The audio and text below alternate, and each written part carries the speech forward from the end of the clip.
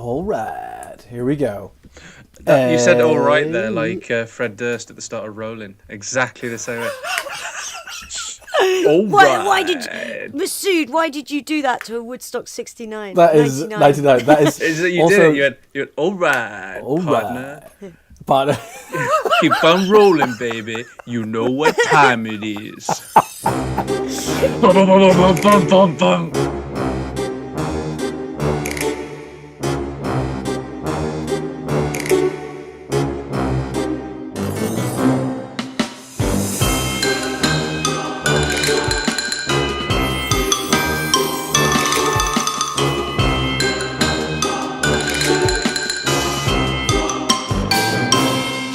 So that's just swimming around in Chris's head. He's just like, at one point. You a welcome memory. I remember that album. I had that album. All right. Keep on rolling, baby. Welcome to another episode of Mystery on the Rocks. The show that takes unsolved mysteries and cocktails and Fred Durst for your listening pleasure. With me as always, it's the fantastic Suze Kepner. I feel like shit, so you better keep your distance. They were rubbish when they were not very good. I used to hate that cunt every time because my friends would always have fucking Kerrang on at every hangout. They just put Kerrang on in the background, and I was always see Fred Durst jumping around with that little piece of feces on his chin. Oh, yeah, I remember, like, right. you know, Steve Lamacq used to champion them when they weren't that well known. Oh, right. To the point where, like, other Radio 1 DJs would take the piss out of Steve Lamacq by going, Limp Bizkit. And then Limp Bizkit have turned out to be, like, weirdly unproblematic, even if you look back then. Yeah. Like, it's really not, they're not dangers or anything. And they've turned out to be, like, a really fun live legacy act, apparently. Yeah, they're like, Go yes. see them live, you have such a good night and they're a laugh. Yeah. I'm so surprised. And then you go like, oh, it turns out they're all right. Yeah, oh, good for you, I guess. Yeah, you're like, oh, fair enough. The fantastic Chris Stokes. No, you'll be loving this shit right here. L-I-M-P. Bizkit is right here. Like, they rhymed right here with right here. Oh, yeah. That's a choice. They were like, well, you got to make a bold choice and commit to it. Do it. What, like rhyming right here and right here? It was right here. And I'm Masood. Keep rolling. What? Keep rolling. Come on. 1, 2, 3 times 2 to the 6. Jones in for your fix of that Limp Bizkit mix. Oh, boy, they're such nerds. They're such nerds. There's a bloody music video where he makes out with Halle Berry. Oh, yeah. Huh. Was that from... Did they do a song for the movie Swordfish? My most guessed VH guest. I don't know if that's how she ended up in the video, but like she had to just make out with Fred Durst. Oh no! And then she talked about it. There's an interview of her talking about it. She was like, "It was so much fun. I just love him. Yeah. You're Halle Berry. He's creepy Fred Durst. He's Fred Durst. Turns out he's probably all right. He's probably all right. He shows up in Zoolander. That was quite funny, actually. That was funny. Yeah. We should have known he was all right. Yeah. Everyone in Zoolander is fine. Well, Chris, what do you have for us today? So before you join the Zoom call, Masood, Suze already knows what we're going to do because we decided it by committee. You don't get a say, unfortunately. Okay. Yeah. But I think, Masood, you're going to enjoy the what we decided. I think if you'd have been here, you'd have voted the same. I think it would have been 3-0. Because we're going to do, Masood, get ready for this. MK Ultra. Yes.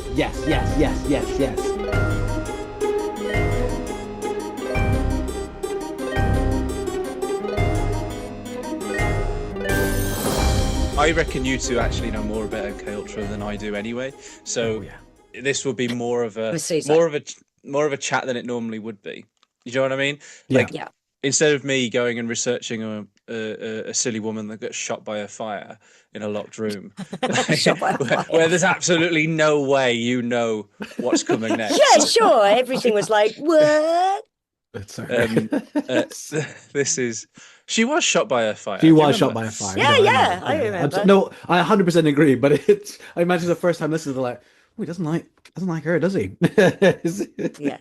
I mean, it wasn't her fault. She didn't know she was going to get shot by a fire. No, she didn't. No, she is the unluckiest woman who has ever lived. Ever lived. That is one day we should do an episode on the Titanic and everything that went wrong in order for that ship to sink. Like, there's 10,000 things that went wrong, which makes it like the unluckiest voyage of all time. And I think that about the woman in the fire. Yeah, 100%. It's like, so MK Ultra. A lot of listeners will be like, I don't know what MK Ultra is. I was saying as well that I think that it's because it's such a confusing name, right? Yes. MK Ultra could be a person. Yeah, it could be. It could be a rad hip hop artist about to lay down some beats. Yeah. It's a perfect name. Drop Science. And jump in if you don't think I've explained it to an adequate degree. But MK Ultra is essentially CIA illegal experiments. Yes. Yeah. In the fields on human beings. on unwilling and unknowing people mostly. Yeah. Treating them like we got to try out these cancer drugs on mice. It's like, what if it wasn't cancer and we were just doing it to our fellow man? Yeah. What if it was just torturing and psychologically damaging our fellow man and for not an awful lot of gain? Yeah, what are we getting out of this? I don't know. Worth a try though, wouldn't it? We'll beat the very Ruskies to it. What?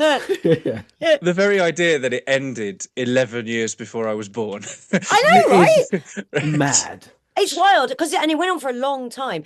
I think it was 20 years. I think it was 1953 to 1973. That sounds about right. Yeah. And when I heard, I learned about the MK Ultra experiments about 15 years ago, I'd say, and hearing about it, you're just like, I think there's a lesson in it because we like to think, oh yeah, the Nazis, they were an anomaly that existed then and that could never, and it's like, actually, what was happening in MK Ultra was no better than the experiments the Nazis were doing on the prisoners of Auschwitz, etc. So Auschwitz, etc. is a quote for the ages, isn't it?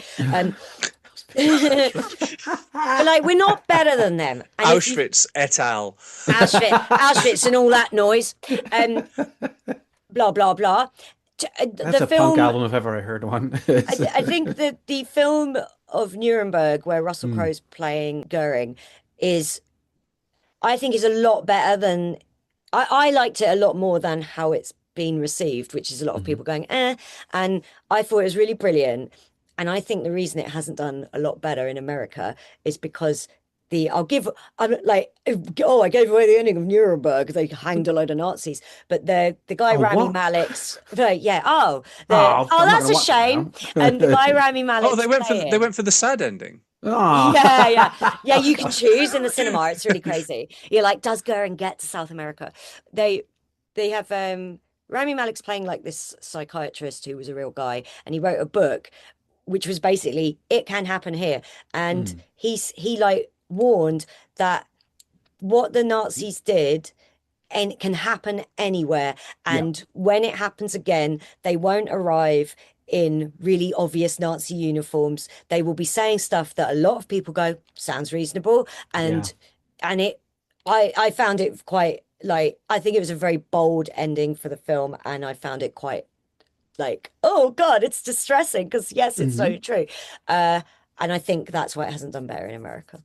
I heard there's a secret ending of that, like a post-credit scene where you see Goring and Hitler there at a farm, and a small boy with curly hair turns up and he says recruits them to the Avengers. I picked some apples. Yeah, Goring and Hitler will return in Avengers Doomsday.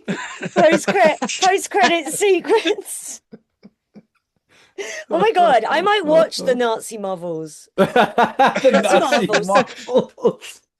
Nazi Marvels. I think. Oh my god, that is how I refer to them. That's unfortunate. What you've done there, Masood, is you've taken a current meme and done the funniest version of it. The idea of it, I could picture the words appearing on the screen. Hitler and Goering will return in Avengers Doomsday. And then it just cuts to a load of people in a cinema going, "Oh yes, oh yeah, finally."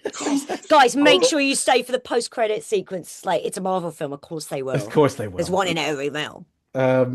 Because that is distressing, isn't it? Because and you're totally right. MK Ultra is exactly. It's just the same. They shout and they go like, yeah, we'll do this. It'll be all right. I'm sure we'll get away with it. Like, you can dress it up as much as you like, of like, oh, they thought they were doing this. But ultimately, you will have a bunch of sadists, and that's what Mengele was, and that's what MK Ultra was. Yeah. The CIA as well. CIA is such a they're kind of quite famous for pulling a lot of this weird shit, including, and I think I've mentioned their time travel experiments as well. Their time travel experiments. Oh my god! Yeah. Their list of how they tried to their 400 attempts on Fidel Castro. Oh my god, the exploding cigar! Yes. I can't believe it's real. Michael was telling me about it. I already knew, I'd heard of, they tried to kill Fidel Castro with an exploding cigar, and Michael explained it in detail to me. I was like, why is it so much weirder than I ever could have imagined? It's exactly as you imagine it to be. Yeah, you're like, what? It was crazy. Ridiculous. I think there's only one other Castro thing bested by the cigar, and that's where they basically show up to his house with a big old cannon right to his front door and ring the doorbell. And then someone pulls the string and it blows up in his chest. And then he's just like, his face is all like black with soot. Completely black, yeah. And he's got a cigarette and it just like crumbles. His cigar just crumbles. And his eyes like open. It's just whites. And it goes, boink, boink. Yeah. Oh, so MK Ultra. Do you know why it was called MK Ultra? Tell us, Chris. Tell us, Chris. Mark Kempner Ultra is my dad. Because it sounds like a new shopping centre in Milton Keynes. Yeah. I'd go there. And it's like sponsored by Michael Kors. It's just, But it was called Ultra was a word picked at random out of the dictionary just to name the project. But the MK is an arbitrary prefix standing for the Office of Technical Service. So it's called MK Ultra for no fucking reason. Right, it's just, isn't there something? Why has this suddenly come into my brain? It's like there was an original name for some earlier stuff, and it was like Project Artichoke. Artichoke? Have I got that completely wrong? That feels familiar. Yeah, Project Artichoke was the thing. It's CIA. Yeah. Project Bluebird, it was originally known as, which I think is a better name. Officially arose 1951, operated by the CIA as of 2 years before MK Ultra. This is the one where they were giving them tons of LSD, and it also put people on heroin, and then would be like, right, let's watch them struggling with withdrawal. What's that taught you?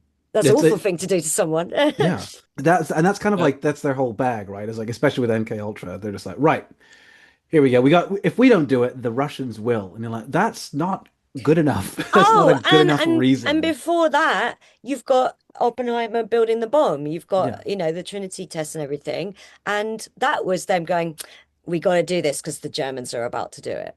Yeah, and it's like there's literally no evidence of anybody. We need to build a killing machine, because if we do it, it's a lot more kind and righteous than if the Germans. It's in the right hands. It's really the hands disgusting. Of the people who decided to build a killing machine. Yeah. Because we know how bad it is, so we won't use it. So we need to. We're going to use it twice, but it's okay. We did it on some people way over there. People that no one really knows. It's fine. They don't care. They use cocaine, marijuana, heroin, and mescaline. You'd hope you were on the marijuana, wouldn't you? No, that's the one you Can I have the weed, please? Draw that card, you're like, yes. During the 2 years of Project Artichoke, they began to see LSD as the most promising of them. Of the drugs. And that's what graduated into. Was it this or MK Ultra? They gave LSD to a load of prisoners, and this guy at the top of it, who was obviously like God complex, when they're cured of crime, and then set them all free, and they all just ran riot and did loads of fucking crime. They're all back in jail. Yeah. I don't think it was Project Artichoke. Okay. It might have been. MK Ultra was so huge that it might have just been. Yeah, Project Artichoke. Bearing in mind, MK Ultra lasted 20 years. This lasted 2. Exactly, And it was again unwilling. So like it was unknowing CIA agents were secretly drugged to see what the effects were on unsuspecting people. And one CIA agent was unknowingly, to him, he did not know, kept on LSD for 77 days straight. Fuck me. Was this the fella? Because they made a Netflix show called Wormwood, and they is that about this? MK Ultra is featured in it. He was a CIA agent, and they drugged his coffee, and he leapt out a fucking window because they didn't know, they didn't tell him, and they just gave it to him, and he lost his mind and fucking jumped out a window, and you think, oh, okay. And I think this kind of shit happened a lot during this project, and they're like, we're gonna choke it up to the idea as well that they would cross that name off the list. Yeah, the idea that they would point to some of this as to use in the war on drugs, and is that this is dangerous, and it's like, you drugged them, but it was all you did it. Because there was also because Suze has already said it's not too dissimilar to what Mengele was doing, because there is also, certainly with Project Artichoke, like a whiff of eugenics about it, because they were hoping to sort of establish control over what they called weaker and less intelligent segments of society, as if intelligence is grouped that way. We'll just it's like, can you clarify what you mean by less intelligent? Is it poor people? Is that what you need? Ethnic minorities by any chance, on Oliver North and all that stuff with that's not part of this, but that's a very strange tangent to go down, of like Oliver North and cocaine coming into America, and essentially crack being rampant in the lower income areas, and that being if the 80s, where they were like, crack cocaine is the new killer and black people can't resist it, was basically the narrative in the US. Never mind that it being forced into, like you say, these areas of deprivation. Fuck's sake. It's crack babies. That was that was a constant news story of like crack babies, where women who were crack addicts, who were very often from like deprived areas, were giving birth to babies who were like suffering from dependent on crack. Exactly. And it was like this huge thing. We've got to stop these women ruining babies' lives with crack, and it was like you're kind of ignoring the fact further up. One of your military, they're just bringing it over on planes, and no one is stopping them. But yes, that's a story for another time. Sorry to be so woke, but but yeah, it's MK Ultra is and it's so much larger than just that Wormwood story, and Project Artichoke leads into, it's mad. It's so fucking crazy. Oh my god. To kick it off, we can have a look at Project Artichoke. Good idea. Because Project Artichoke as well, because the CIA isn't domestic. CIA is international. So this Project Artichoke, despite only lasting 2 years, did have overseas operations as part of it. It was run in conjunction as well with the Army, Navy, Air Force, and FBI. So it wasn't just they finally got together to stamp out poor people. That's it. When they're all united. It's strange how they work together. The Army, Navy, Air Force, FBI, and CIA will return. Project Artichoke. in Avengers Project Artichoke. Wow, this one only sold 10 tickets. I shouldn't have gone 10 times. Me and Masood caught it on Pirate Bay. But yeah, it was meant to. Of course, it was meant to exert control. Like they can say what they want. They can use research as an excuse all they like. The long running thing through all of it, it keeps coming back to, we want to make a truth serum. Yeah, that's a big one. Which is basically like, we want magic. It's truth serum and mind control are two, like, it seems like the head of whatever department at the time was like, I just read this book, and I reckon we should. Wouldn't This is what we should it be so going for. good if we could make a truth serum? We could like mind control, At the end of the day, I'm just a scared little boy. Part of it was also potentially to create assassins. Yes. Oh yeah, that's right. Yeah, they wanted an army of people they could control to do bad stuff. Because obviously, as well, this was happening during the Cold War. So with the idea of like people defecting and not knowing whether to trust them and whether or not they were double agents and stuff. Yeah. Which, and this is the only concession I will make, is a legitimate concern during the Cold War. Like, yes, they would have to, but they do not need, they do not need to go and experiment on unwilling people. Yeah. To make sure, because if their intelligence capabilities are up to the snuff they need to be, they should be able to do this without mind control or hypnosis. Surely, yeah. You know, what they if should we just gave them heroin? I mean, because they wanted to, obviously check the veracity of potential defectors' claims, but they also would want to, create an assassin to assassinate prominent politicians or even maybe American officials that weren't working to their own interests. Right. Yeah. And they had overseas operations. Like I said, it was international, Europe, Japan, Philippines, Southeast Asia. So yeah, it had its tendrils all over the world. Just the thing of like, well, that's what we've got to do. We've got to get in their heads so we can know if they've defected. Yeah. Shouldn't we have just trained everybody up so that we know, we can tell? Yeah. Or there's no other way. We have to give some people LSD without them knowing. I think there was a point where during the Cold War. I don't think this is like a pre MK Ultra thing, but they gave a load of soldiers LSD, and they were like, right, let's see if they become super soldiers. Oh, super soldiers! They were all like just climbing in trees and stuff. Like, there we go. Some of them were rolling around. Some of them are asleep. How's the test going, Sergeant? Fantastic. Look at them go. This is just what we needed them to do. There's like a guy hanging from a tree making monkey noises. Woo, woo, woo.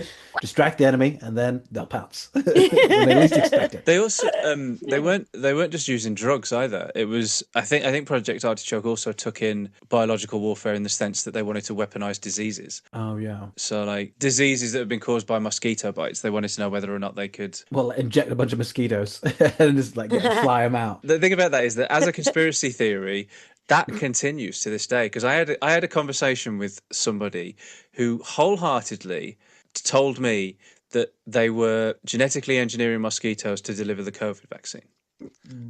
Okay. Fuck me, man. And they were saying that from the POV of, and the COVID vaccine is a bad thing. Yeah. That's of course. Weren't killer bees a thing at one point in the 90s? Oh, that was a big fear story. Yeah. Watch out, guys. Killer bees are coming from Africa. Big bees. These big, strong, dumb bees from Africa. Bees. Yeah. That hasn't gone away either, because you still see headlines that are like murder hornets arrive from Japan. Yeah. And it's like, new kind of deadly African spider. And for some reason, I guess I correlated that with some sort of MK Ultra thing, but I don't think that. I think it was just literally just it's the propaganda. Same. It's the same thing. It's the same. Like before MK Ultra, we are sort of living in 25 years of basically a golden age of the conspiracy theory and going too far with it. So like, this is why Candace Owens is one of the most watched streamers on the planet. And she is currently just every day doing a new conspiracy theory. Charlie Kirk was a time traveler who knew he was going to die, right? If I was a time traveler who knew I was going to die, I might have dodged that fucking bullet that made my neck explode. Surely. So, but she's the most watched person on the planet, and people are like, there's a lot of interesting stuff about Charlie Kirk. No, I don't necessarily believe the time traveler thing, but she did say that Israel done it. So I wonder if that's true. And it's pre-MK Ultra. MK Ultra basically gave people go like, well, MK Ultra is real, so why wouldn't any of this QAnon stuff be real? Why wouldn't any of this Candace Owens shit be real? I think the far-fetched nature of certain things that have proved to be true. Yeah. will get people worked up about like it could still be true. Yeah, and their evidence will be, but MK Ultra happened. Yeah. Yeah, and intelligence agencies and governments are up to like nefarious shit. Like I'm not saying they're not. Yeah. But what you've got to, I think, understand is that with MK Ultra happening as long ago as it did, methods will have to change, right? Of course, yeah. So your conspiracy theory of MK Ultra was true. You can't just use that as a gotcha for every mad thing. No, exactly. It doesn't work. It doesn't hold any water past a certain point. Yeah. This is also a time when like there was zero regulation on anything, which is why they did it and got away with it, because they're like, well, who's gonna stop us? Yeah. Just far less scrutiny in terms of like any real results general or anything. Visibility. Yeah. They were basically doing this in the open and no one cared. Like, practically. I mean, in some ways, I guess, like the fact that they were just literally picking people off the street and doing it to them. It's mad. Yeah. And yeah, there was sort of nothing in the way of that. You know, because it was the government doing it. They were like, oh, well, we'll just do it. Yeah, you like so many of us, me included, the fact that it's got CIA in front of it lends it credibility that I wouldn't necessarily give it if it's like some crazy people like it's that fucking tweet. It's such a good tweet where it's like American sees Americans doing something American. What are we, a bunch of Asians? It's that we go like, oh no, it's like we're living in China. It's like Mike always points out, it's like when like some right-wing dickhead takes pictures of empty shelves in a supermarket going, this is what living under communism would be like. Is that what you want, libs? Like, this is happening. You took a photo of it and it's happening under capitalism. So don't give me all this shit. Don't tell me, Yeah, you go, I don't think the CIA would do anything like that. Sounds like something Russian. Right? Well, the CIA is doing it. Yeah, they've done it. They did it, and they've done it. They're doing it again. Yeah, I guess like Occam's razor is a very useful tool, but it is so prevalent that people are unwilling to use it because they'd rather look for something that isn't there. Yeah. A lot of the time. It's an easy control thing, isn't it? You're in control of the information and what you see and perceive, and so because of that, all of that seems to fit your narrative versus the truth, which is like, no, that's just government shit. As somebody with an open mind, if somebody said to me, quite sincerely, that they believed 9/11 was an inside job, right? I would go, oh, okay, I'm willing to hear you out. Why? Yeah. And if the quality of their answers aren't up to much, which they never are, no, that's when I'll go. And it very often comes back to, well, but Jews.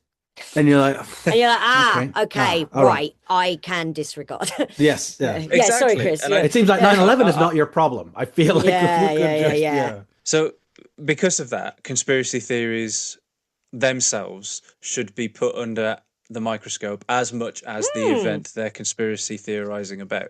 Yes. But they tend not to be. So MK Ultra proving to be true is, first of all, an insane story. But second of all, also a double-edged sword isn't the right word, but like it presents its own set of problems, which we're feeling now, which is everything is a conspiracy. And I don't doubt that there are some out there that are yet to be stumbled on. But it does mean that because people are so willing to look for stuff, they're not always willing to prove it.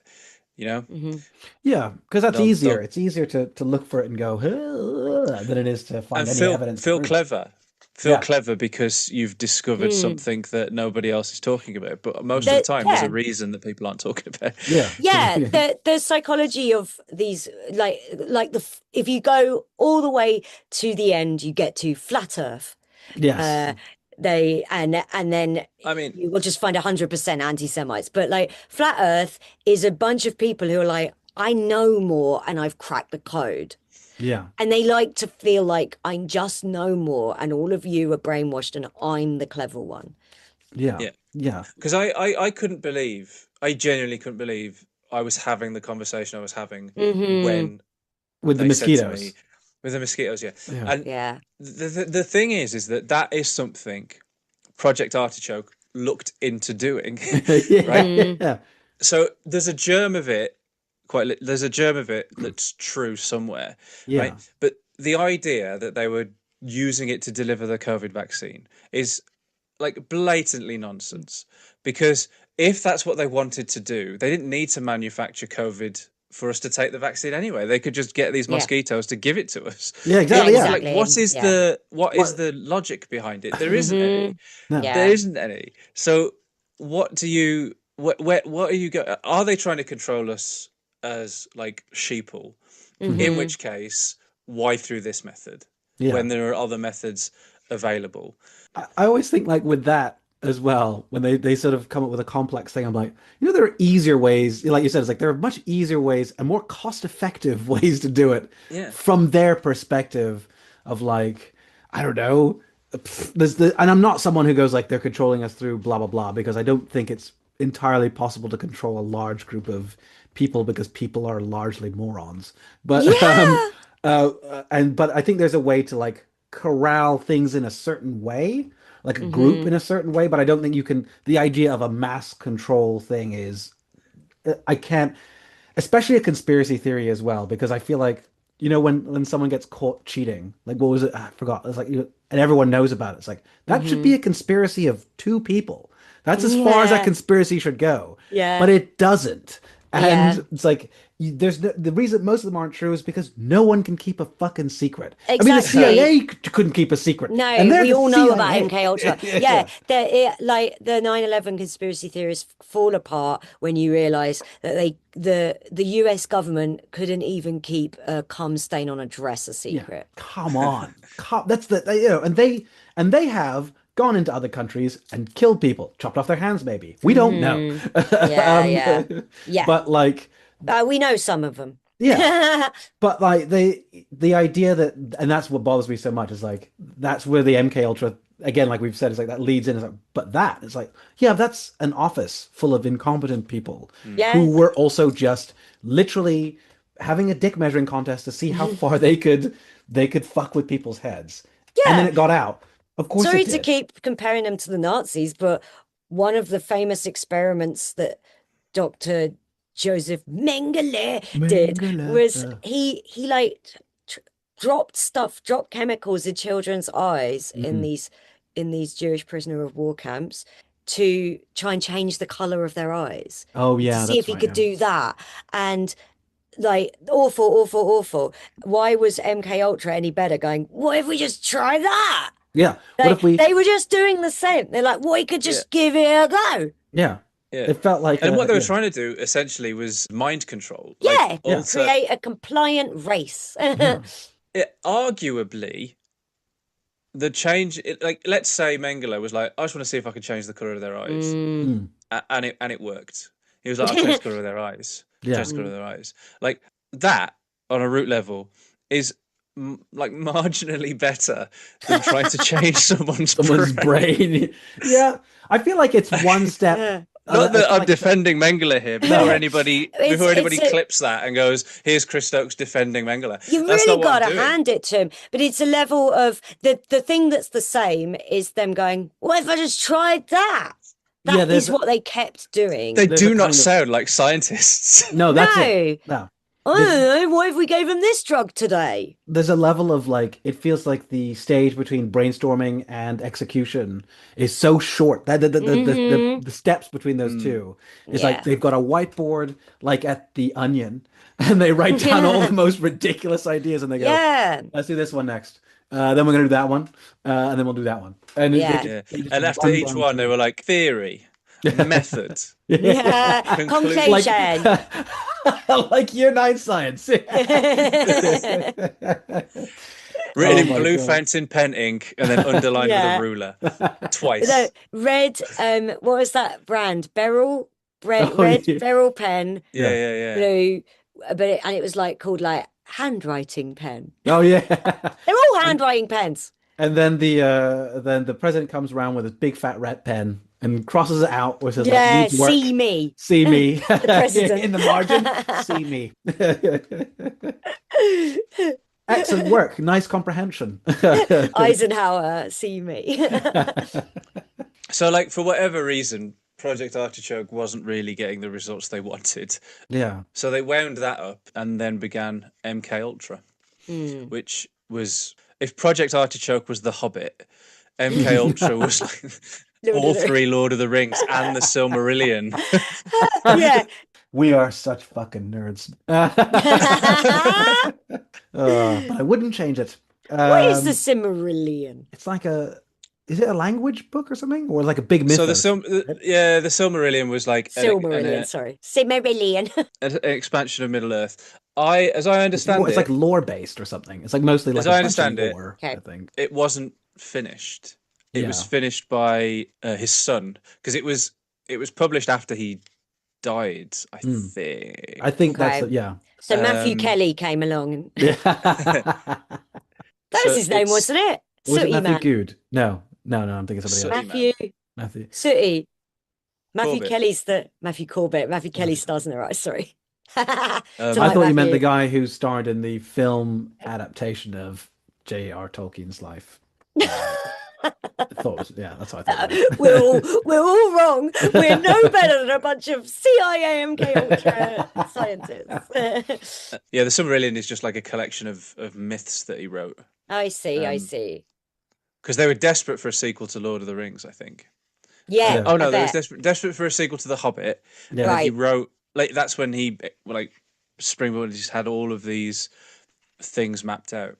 Because if you actually look, there's so many books about Middle Earth that have come from the notes of Tolkien that he didn't write. He didn't write those books. Right. But they've come from his notes. I see. Silmarillion feels a bit like Lost World Jurassic Park energy, where they're like, Michael, you got another book? He's like, yep.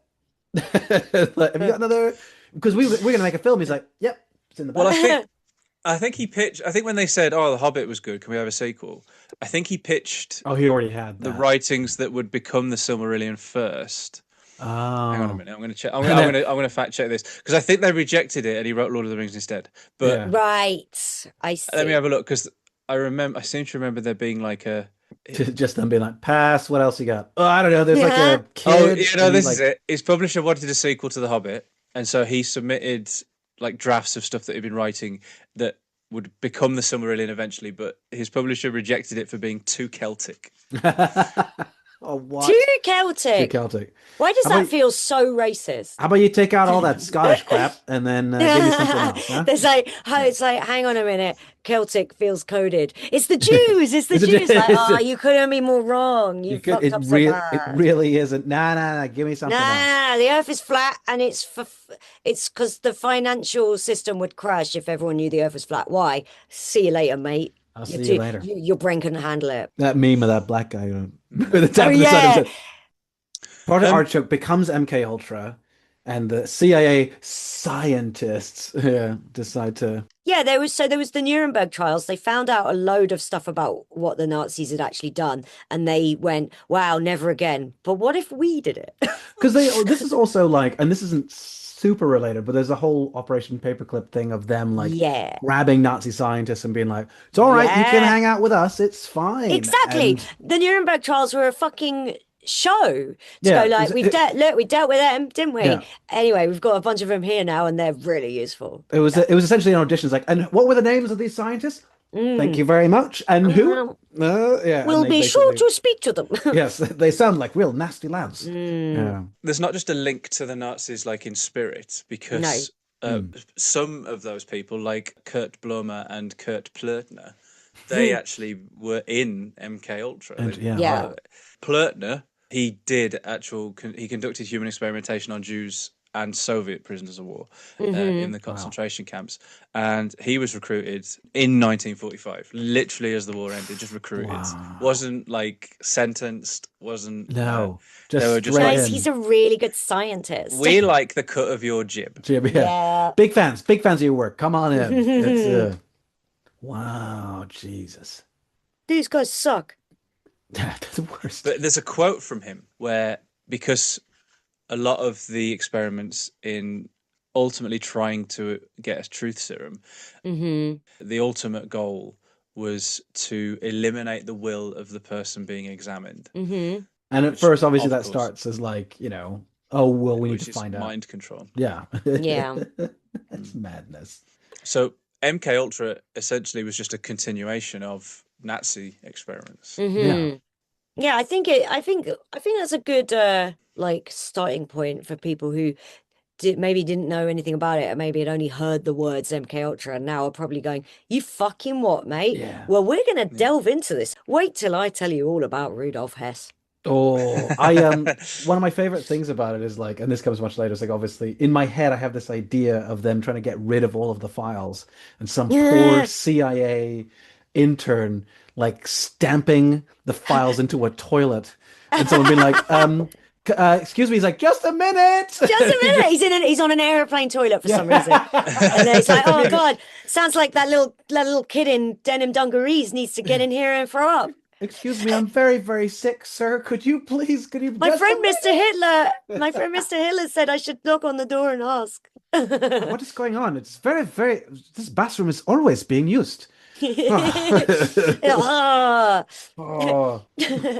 no, I'm picturing Jonah Hill at the end of The Wolf of Wall Street, like just like deleting files, going like deet do, and they just burst into his office. And he's like, yeah, that's pretty much basically how I mean, that's for much later. We'll get to that. Yeah.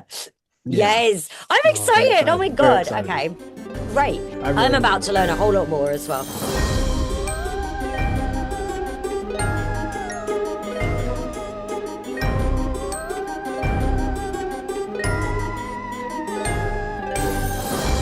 I've just finished another cup of tea. So no one spikes it with fucking LSD. Yeah. I have no idea why that talking pelican just said that, but... And that's the final truth. That's the final truth.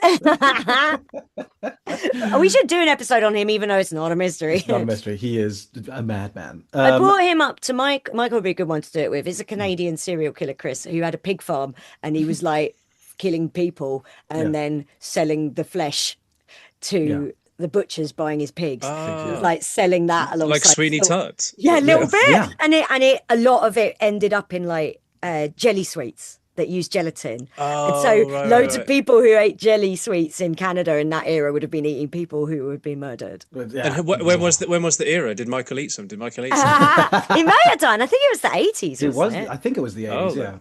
Yeah, 80s. It's like it feels too late. It feels like something that should have happened in 1810, so at least we can look back on it and go, what a long time ago. It was, what is it, Willie Picton, was that him? Or Robert Picton? Robert Picton. Oh my God, he died less than 2 years ago. He died May 2024. Span of crimes, 1978 to 2001. Yeah, he confessed to 49 murders, but they know it's loads, way higher. It's way more than that. Oh my God, I didn't realize. I thought he got found out after like 10 years. No, 23 years. It's been a while. That's not Michael good. Definitely ate some of them people. That would be, I don't know how I'd feel about that. Like, after you'd be like, I definitely did. I don't know. And like try to track down all the times I ate. Imagine like if you'd eaten your nan. Nana?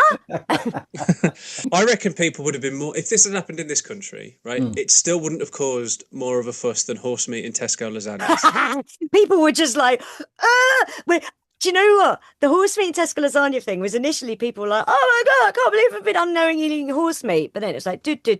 And then someone went, people always forget about this. And I knew this, which is why I remembered it. Someone went on.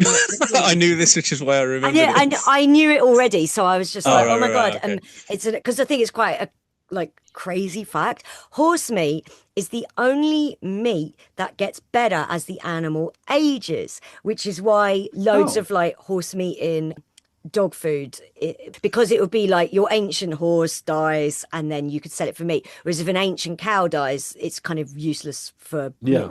So it's probably a lot of very elderly horses, and then people went really mental, and I think that's so funny because I'm like, no, that's better because That's at good. least it's not like, oh stuff. yeah, it's tons of these. It's like they're straight off the racetrack. Like, you didn't win, huh?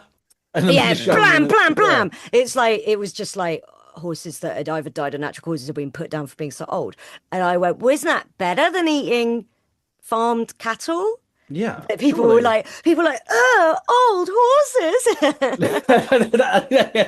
I just think it's a really funny reaction. I never cared very much about the horse meat scandal. Although I suppose it was just like, what have these horses been up to? How did they end up?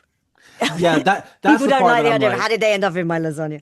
Yeah, it's more like I felt like it's not as bad. It's not as like easy as like, well, one fell into the mixer and we're like, well, screw it, we're gonna go with this. Yeah, it's just like if we do this. But then they were like going, I like the idea of a horse falling into a mixer and it's like it's disguised itself as a cow. As a cow, to get out of racing. Yeah. And it's like, oh, I'm gonna live as a cow. This will be whew.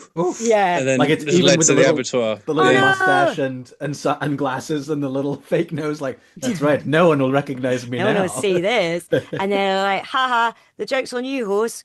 I could tell you a whole lot about ex-racehorses. So a lot of racehorses that are like shit at racing, they'll then be sold as what they called retrained racehorses, which is really funny because they're all the same breed, racehorses. It's thoroughbred. Mm-hmm. And they're all mental. Like, they're like, oh, they're crazy. They're absolutely crazy because they're very fine boned, because racehorses originate from Arabians, which are brought over from the Middle East at the end of the 1600s, and then we bred thoroughbred. And Arabians are like the ultimate fight or flight animal. So thoroughbreds are like that as well, which is why they're amazing for racing, because they're just like, fuck, everyone's running, me too. Yeah, right. But the ones who can't be asked will be sold as a retrained racehorse. So you can pick up a very beautiful horse very cheaply that is basically no good for anything because everything makes it go, oh my God.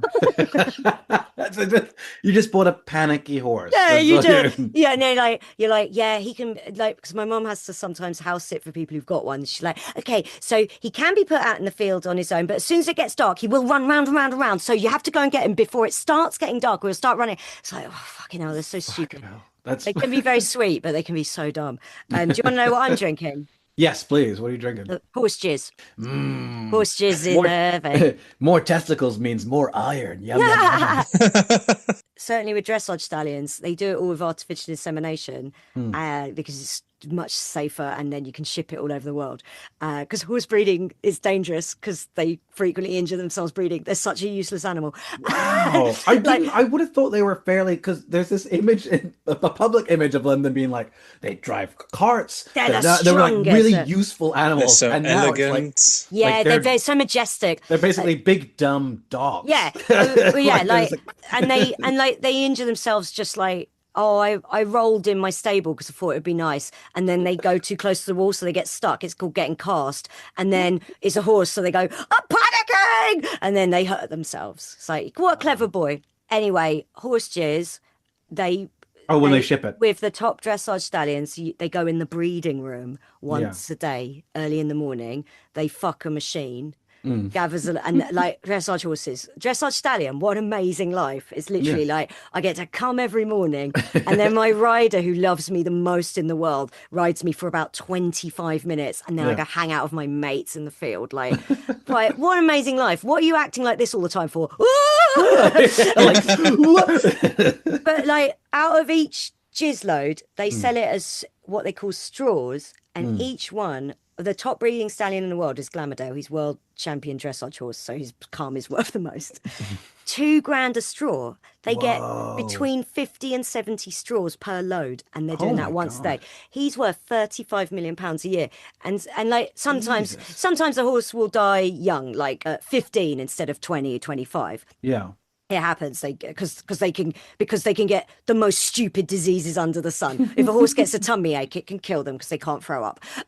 So like if a horse dies like before it's 20 or whatever, you'll always get people going like, well, sounds like an insurance job. Like, you can't insure an animal that's worth 35 million pounds a year. It can't be done. The insurance would be so expensive, so they're usually not insured. And so like what actually happens is people are sad and they lose so much money. Yeah, that's why they're sad. They're like, fuck. Yeah, they're not. No one's there going like, yeah, quids in. We killed that horse, and now we get to reap that insurance money. Yeah. P.S. It would cost several million a year to insure the horse. Anyway, not worth that. It's just not worth it for loss of use. Anyway, and it happens sometimes when horses are like retired. There was a horse that was retired. It got a bronze medal at the 2012 Olympics, and it died last year in its 30s. Like, it was so old, and everyone was like, outpouring of we remember him from the Olympics. Yeah. And then several people going, insurance job. All right.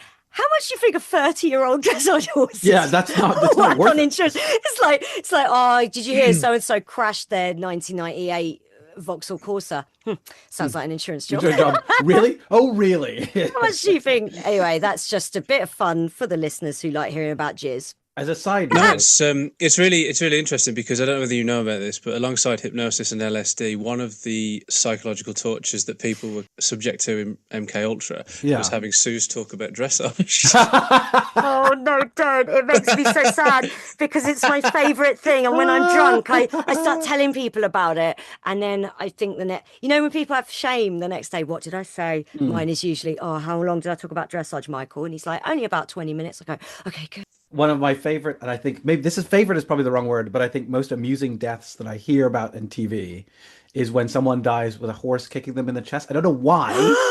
It makes me giggle because I'm like, it's so ridiculous. Knew how stupid it was to stand behind a horse. Everyone knows this. Yeah. Everyone knows this. You guys haven't been around horses. You know, I wouldn't walk directly behind a horse. No. And you probably know that you feed them with your hand flat because they'll just bite your fingers off with their big, they've got like ivory dice for teeth. Yeah. You don't want them clamping on your hand. Yeah. So you feed them like that. Ever stand behind a horse. Oh, it's a thunderstorm. I'm just going to go behind the horse and change his shoes. Yeah. Hey, what about Mr. Hands? For a minute there, Masood, I thought that you'd got standing under a tree and standing behind a horse mixed up. I'll do it under this tree as well. Don't worry about that. Right. So, MK Ultra. So there was a lot of Nazi scientists who were being used by the American government.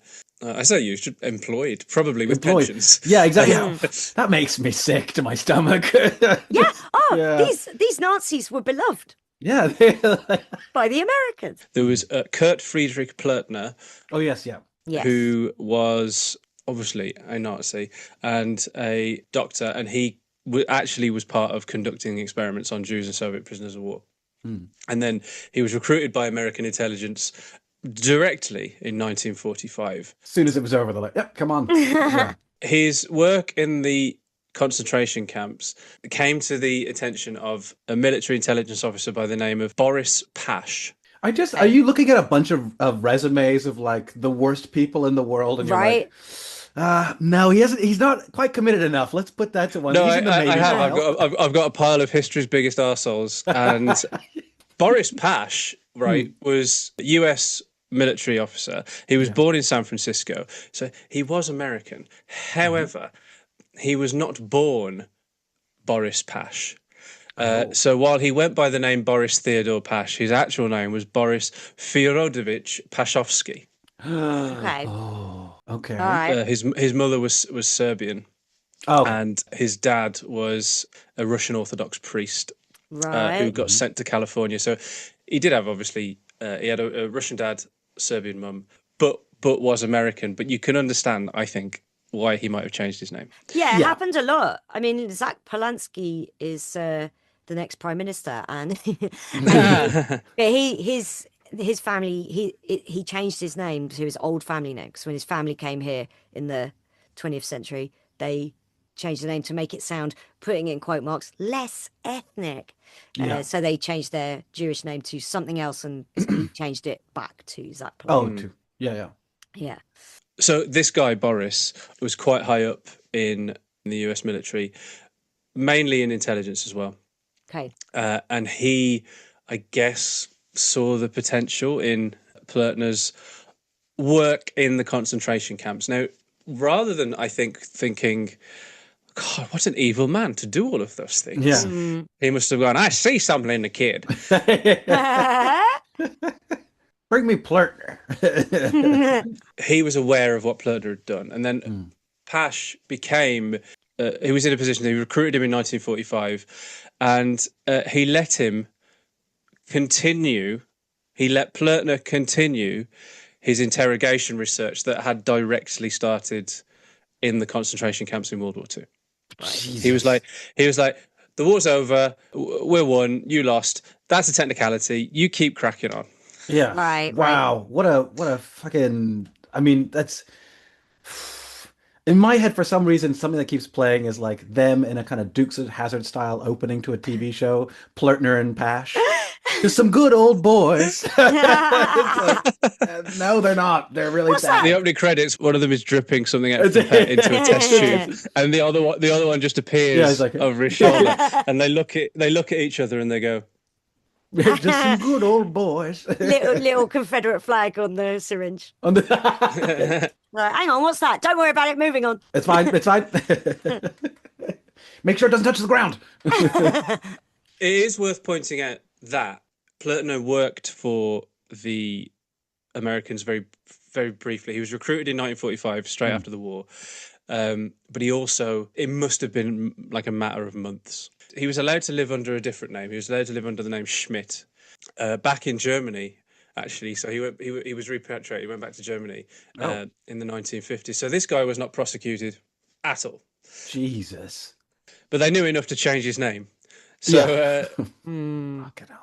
He didn't work for the Americans for very long, and eventually Plötner went back to West Germany, and it was there that the French government were like, "No, you need to answer for your crimes." Yes. The Americans had just gone, whatever. But the French had gone, "This man must pay." Yes. Right. They said, "We want to prosecute Kurt Plötner, who worked for you, America. Please, can you help us do this?" And the Americans went, "We don't know where he is." Fuck. He's probably been shielded by the Soviet Union. However, that was not true because he was in West Germany. Yeah. Right. Jesus. So even at that point, the Americans were like, let the kid go. We don't. Right. Oh, It wasn't in their interest. He wasn't even working for them anymore. They could have easily just gone, take him. Yeah. And they, why wouldn't they? It's almost like why won't Starmer take the fight to reform? Why won't it's like what is the interest? What stop it? Yeah. You have to just assume in the end it's like he agrees with them more than he agrees with the other threat. So that's a good lesson for us all to. It could never happen here. The Nazis were an anomaly. Yeah. So Plötner is like literally just a tiny speck in this MK Ultra story, but it's worth dwelling on because his research and direct involvement in the experiments in the Nazi prisoner of war camps is like I reckon I think it's a direct link and a springboard for MK Ultra. Right. So Plötner was allowed eventually to just quietly start reclaiming his identity. Okay. And in by 1952, he was just, "Hey, it's me, Kurt Plötner. I'm an associate professor at the University of Freiburg." There seems to be a gap in your resume between 1939 and 1945. You want to explain? And then he just goes, "Oh yeah, I was one of the Nazis." He just like, they go, "Is there anything you're ashamed of in your CV due to the gap?" Yeah. After I was a Nazi, I've worked very briefly in America, but I don't like to talk about I don't like to talk about it. It's not. It's head in his hands. Yeah, it was such an embarrassing time. We did this thing with a pipette and this man named Pash. It wasn't very good. It was not. Having got the attention of Pash, been recruited, even though that didn't last very long, right? And because Pash had let him carry on with his experiments, his experiments under the American umbrella as well. So this was now in the interests of the US of A. Pash eventually went on to work at the CIA at the time of Project Bluebird in the early 50s. So by the time Plötner had already gone, Project Bluebird is another name for Project Artichoke. Project Artichoke. Oh, okay, right. Okay, yeah. When Pash had recruited Plötner, it wasn't for any specific project. It was just for the American military. Once Project Artichoke came along, which, as we know, was a precursor to MK Ultra and used the various experiments in mind control and trying to perfect this truth serum, he just continued Plötner's research, probably almost directly. Right. Hence, Plötner, very briefly in America, instrumental figure, I think. Yeah, absolutely. Yeah. He kickstarted this whole thing. Well, at least his research. His research involved. Yeah. So after the war, once Plötner had gone, he was a military representative for the CIA. So that was his way into the CIA. Okay. And he was in charge of a CIA program, which was controversial at the time, called PB7, which had been specifically founded with the intention that it would perform what they called wet affairs.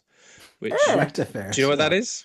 No, what the fuck are wet affairs? It's like, if anything, sounds like stallion breeding again. If anything, that nickname is worse than calling it what it actually did.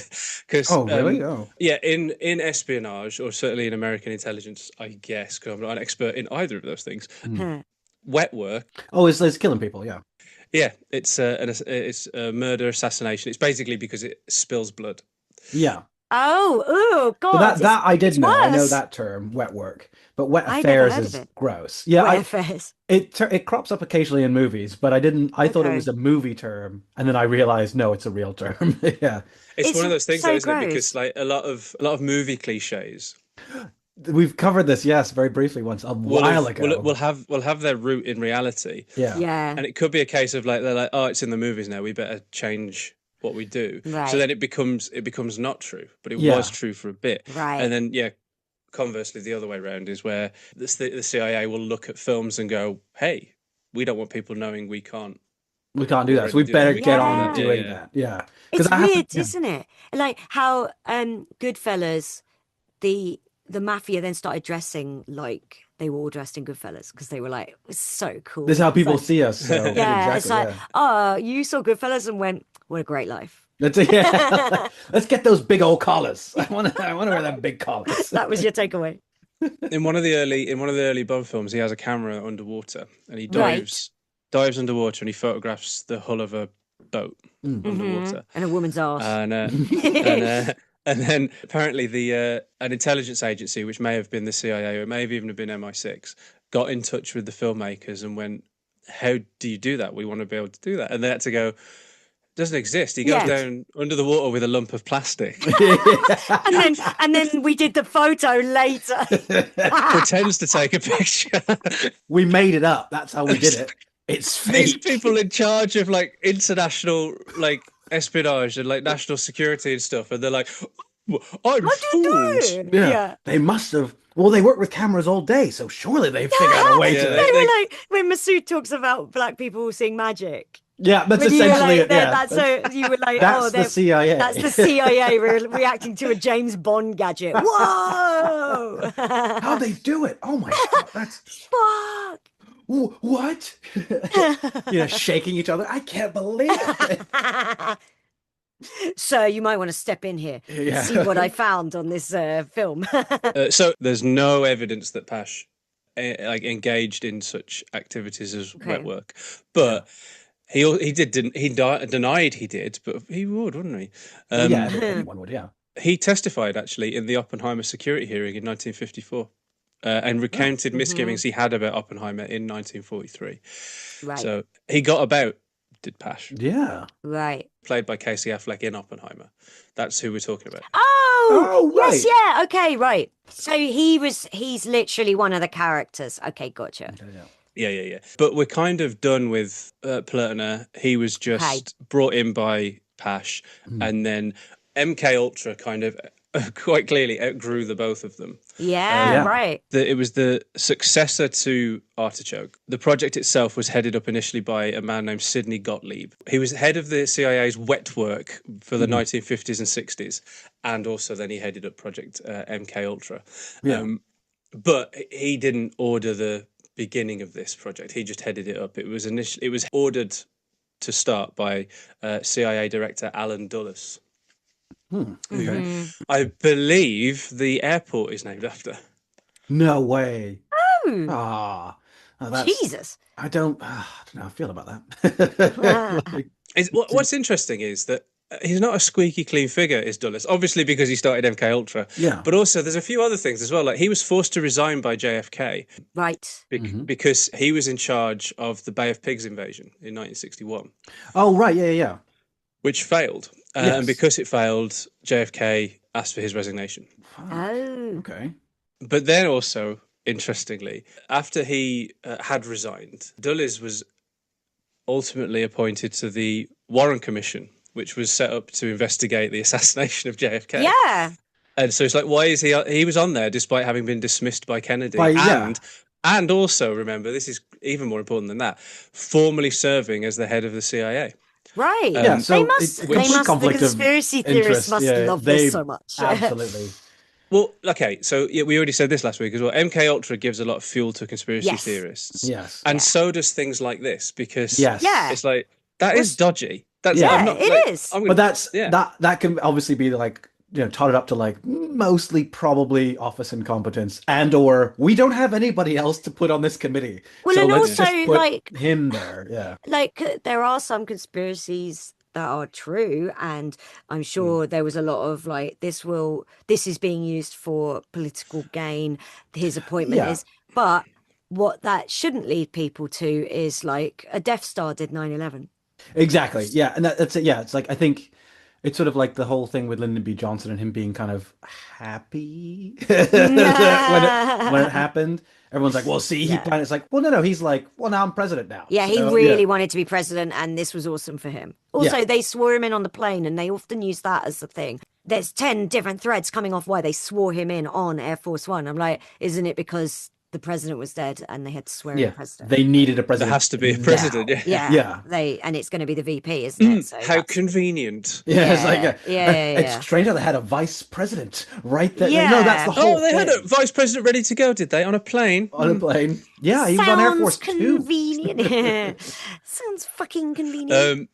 Because there might be some people screaming at their wireless listening to this. I love the idea that someone sat by the fire. Alan Dulles, don't get shot by it. Alan Dulles is not who the airport is named after.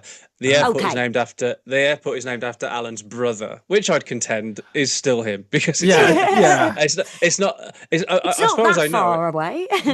As far as I know, it's not the John Foster Dulles International Airport. As far as I'm aware, it's just the Dulles International Airport. So that could be Alan Dulles, couldn't it? I should say, by the way, Chris, it's pronounced Dallas. Oh no! When I first watched Die Hard 2, I was like, why are they saying Dallas? Everyone Dallas. Dallas. Is that how they say it? Is that how they say it now? Dallas. American accents are crazy.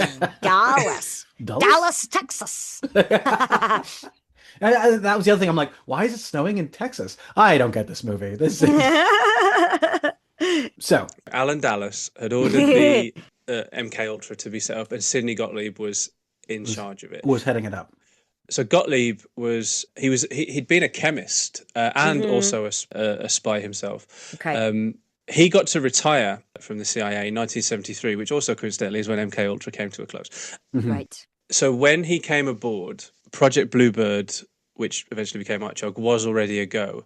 And that was continued Plötner's experiments with this truth serum and interrogation, they called it, special interrogation techniques. And they did it on captured prisoners at classified sites like Camp King and Villa Schuster. It's meant to break control of the ego, because obviously the ego is your sense of self. Right. So they figured if they could get rid of that, which is obviously horrific, that's when people will tell the truth, because they no longer have the vested interest to lie or something. Yeah. But also not really have the vested interest if you're using LSD to stay on this plane of reality. So it's pretty tough to get anything even remotely useful out of them. And it was purely because of his history as a chemist that he was brought on, because at the time, and this absolutely blows my mind, obviously Plötner had kick-started it, but by this point Bluebird or Artichoke was carrying on without any scientific knowledge or discipline. they were just fucking administering the stuff.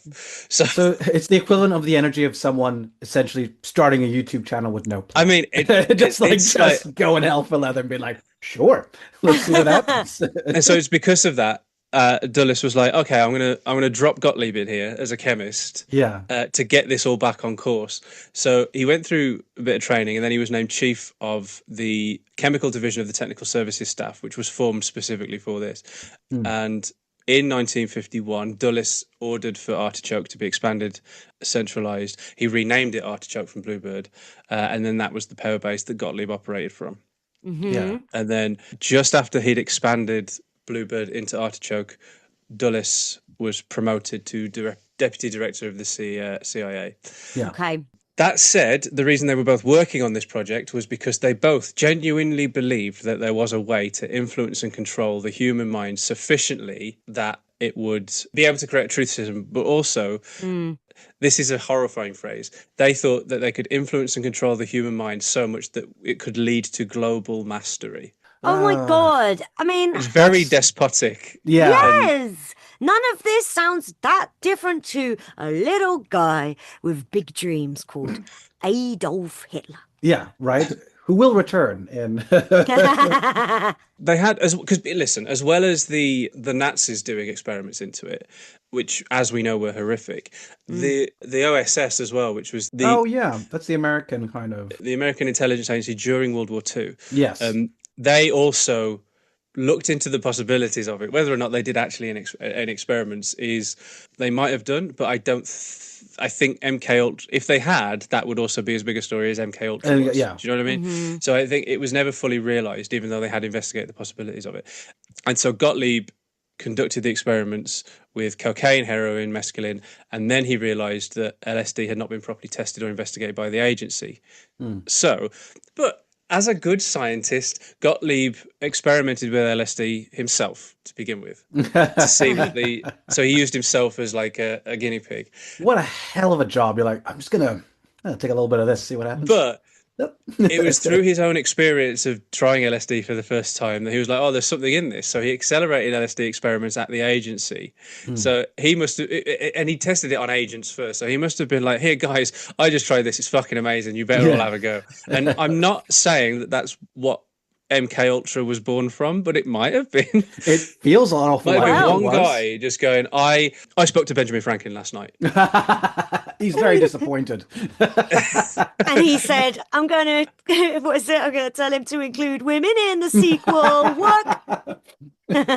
And Peggy. Yeah, it feels that, because that's my fictional kind of account of how MK Ultra started. It's like, it's essentially a bunch of dudes being like, let's go. And then, it's just so much of it. It's just like, what about if we could just do this? Yeah. And then going like, we'll electroshock them and give them LSD. Did that work? Not really. All right, we need to do it again. It's just a list of the most insane things and then just lines through them every time it doesn't work. And it's maddening. So at this point that we're talking about, LSD had only been synthesized 13 years earlier. So it was still very, very new. It was still very, very new. And he experimented on himself, obviously, and then expanded that to testing it on other agents who gave consent. They agreed to be dosed under controlled experiments, and some even agreed. They were like, yeah, take me by surprise. Just dose me by surprise. Oh, yeah. Right. But they agreed nonetheless, right? Yeah. So that's... he did that for months, and then he started. This is like colleagues, and then it turned. Yeah, I would say that it had its roots in being quite sinister.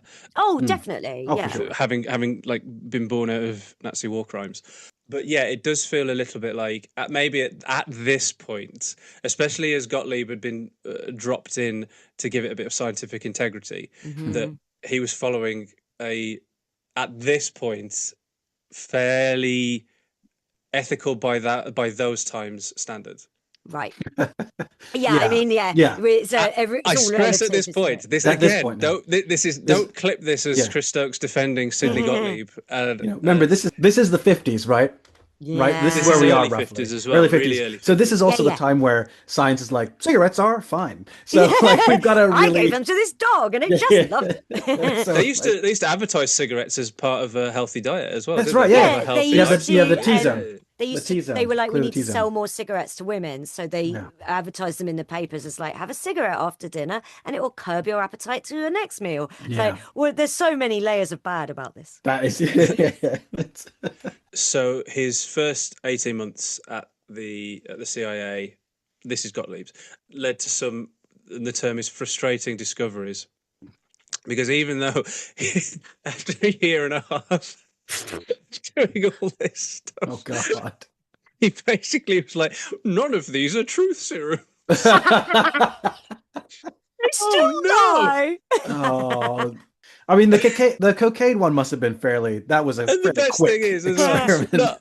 Not only are they not truth serums, they make interrogations harder. Of course they do. Yeah. What's that? Yeah, I would have loved to be there for the coke one. Just can you imagine? Like, okay, they didn't tell the truth, but they did also try to start a business with it. Yeah. We're starting something called a podcast. I don't know what that is, but we're going to do it. The CIA podcast. We've got a 6-month plan. It goes like this. 1, do more cocaine. 2, start podcasts. 3, 5 question marks. 4, several dollar signs. It also says more cocaine, but I think cocaine is spelt wrong, but it's fine. It's okay. They spell it with a K at the front. There's a dressage horse called Cocaine with a K at the front, and definitely whoever came up with the name was on coke. Okay. Oh, yes. 100%. This is my horse, Cocaine. The horse is like, I'm just buzzing with ideas. Like, write them down. I'm saying them too quickly to write them down myself. So, but Gottlieb was not deterred, and he was at this point. He was like, I think that I've got Dulles' trust. You're right. So it was at this point that Dulles had now been promoted again within those 18 months since that he got his initial promotion. He was now the director of Central Intelligence, reporting directly to Eisenhower.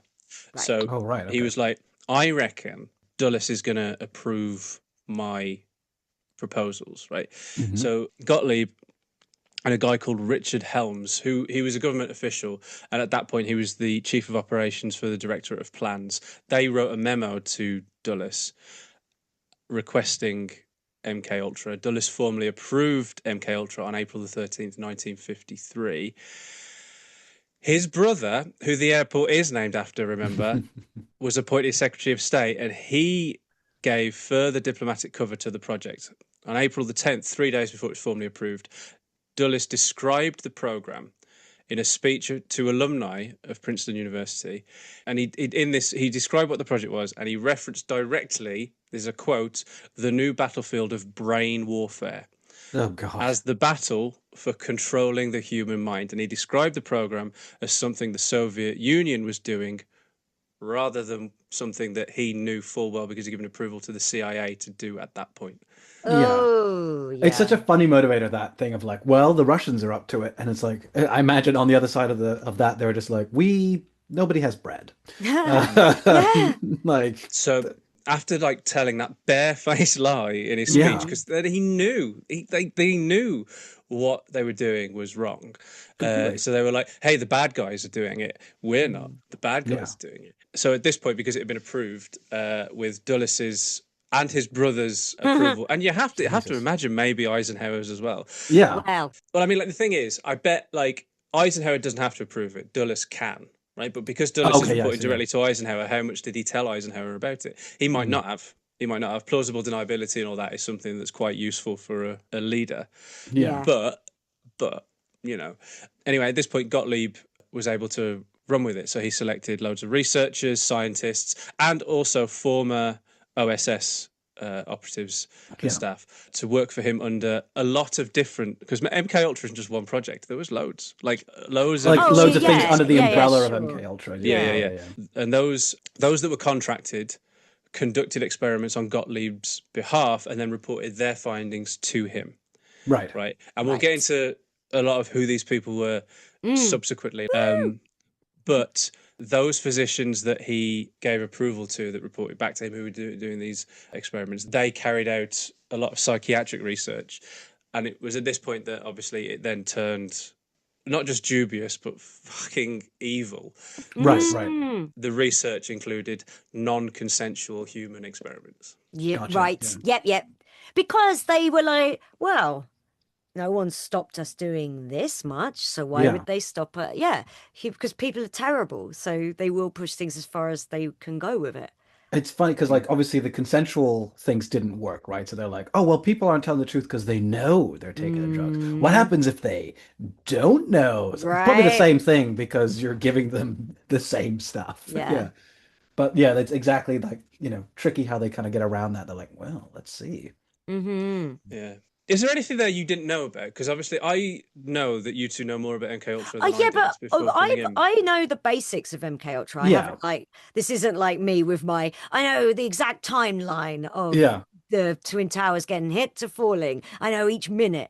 It's not that. I don't know. I'm not like that. Yeah, I find this is why I really enjoyed doing listeners might disagree, but the geopolitics one is my favorite thing we've ever done. I loved it. I think people it went on for ages, but it tracked the 20th century as well as filling the remit of our podcast. It tracked the 20th century in quite a nice way, and I find it really interesting.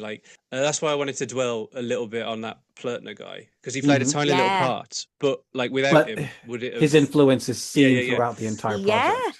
Yeah, you go back 70 years, his DNA is through everything for 70 years. I like shit like that. It's like Rasputin. Well, exactly. I mean, because when I said he was quietly able to assume his identity and then become a professor, despite France wanting to prosecute him and the Americans not helping them out at all. Yeah, going leave it, guys. It's a bit awkward. He was born in 1905, right? So by the time the war ended, he was... And he was born towards the end of 1905 as well, so he was still when the war ended, he got recruited to America. He was 39. Okay, by the time he got back to Germany, again barely 40. A few years after that, was able to resume his own identity in his mid 40s. He lived until 1984. Crazy. Early 1984 as well. So he will have been 79. No, 78. He didn't turn 79 yet. So he was 78 when he died. So he lived a healthy, happy life without any prosecution. And in fact, actually got probably rewarded financially by America to continue his experiments for a bit.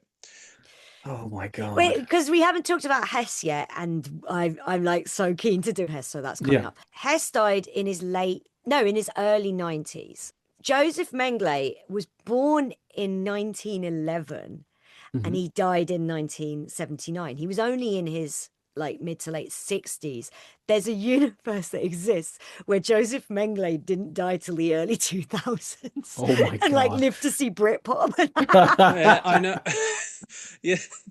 I find it really interesting because I think it's one of the reasons why our generation is probably quite best suited to be wary of jingoism.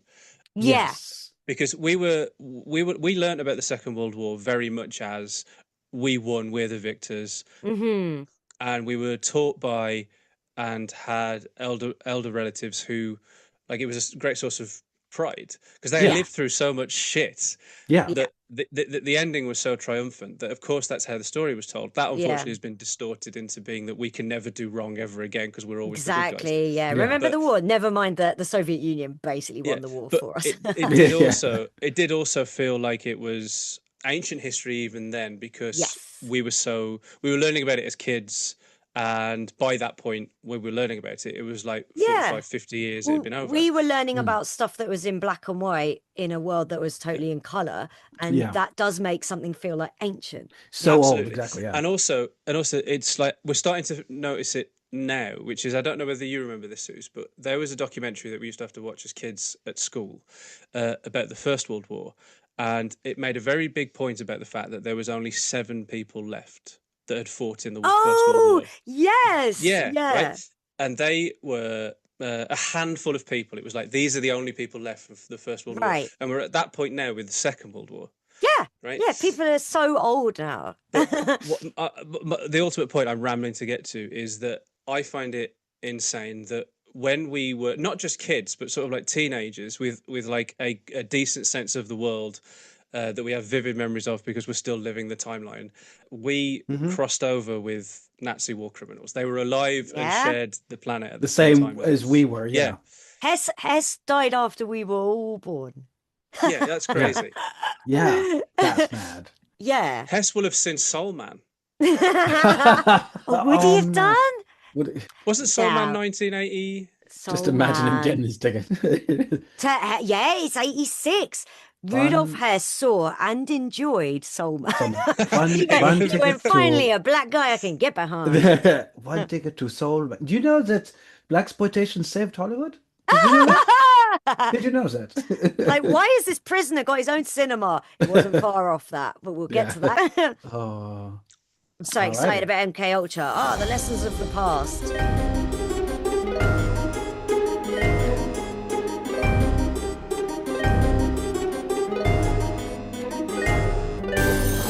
Well, here we are. We are continuing our amazing journey through MK Ultra.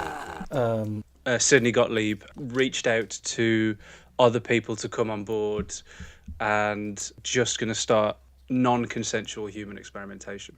Yes. I remember this. At this point, I want to put a pin in that and we'll come back to it because come with me, if you will, to 1910 and we're going to rewind.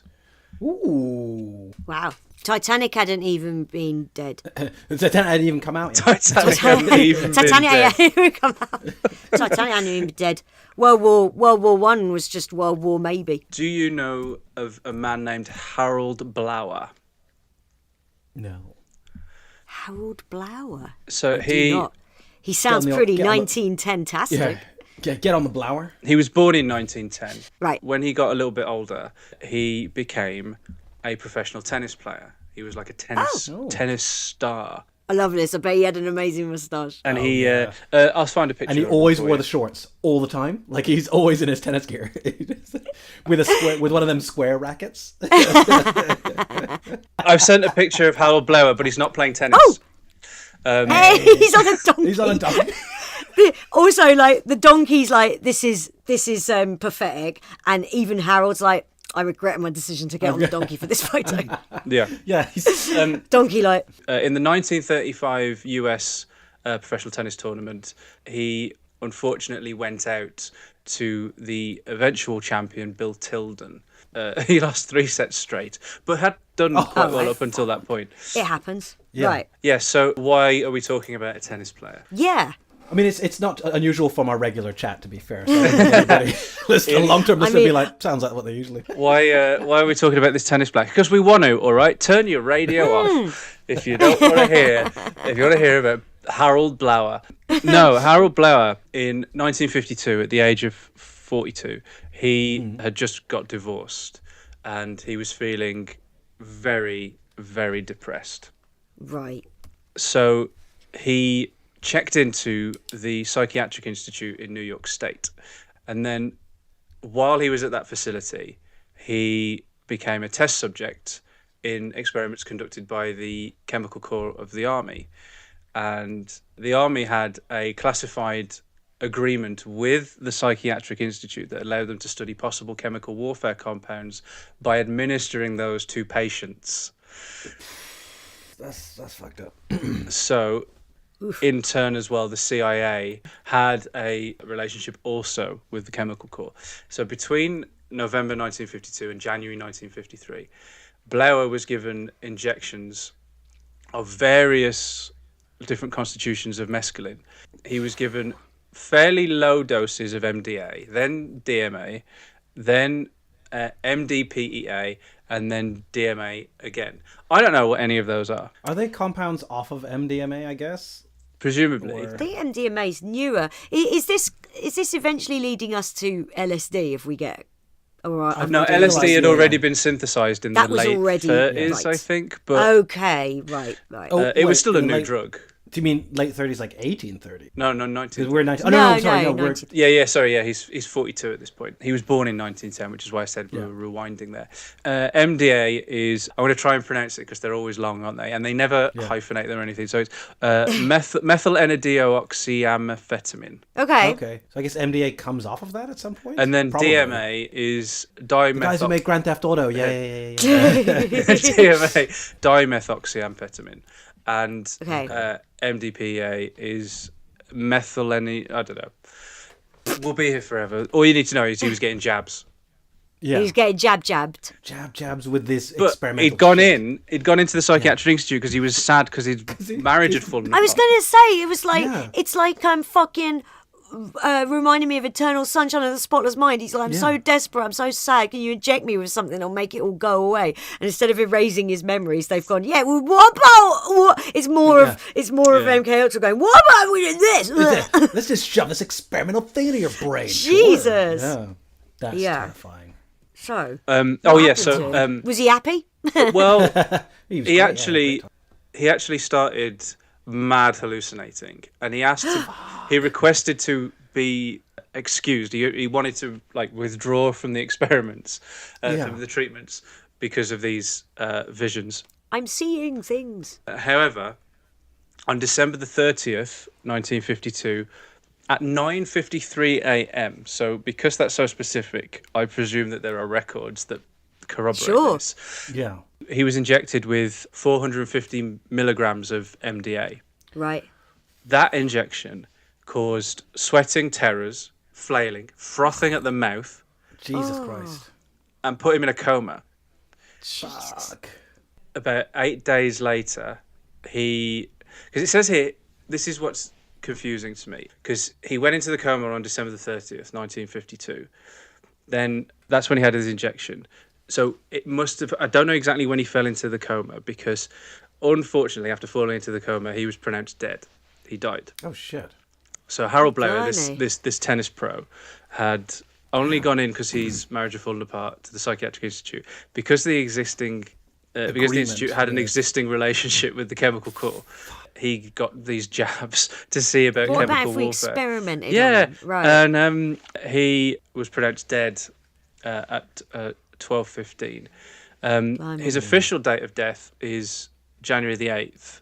So there's a week and a bit there of when he got the injection and when he died. Yeah. Okay. But the way it sounds is that he went into the coma and then died the same day. Yeah. Yeah. So what the fuck was going on? Anyway, obviously the Psychiatric Institute had to have something to say about this. And what they said was, the overdose was accidental because the safe doses for these particular compounds of mescaline were based on guesses. Oh, that's handy. Sounds sensible. So one person dies, like, all right, let's back it off, I don't know, 5 cc's, I guess, and then try the next person. That's terrifying. I get this really sparks off my quite terrifying fear of going into a hospital, as has been done in TV shows where someone gets caught in the hospital and they can't escape because they're terrifying nurses or whatever. They're like, he's fine, and they're trying to communicate with the One Flew world. Over the Cuckoo's Nest stuff, right? But then this is real, because I imagine that also within that they can, the whoever is okaying all of this can just step away and be like, oh, this hospital just screwed up. Or if people go nuts, they can just be like, well, they're nuts, aren't they? So and they're in a ward. He checked into a psychiatric institute. We were just trying to help. And this was the 50s or whatever. So it's early 50s as well. By this point, we're just tipping over into 1953, and let's say we're definitely in January now of 1953. Yeah. That's a couple of months before MK Ultra gets approval. Oh shit! Okay. Right. When he died, they were like, oh, because we'd based these doses on guesses, I guess we need to be a bit more sure now because we've accidentally killed somebody. Yes, doctors, why not? So they decided then they were going to test on animals. So, I don't love that either, but wouldn't that have been a logical thing to try in the first place? Yeah, start there. It's not. Why don't we start on a pig? Yeah, surely people test on animals before they go to humans. That's the point of testing on animals. Yeah. I don't agree with it either, but and we thought we'd start on this tennis player. And it was the 50s, so it's no one's upset that they're testing stuff on animals anyway. So it's just... There's a quote from a neuroscientist called Matthew Baggett, who specialises in studying hallucinogens and psychoactive drugs. Apparently, he's the world's foremost expert on MDMA. Going to his office, everybody's free. Feel good. Yeah, he's got glow sticks between his fingers. And he's just You're right. Gotta be a loose fit. Loose fit. They're twisting my melon, man. Easy good.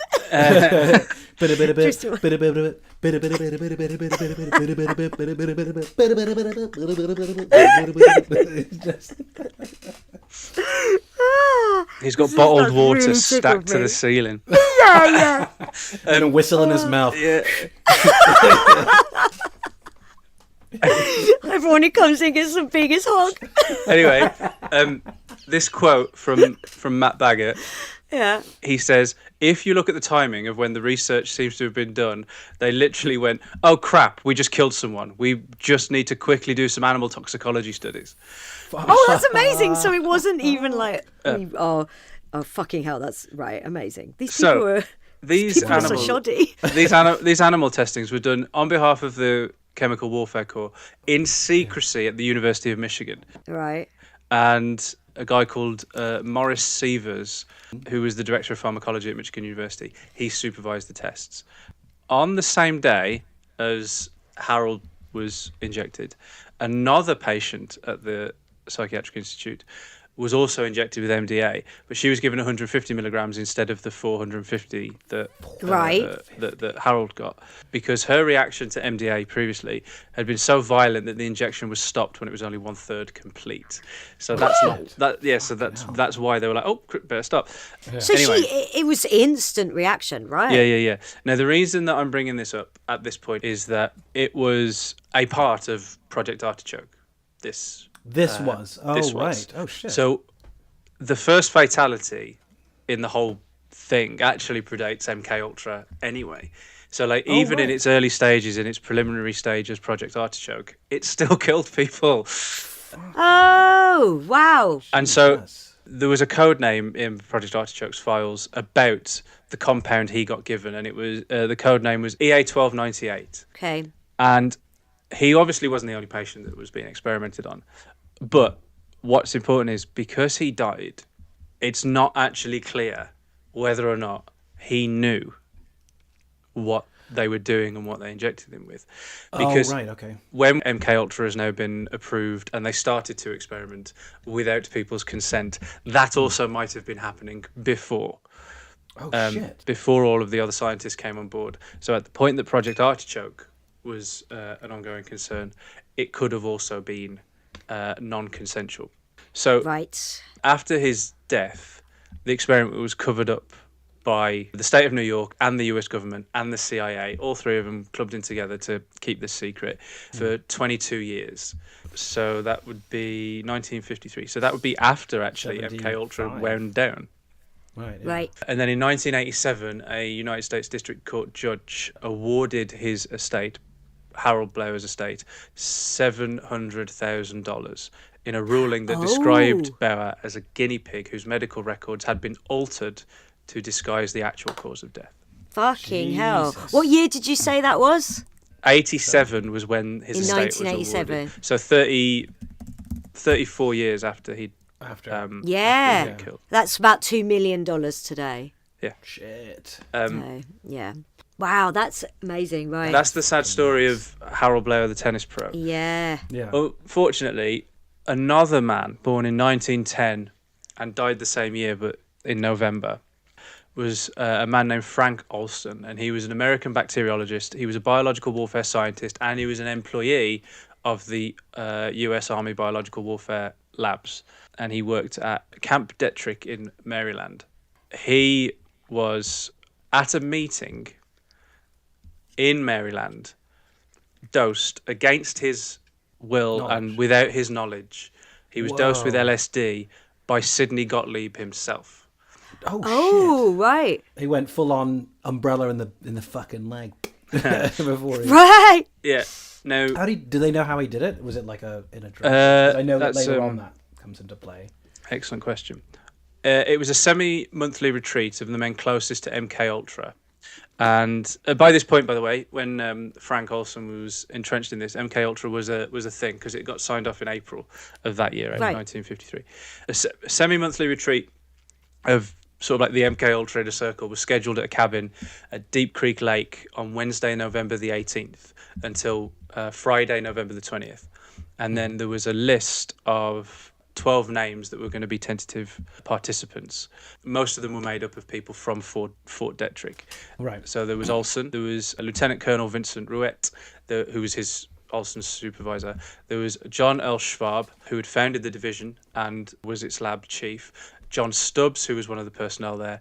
Benjamin Wilson, who was a member of the SOD, Special Operations Division. Herbert Tanner, who was, again, personnel at Fort Detrick. John C. Malinowski, a Detrick staffer who didn't drink alcohol.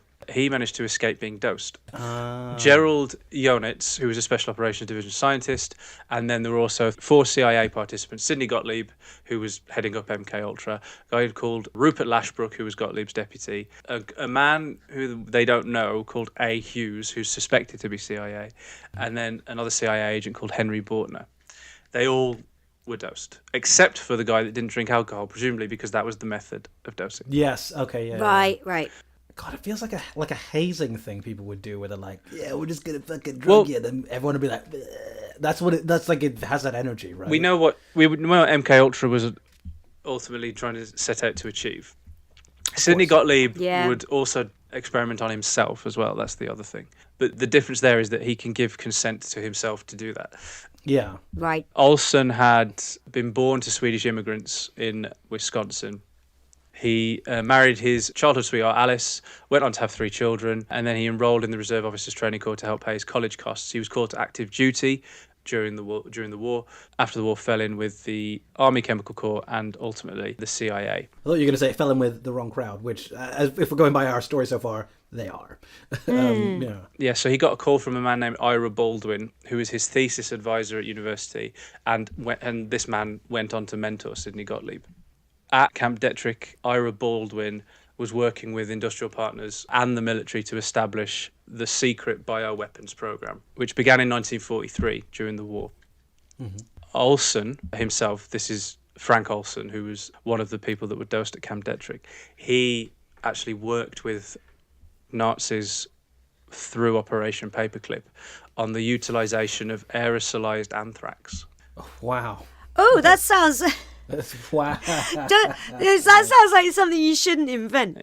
Yeah, I feel like even in the process of inventing that can go wrong. Yeah. Oh. He was discharged from the army in 1944, but he stayed at Camp Detrick on a civilian contract and continued his research into aerobiology. After getting his degree from Acme Luniversity, I assume? Because it's like aerosol fucking anthrax.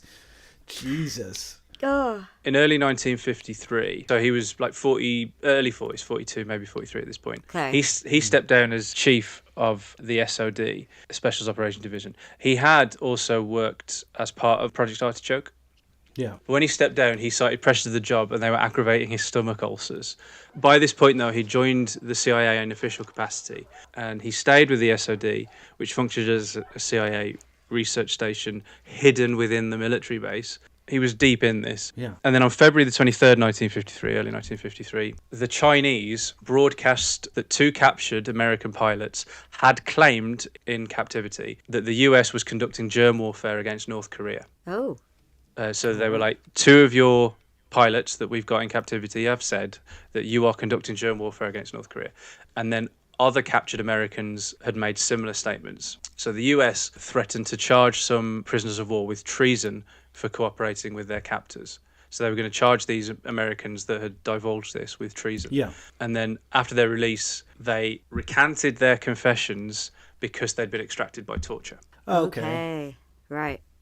Can you do that? Is that like it's a do-over, guys? They tortured me. Oh, all right then, it's fine. Well, to be honest with you, I think like anybody should say if they've been drawn out by torture, I think you can write it off, can't you? Yeah, because I guess you'll say anything to not stop being tortured, I guess. So, yeah. Anyway, the point about this is that later that year, the Korean Armistice Agreement was signed, which launched Operation Big Switch, which was the repatriation of Korean War POWs. Oh, okay. The day that the armistice was signed, Olson arrived in Northolt in West London, and that he went to London, Paris, Stockholm, and Berlin, and then on his return from that trip, he was noticeably a different man, according to his family. Oh, okay, right. All right. His co-worker Norman said that this is because Olson had witnessed interrogations in Europe, and presumably that includes this country, the UK. He'd witnessed interrogations and become convinced that the US had used biological weapons during the Korean War. Okay.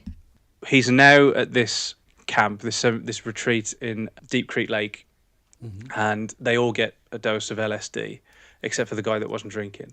So on the Thursday evening, which is November the 19th, at around 7:30, Olson and some of the other participants were drugged with a potential truth serum, which decades later was discovered to actually be LSD.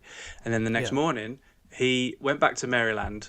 He then started refusing to eat. He seemed distant from his family. He didn't speak about the trip to the camp or even look after his kids. Like, didn't even go to them, talk to them or anything. And then at one point, he blurted out to his wife, "I've made a terrible mistake." MK Ultra had been underway for 7 months at this time, and barely, like, we're talking about like 20 people knew about the true nature of the project at this point. Only 20, of which he was presumably one of them. On November the 23rd, so a couple of days after this retreat, Olson and his supervisor, Lieutenant Colonel Vincent Ruet, they went back to work at Detrick, and they were both still feeling ill effects from the retreat. Ruet said that Olson appeared to be agitated and asked if he was going to fire him or if he should quit. And then while Ruet was able to talk him down a little bit, Olson was worse the next day, if anything. And then Ruet, his supervisor, later testified that he was disoriented or mixed up about the work they'd been doing, and he felt incompetent in his field. So he tried to quit. The next day, on November the 24th, he went to work as normal, but went home at lunchtime, accompanied by a co-worker called John Stubbs. When his wife said, "Why have you brought that guy home with you?" he went, "They're afraid I might hurt you." What? And he said, Jesus Christ. Holy shit. And he had agreed to undergo psychiatric treatment. And that same day, Olson, his supervisor Ruet, and then Lashbrook flew to New York City. In New York, Olson and Lashbrook, they met with a CIA medical doctor called Harold Abramson, who'd worked with Olson years before on the aerialization of anthrax. Oh, shit. Oh, shit, I see. At 2 a.m. on November the 28th, 1953, Olson plummeted onto the sidewalk in front of the Statler Hilton Hotel. This is the, yeah. Oh, my God. The night manager rushed to him to find he was still alive and trying to say something. Oh, my God. But he died before medical help could get there. And then years later, that night manager is quoted as saying, "In all my years in the hotel business, I never encountered a case where someone got up in the middle of the night, ran across a dark room in his underwear, avoiding 2 beds, and dove straight through a closed window with the shade and curtains drawn." Yeah. And when police entered the hotel room, after obviously they were like, "Oh my God, he's jumped." Yeah. They found Lashbrook sitting on the toilet in the room they both shared. What, fine? The hotel switchboard operator reported having connected a call from that room to a number listed as belonging to Dr. Abramson. And according to the operator, who overheard the entirety of that call, the occupant, whoever it was, either Lashbrook or Olson. And I guess that it was Lashbrook that said this, and you'll probably agree with me when you find out what the call was. The call said to Dr. Abramson, "Well, he's gone." And then the call's recipient said, "Well, that's too bad."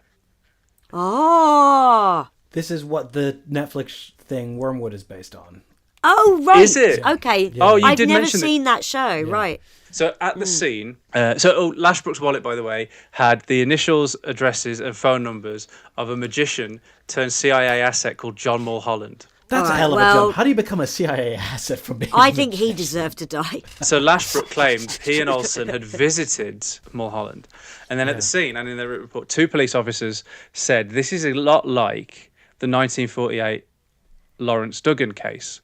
And in that, Lawrence Duggan was a high-level government official who was suspected of espionage.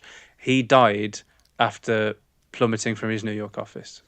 Right. And then the ensuing police report said that on his last night in Manhattan, Olson purposefully threw himself out of the window from his 10th floor hotel room, which he'd been sharing with Lashbrook, and he died shortly after impact. But that wasn't the end of it. And then over the decades since, there's been all manner of this hasn't gone away. Olson's death. Right. Not at all. So the Netflix show is kind of a stylized, I think it's like it's a docudrama. and it's his son, actually Frank Olson's son, who was basically trying to figure out what happened. It's his actual son. That isn't the drama part. The drama part is the falling out the window stuff.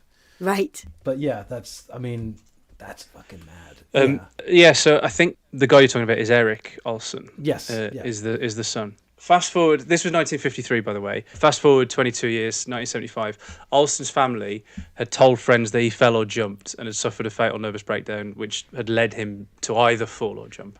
The family from actually... their perspective, of course. Of course, they had no idea. He wouldn't tell them anything. And it was the Rockefeller Commission uncovered some of the MK Ultra activities in that year, 1975. And then that year, the government admitted that Olson had been dosed without his knowledge with LSD 9 days before his death. So after the family said they were going to sue the CIA over his wrongful death, the government offered them an out-of-court settlement of, and get your calculator ready, Suze, $1.25 million in 1975. In 1975 money, that's like... This has probably got to be about 4 million now, right? I would say 4 or 5, yeah, that's what I was going to say. I probably more in 2026. 7.5 million. Ooh. That's a chunk of change. That's a nice little they accepted it. Because if you think about it, the CIA, they're being sued for wrongful death, and they offer a settlement that feels substantial. On some level, while you'll never bring your father back, on some level that is compensation, and maybe even an admission of guilt. So I can understand why families take settlements like that. I can, and it's also not like the fucking 80s. Oh yeah. Fucking 87. The Olson family received apologies from the CIA director at the time, William Colby, and the president, Gerald Ford. 2 years later, a supervisory agent at the Federal Bureau of Narcotics called George Hunter White, he died, and his wife donated all of his written materials to a college called Foothill College. And the CIA redacted loads of those documents, but managed to obtain a lot of them for use in the CIA's Victims Task Force, which was designed to reach settlements with the victims of MK Ultra. Whoa, and his diaries, this guy Hunter White's diaries, and later interviews with the author H.P. O'Reilly, show that Hunter White had been given responsibility for watching over Olson at the Statler Hotel, but had to leave the city to take care of his mother. Shit. So the CIA were like, we need to keep an eye on Olson. And he's like, oh god, yeah. As a result, he left sort of like, he was like a guy named Jean-Pierre Lafitte, right? Right. Left him in charge of watching the room. But this guy wasn't actually called Jean-Pierre Lafitte. He was called Jacques Voignier and had loads of aliases. And he was a French and American criminal, and he was a high-ranking member of the Union Corse, which was like, I think, the French mafia. And he'd been brought into the Federal Bureau of Narcotics, and he'd already been working at the hotel, employed under that alias. And then at some point, his childhood friend, the leader of the French Connection... What? came to the Statler Hotel. So this is another thing in there that has maybe led to him dying. Right. And I might watch Wormwood Masseur, so I don't know whether this... Yeah, I want to watch it. But like 20 years after that, in the mid-90s, in 1994, Eric Olson had his father's body exhumed. Yeah. But not very, suspicious reasons. He wanted to rebury him with his mother. Right. Like Frank Olson's... I don't like the word exhumed. It makes it sound that like they put a big pipe in the ground and suck them up through it. In my head, there's always some sort of gas involved. I don't know why. It's like, I'm exhuming, Papa. It's because it rhymes with fumes. That's why. That's it. Yeah. Exhumed. And exhaust. Yeah. It sounds like exhaust. He was exhumed to be buried next to his wife, and the family decided while the body was visiting, to have a second autopsy. Yes. Because the 1953 autopsy said that there were cuts and abrasions to his body, which had led people and a mysterious amount of cigarette ash. I don't know why that's there. But so theories abounded that he'd been assassinated by the CIA. Gotcha, yeah. Which also then led to having the second autopsy done while he was up. And it was performed by a man named James Stars. And his team searched the body for cuts and abrasions and found none. Oh, okay. Okay. They found a large hematoma on the left side of Olson's head and a large injury on his chest. Now, bearing in mind, whether he was pushed or whether he fell, there'll be an impact because he came so that would be up. And most of the team concluded, though, that the blunt force trauma to the head and the injury to the chest had not occurred during the fall, but had most likely occurred before the fall. Mm-hmm. Right. Stars, who was performing the second autopsy, said the evidence rankly and starkly is suggestive of homicide. It's another thing as well. Is every time we hear about this, when they exhume a body as well, for some reason in my head, I'm like, how are they getting this information? For some reason, I'm like, it's just bones. Like it's I always decomposed. Think this. Yeah, it's like how do you know? Well, yeah. Because at that point, like, this is 40 years after he died. Yeah. So to find cuts and abrasions, you won't, will you? There's no flesh. There might be. It depends on where they are on the body. They might have gone down to, like, the bone itself, or perhaps if there's any skin They'd left. have to be full on, wouldn't they? Yeah, that's true. I don't know the rate of decomposition. I hope I never know. Yeah. I'd like to find out personally. We're not scientists, listeners. Our apologies. If anyone does know, could you tell us? I hope I never see the body of a loved one that died decades ago to know what it looks like now. I hope that doesn't happen. I feel like that's something that not everyone needs to live through. Yeah. And find out whether they're cuts or abrasions or... The same year as this second autopsy, 1994, Eric Olson testified before the US House of Representatives, which I hope he did, like, just after seeing Baby's Day Out at the cinema. I've got two things to do today. That's on his to-do list. Baby's Day Out, number one. Yeah. See Joe Pantoliano in an absolute classic.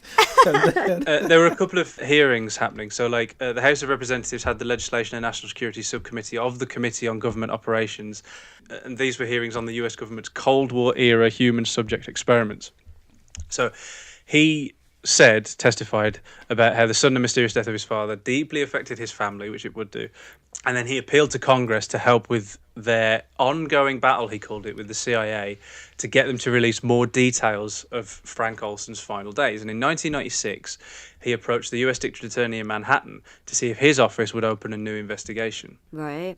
So I can't help but think about him at the cinema, running late for that court hearing, looking at his clock and going, "Oh shit! I hope this baby I shouldn't have done the double bill with True Lies." Him just scrambling out of the cinema. Just, oh shit! So he went to see the US District Attorney in Manhattan, and the office's cold case unit collected preliminary information, including a deposition of Lashbrook, which happened, who was sitting on the toilet. He was on the toilet. At the time, Right. But they concluded that there was no compelling case to send to a grand jury. In 2001, Canadian historian wrote for the New York Times Magazine an account of Eric's, like, it was an article about Eric's decades-long campaign to clear his father's name. Because the other thing here is that, obviously, with Frank Olson dying the way he did and doing what he had done, he was implicated in MK Ultra. Yeah, that's right. Yeah. And I guess that kind of tie, like, the CIA can be like, oh, well, he did it, and wash their hands of him, whole thing. Yeah. Eric Olson says that the forensic evidence of death is suggestive of a method used by the CIA found in the first manual of assassination.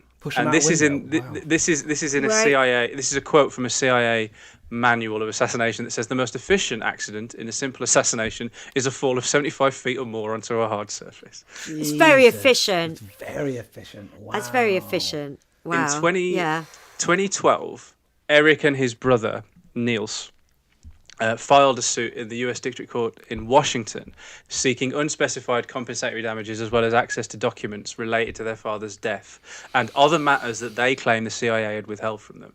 This case was dismissed the following year in 2013 because they'd settled in 1976. Oh, yeah, that's right. I see, yeah. So in the decision dismissing the suit, the district judge said, while the court must limit its analysis to the four corners of the complaint, the sceptical reader may wish to know that the public record supports many of the allegations in the family's suit, far-fetched as they may sound. So essentially they were on their side, but they're like, well, you took the money, so we can't really, not much we can do. And then, obviously, in 2017, Wormwood was released. Yes. Okay. I mean, this is all publicly available information. And certainly the latest drop from the Epstein files, it feels very seismic, and a lot of like crazy secrets are coming out, which has led to the shaky grounds the British government was already on, the British Labour government was already on.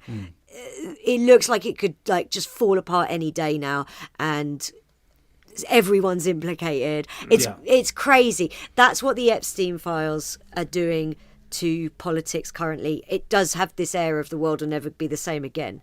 However, you hear about these things that we know about MK Ultra, and what difference did it fucking make? Yeah, exactly. It's sort of, or leading into like, what is it, with Nixon and stuff like that. Yeah. It's like all these things sort of happen. You're like, oh, it's never the same again. It's like, well, all those things, I think the shifts are so gradual and minute that things do change, but it's like, the system does what it does, and it always wants to get back to a point where it's like the same people who win. Yeah. We've got to make sure that stays the same. Yes.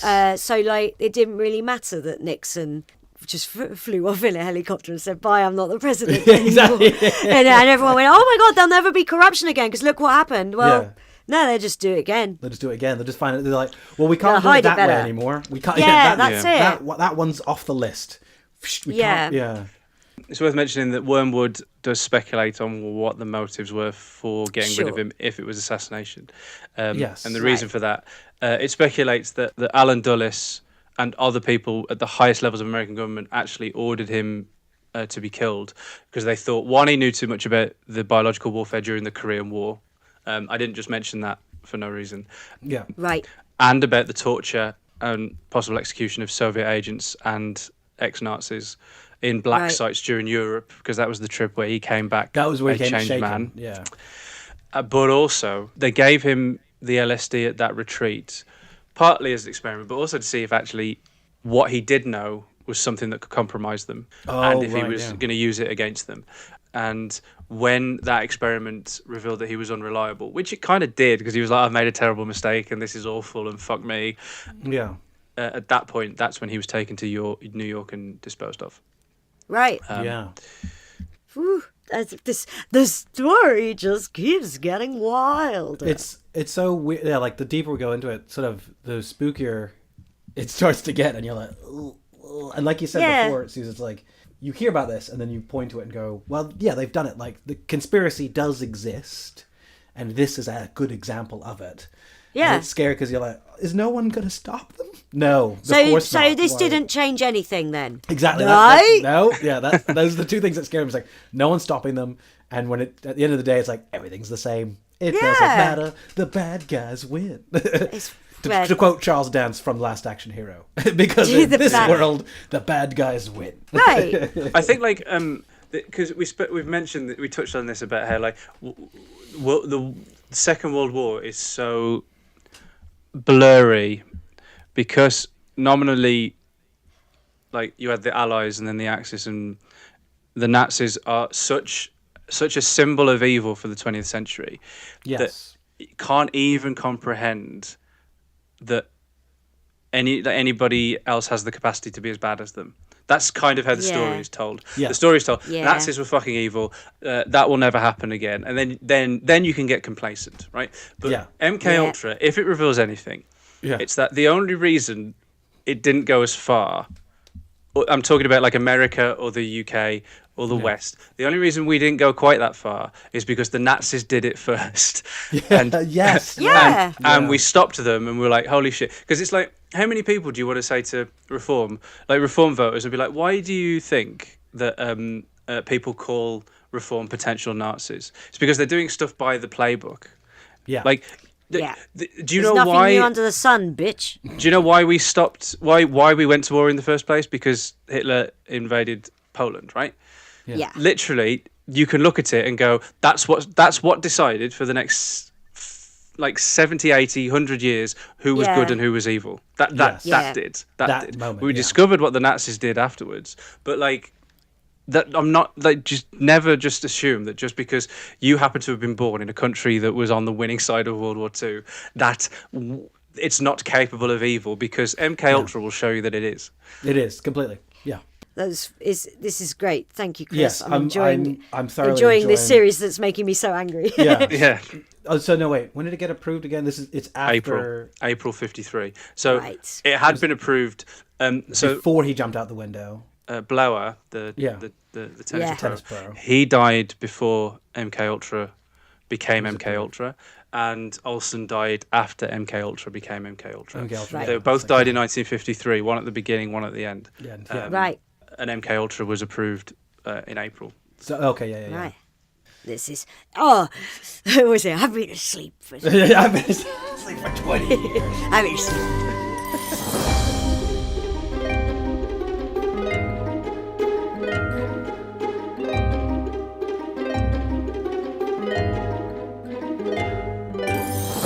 MK Ultra was signed off and officially approved in April 1953. And Sidney Gottlieb was put in charge. He was able to select who was going to head up a lot of the sub-projects in MK Ultra. He chose two men, right? Among others, but these are two of the main guys. So there was a guy named Harris Isbell. Right. He was born in 1910. He was the same age, therefore, as Harold Blauer and Frank Olson. So by the time MK Ultra rolled around, he was like 42, 43. And the other guy, who I'd like to focus on a little bit more, was a man named Donald Ewen Cameron. Donald Ewen Cameron was in his 50s. He was a little bit older. He was in his 50s when MK Ultra rolled. It was 1901, and he's Scottish. Oh. The reason I bring that up is because he wasn't an American national. He might have become American afterwards, but he was born in Scotland, and I think that goes to show how renowned he was internationally that he ended up working on a project like MK Ultra. Yeah. He wasn't a chemist, wasn't a physicist, wasn't even a biologist. He was a psychiatrist. Okay. So he was brought in because if his area of expertise is psychiatry, he can probably take a look at the patients before and after they're dosed or whatever. I mean, this is also the 50s psychiatry where it's like if Mad Men has anything to go off, it isn't very good. Oh my god! That poor woman that not only had a thing with Pete, but then had her brain electrocuted. Jesus Christ! Check it out. Talk about a double trouble. Yeah, fuck me. Also had her brain electrocuted. Sorry, I should say I'm a scientist. I'm somewhat of a scientist myself. Do you know what? It's so funny, isn't it? Because obviously I saw Spider-Man at the time several times. Don't remember that quote, and it's only now that it's a meme. I'm like, oh yeah. Like, it's not a quote that's memorable from that film, but for some reason it's caught on. Somehow, yeah. I think that and him going, do you have any idea what I've sacrificed? Him freaking out.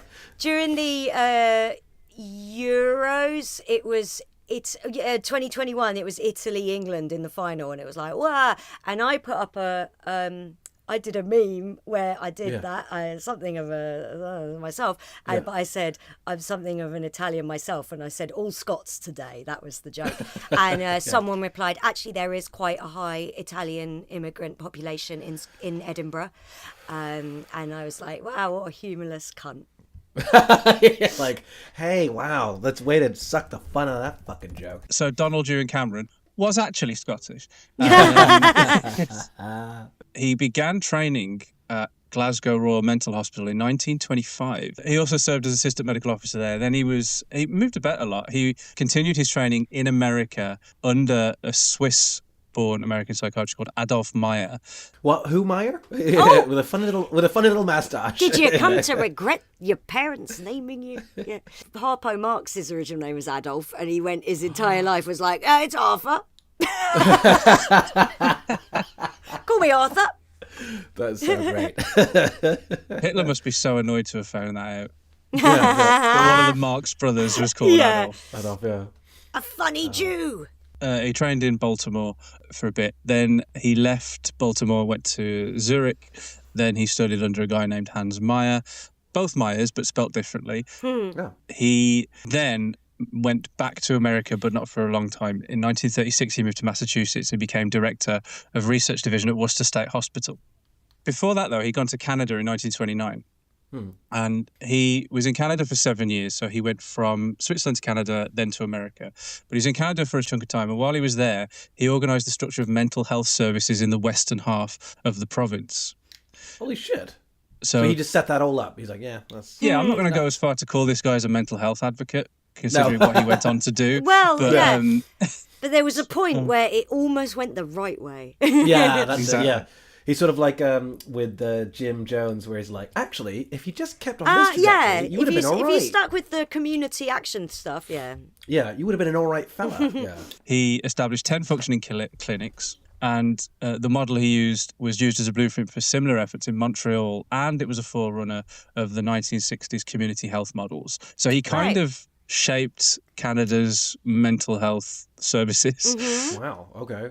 Like I say, in 1936, so after 7 years in Canada, he moved to Massachusetts and became director of the research division at the State Hospital in Worcester. Published a load of books. He ended up in New York in 1938, but this is all just background for why he became like a foremost psychiatrist with international renown. Yeah. Right. As we know, there's no spoiler that he went on to become one of the unethical scientists working in MKUltra. Mm-hmm. Yeah. But there's something quite fascinating about Donald Ewen Cameron. He was born in Scotland, obviously, but as well as his time in Canada, he then established himself in America in the 30s and into the 40s. And in 1945, Cameron, along with two other people, a guy named Paul Schrader, but not the guy who wrote Taxi Driver. Not that Paul Schrader. That guy gets around. They were invited to the Nuremberg trials to do a psychiatric evaluation of Rudolf Hess. Oh. Hey, I know what went on there. Fuck yeah. Before he'd gone to Nuremberg, though, Cameron had written a book called The Social Reorganization of Germany. And he argued in that book that German culture and its individual citizens would have to be completely transformed and reorganized following the war. World War II. Oh, shit. Okay. Yeah, well, I agree. In this analysis, in this book that he wrote, Cameron concluded that German culture was made up of people who had the need for status. They worshipped strict order and regimentation, and they desired authoritarian leadership and had a deeply ingrained fear of other countries. And I think I'd argue that sounds like maybe he's that's a not. 5 there. I think that's probably not, correct me if I'm wrong, an accurate depiction of the German nation and people as a whole. He's looking at the Nazis there. Yeah, exactly. Yeah. Who, in their authoritarian rule, wouldn't really tolerate people that didn't like authoritarian rule. So, if you're looking at what MAGA does, they're hacks. Like that's what the Nazis were like. They were like, everyone has to agree. It's like how Brexiteers now, like, have you ever seen them on Facebook? If you say like Brexit's not working, they're so fucking angry with you. It's like, guys, you got what you wanted. Calm down. Yeah. That's Nazis. That's Nazis. Not saying all Brexiteers are Nazis, but it's like that. Like, but you can't get exactly what you want and then be furious that everyone likes it. It's like what fucking Marvel fans who, like, if you go, it's not for me. Well, I have you know that nerd culture is now the predominant culture. Like, all right. Yeah, all right then. That's I just don't like it. Nerd culture is the predominant culture. Doesn't mean everybody has to slavishly follow it. Yeah, absolutely insane. Yeah, there's something like really interesting about how like the alt-right has co-opted a lot of geeky pop culture when the inherent message is completely the opposite. Yeah, it's progressive. I find that absolutely, like, all of the, like, a load of like alt-right arseholes like who are big into Doctor Who. I'm like, how can you get from the message that like exactly you're anything but the bad guys? I don't get it, but they do find things to like in it, and I find it like really interesting. Because it's not subtle either. It's not like, you know, they're not going like, hey, find the secret meaning. Like, the Daleks are the Nazis. The Daleks. The guy that wrote the Dalek, he played on his "What Terrified Me as a Child," and he was a child during the war. Right. So he was like, it's the Nazis. This fear of going to be exterminated by people that think you're different from them. They're all dressed like Enoch Powell, them Daleks. Enoch Powell. There's literally an episode I saw of a recent one where they're like they go to like old timey London, and one of the characters who's black is like, oh, that's weird. There's lots of different race people here, and Doctor Who's like, yeah, because that's history, baby. Turns out it's like it's all whitewash, and I was like, yeah, how are Nazis not? That's like so clear. How are they not seeing that and going, Yep. It's so whitewashed that people are amazed when you tell them that Beethoven was black. They honestly have. They go, what? Yeah, they're like, what? They're like, no, because in the pictures, like, that's not like that's a theory though, isn't it? I don't think I don't think it's like proven that Beethoven was a black guy. Sue's desperately trying to cling on to the fact that please. Don't take Beethoven. Don't take another one from me. He was so good. He can't have been. We lost Bach. We lost Tchaikovsky. You can't take away Beethoven. Come on. I typed in Beethoven to Google, and the first thing that came up was the dog. Well, the dog was black. Yeah, it's a theory. It's a highly debated topic that he was of Moorish descent. Moorish, like, I'm not sure. Like, we would never call someone a Moor now. It's like an outdated term, but I'm not sure if it's outdated. It's the Shakespearean N-word. Yeah. I'm not sure if it's like considered a racist term now. It's just a bit archaic, but it sounds so. There's something so racist about it. Yeah. You say like that's Moorish. It's just a racist slur in Othello. Yeah, exactly. Yeah. The more, and also when you put it like that, it's like Moorish, like. Yeah, I know. The lady is. This chicken's really Moorish. What do you mean by that? What do you mean by? Hang on.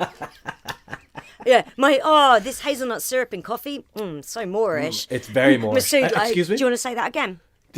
Sorry, I beg your pardon. Oh, I'm so sorry. When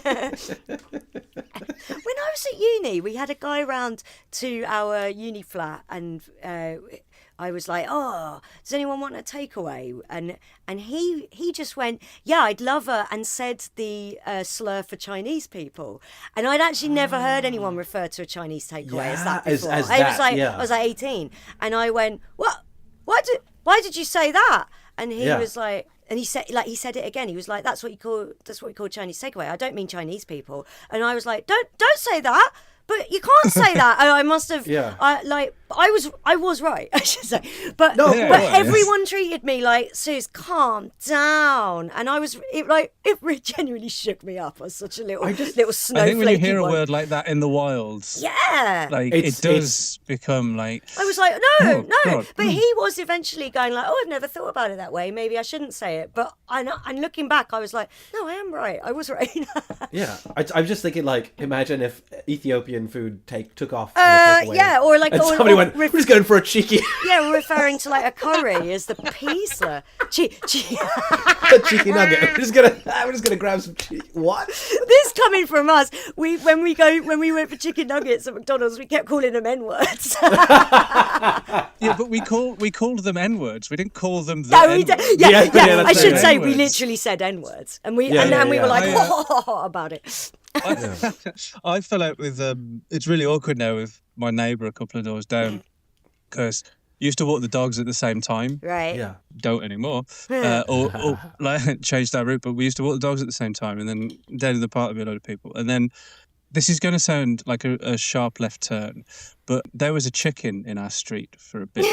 Somebody, an unknown house had got a cockerel, right? And I see. I was just imagining there's a chicken walking around where the cars are. Just like... It's there again. Is there again? And this cockerel would start like obviously crowing at the crack of dawn, and like everybody in the street was like, "Who the fuck's got this cockerel? He's fucking pissing us." And we were talking about it down the park when we were walking the dogs with like a few other people, and my neighbour went, "Oh, it's the." And called them the P words. Just sort of like came in and said it. Oh my god! I fucking hell! Jesus. And I had like an instinctive reaction. Yeah. And my instinctive reaction was just like, "There's no need for that." No. Yeah. Literally, it just came out. I said, "There's no need for that." And then it got awkward and eggy, and I thought, "Oh, do you know what? They all think I'm the bad guy now." Yeah. For having done that. Yeah. Rather than her having said it. Yeah. And then later on. The same conversation, she called, because we've got a traveller family a couple of doors down that way. Right. Yeah. They're not travelling very much, are they? And she called them a not very nice word. Yeah, another word that begins with for travellers. And then one of the dog walkers, who's this sweet old lady, about 70 odd, she just went, You're using quite a lot of racist terms today. Wow. She's cool. Oh, I like her. I like her. That's really that's really like, hey, bitch. Exactly. Yeah, that's the old lady equivalent of yo. Yeah. I'm glad you did that, because now I'm not the only one that had a visceral reaction to what you were saying. Fuck off. Yeah, that old lady ain't ducking smoke. That's what I'm saying. I'll be honest with you. She's ready to. Yeah, it's making me root for the cockerel. Yeah, exactly. Yeah. To bring it back on topic, I guess the neighbour a couple of doors down sort of, I guess, wouldn't mind a bit of authoritarian rule. Yes. It's true. Yeah. Like, all these people are like, I would have stood up to the Nazis. Like, you wouldn't, and you'd have voted for them. So shut the fuck up. Yeah, exactly. Yeah. I want to have pride in my country again. You know what's wrong with that? Fuck off. Eat my shit. Eat my fucking shit. Go on then, Chris. Where do we get? Oh yeah, so he was writing this book based on he'd written that before Nuremberg. This was his idea of what he think it would fix Germany. So his paper, the Social Reorganization of Germany, said that German culture and its people would have descendants that would become a threat to world peace 30 years from then. Okay. So he was. Okay. Without this reorganization of Germany, that's what would happen, right? Is like the next generation of Germans are going to be even worse. Right. So he said, to prevent this is what his paper said. Psychiatrist is writing this. The mental health grandfather of Canada said that the West would have to take measures to reorganize German society. Okay. Which I suppose is a germ of why he thought mind control would be a legitimate thing to look into. Yeah. So we'll dose him up with this, and we'll be like, and hypnotize him. Yeah. So after he'd done the Nuremberg trials, he then published something called the Nuremberg and its Significance, and in that he wanted to establish a suitable method to reinstate a form of justice in Germany that would stop it from becoming the villains in World War III. Because he's like, they were the bad guys in World War One, bad guys in World War Two. Yeah, they're bad ones. We need to do something to stop them from being the world's villains. And we spoke about this before, about how if you held up while the Nazis were in control of Germany, you can't really say that it was Germany that were the bad guys. The Nazis were the bad guys. Yeah. But to have them as such totemic villains, where nobody could come close to them. Yeah, like they were an anomaly. Nobody else could do it. Yeah. Yes, nobody will ever do anything as bad as that. Yeah. We could never do anything as bad as that. Yeah. When you start thinking like that, that's when bad stuff happens, right? Exactly, yeah. So he is conflating that with just Germans. So he's like, these are going to be, they were the bad guys of the past, they're the bad guys of now, they're going to be the bad guys of the future. Yeah, they are annoying though. Have you ever seen German liberals? Have you ever seen German liberals when you go like, you'll go like, the Nazis can happen anywhere, a Hitler can happen anywhere. You'll get a German fucking lib in your replies going, I think you'll find we had the best bad guy. It's really weird. It's like, they're sort of like, so I'm dead against Nazis, but Hitler was like the best at it, so maybe you shouldn't say that your bad guy will be as bad as our bad guy. Yeah. It's just really weird. It's the best. Yeah. There are other considerations though as well. Like, I mean, Hitler was not just evil, he was insane. Yeah. He was also like a dumb egotist, and he listened to the last person in the room all the time. Wonder who that sounds like. So yeah, exactly. But also, not only that, Trump has got 80 years of technology advancements that Hitler never had. Yeah. So because the whole landscape of the world has changed. Yeah. So evil's not going to have the same tools as it had 80, 90 years ago. So there's that to consider as well. It's not just about the evilness of the man. Yeah. It's what tools have they got at their disposal. Oh my God, R.I.P. Hitler, you would have loved ChatGPT. Oh, he would have loved it. He wouldn't have even had a part. He just would have sat. To be fair, I think he probably wouldn't have risen to power because he just would have sat on it and been like, "Am I great?" And he would have been memeing the fuck out of everything, and everyone would be like, "Oh my God, he's such good memes," and he never would have bothered trying to take over the world. No. He probably would have got ChatGPT to make his paintings really good. And then get Yes, I drew this. Touch up his paintings. Yeah. He would have made the faces look less fucked up. Would have done, all of Hitler's paintings would have been AI slot. I must have sent you the one of it's like a landscape with a stag by a river, and the stag is like going, "Kill me." It's like, it's worse than a painting you get in a frame that you buy in a shop. And you're like, just surely if someone tells you your shit, just be like, yeah, it is shit. It is actually. Let me find this fucking Hitler painting. Carry on. You're gonna love so much of the stag going, oh. One thing that I think is worth pointing out as well, that if he'll say that it's his psychiatric expert opinion, but if Cameron is like, well, Germans are obviously a problem that need to be sorted out, that's not a million miles away from what the Nazis thought about other people. Like, well, yeah, that's like, yeah, I guess it takes a Nazi to catch a Nazi. This is almost my point. Like, because they can't even recognize the potential of evil in themselves. Yeah. Yes. I'll never tire of seeing that. Kill me. That breath. Kill me. Let me die. That in Hitler's mind, that deer is saying, 1000-jähriges Reich. Yeah. Did you enjoy Führer's birthday? Shut up, Hitler. You can have 12 years and then get gone. That was one of my favorite bits of Mad Men recently, when they have the Christmas party and Don and Roger meet up with each other the next day. They're like, oh, did you enjoy the Führer's birthday? Because they have that shitty client that like basically just demands everything of them. Yeah. Oh my God. I must watch it again. Okay. Sorry, Chris. Keep going. So he's writing this paper after Nuremberg about what are we going to do about the German threat, right? In the paper Nuremberg and its significance, he wanted to establish what method can we use to reinstate justice in Germany and stop this from happening. So he came up with the theory that if he presented the world and confronted the Germans with the atrocities committed during the war, then the world and Germans would refrain from doing that again and like repeated acts of evil. If the greater population of Germany saw what the Nazis had done in World War II, then they would happily submit to a reorganized system of justice. So he decided that Germans would be most likely to commit atrocities due to their historical, biological, racial and cultural past. And their particular psychological nature, because Germans have got a different psychological nature. Yeah, of course. Sure. So again, something you've got to realise, I don't think he has, because he said all Germans on trial would be assessed according to their likeliness of committing a crime. The thing about that is that all Germans on trial were Nazis. Yes. Yeah, it's exactly. There's a common thread. This is like there's just been a trans shooter in America, and all of our right are obviously going, oh, there you go, that's trans people. Then you go through this trans woman's Twitter history. She's a Nazi. Yeah. I think that's got more to do with it. Yeah. And then every white man that does it is an anomaly. Yeah. Oh yeah. The litany of white men. His mental health. Even though Donald Ewan Cameron is one of the foremost psychiatrists of the 20th century at this point, I think he's a fucking idiot. Yeah. He's an egomaniac.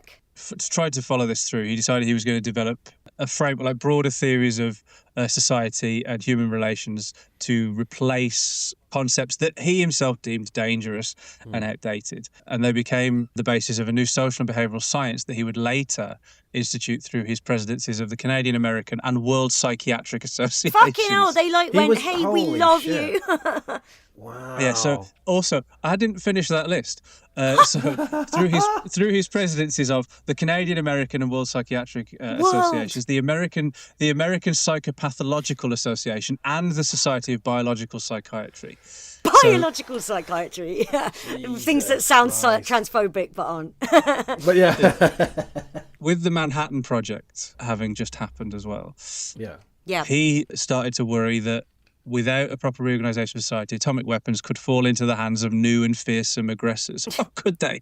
Oh, right. That's weird. Yeah, and he said that it was necessary for behavioural scientists to act as the social planners of this proposed society, and that the United Nations could provide a conduit for implementing his ideas for applying psychiatric elements to global governance and politics.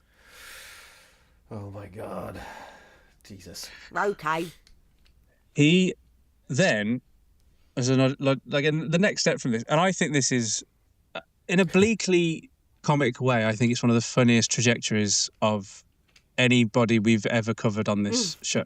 Yeah. Because to say that the Nazis were so evil to stop this from happening, he's going to have to adopt some of their ideas. Yeah, surely, yeah. Without even, just totally not even aware that that's what he's doing. No. Yeah. I mean, This guy doesn't seem high on self-awareness. No. Because he then started to distinguish populations between the weak and the strong. Oh no! So he's just Oh no! Is he at any point? Is he going to reach into his beautiful leather bag, vintage bag with his initials on it, embossed, beautiful? If it comes up on Vinted, I'm bidding. Right? Is he going to reach into that and just pull out? And we're like, oh, what's it? Oh, it's calipers. Oh God! Beautiful bag.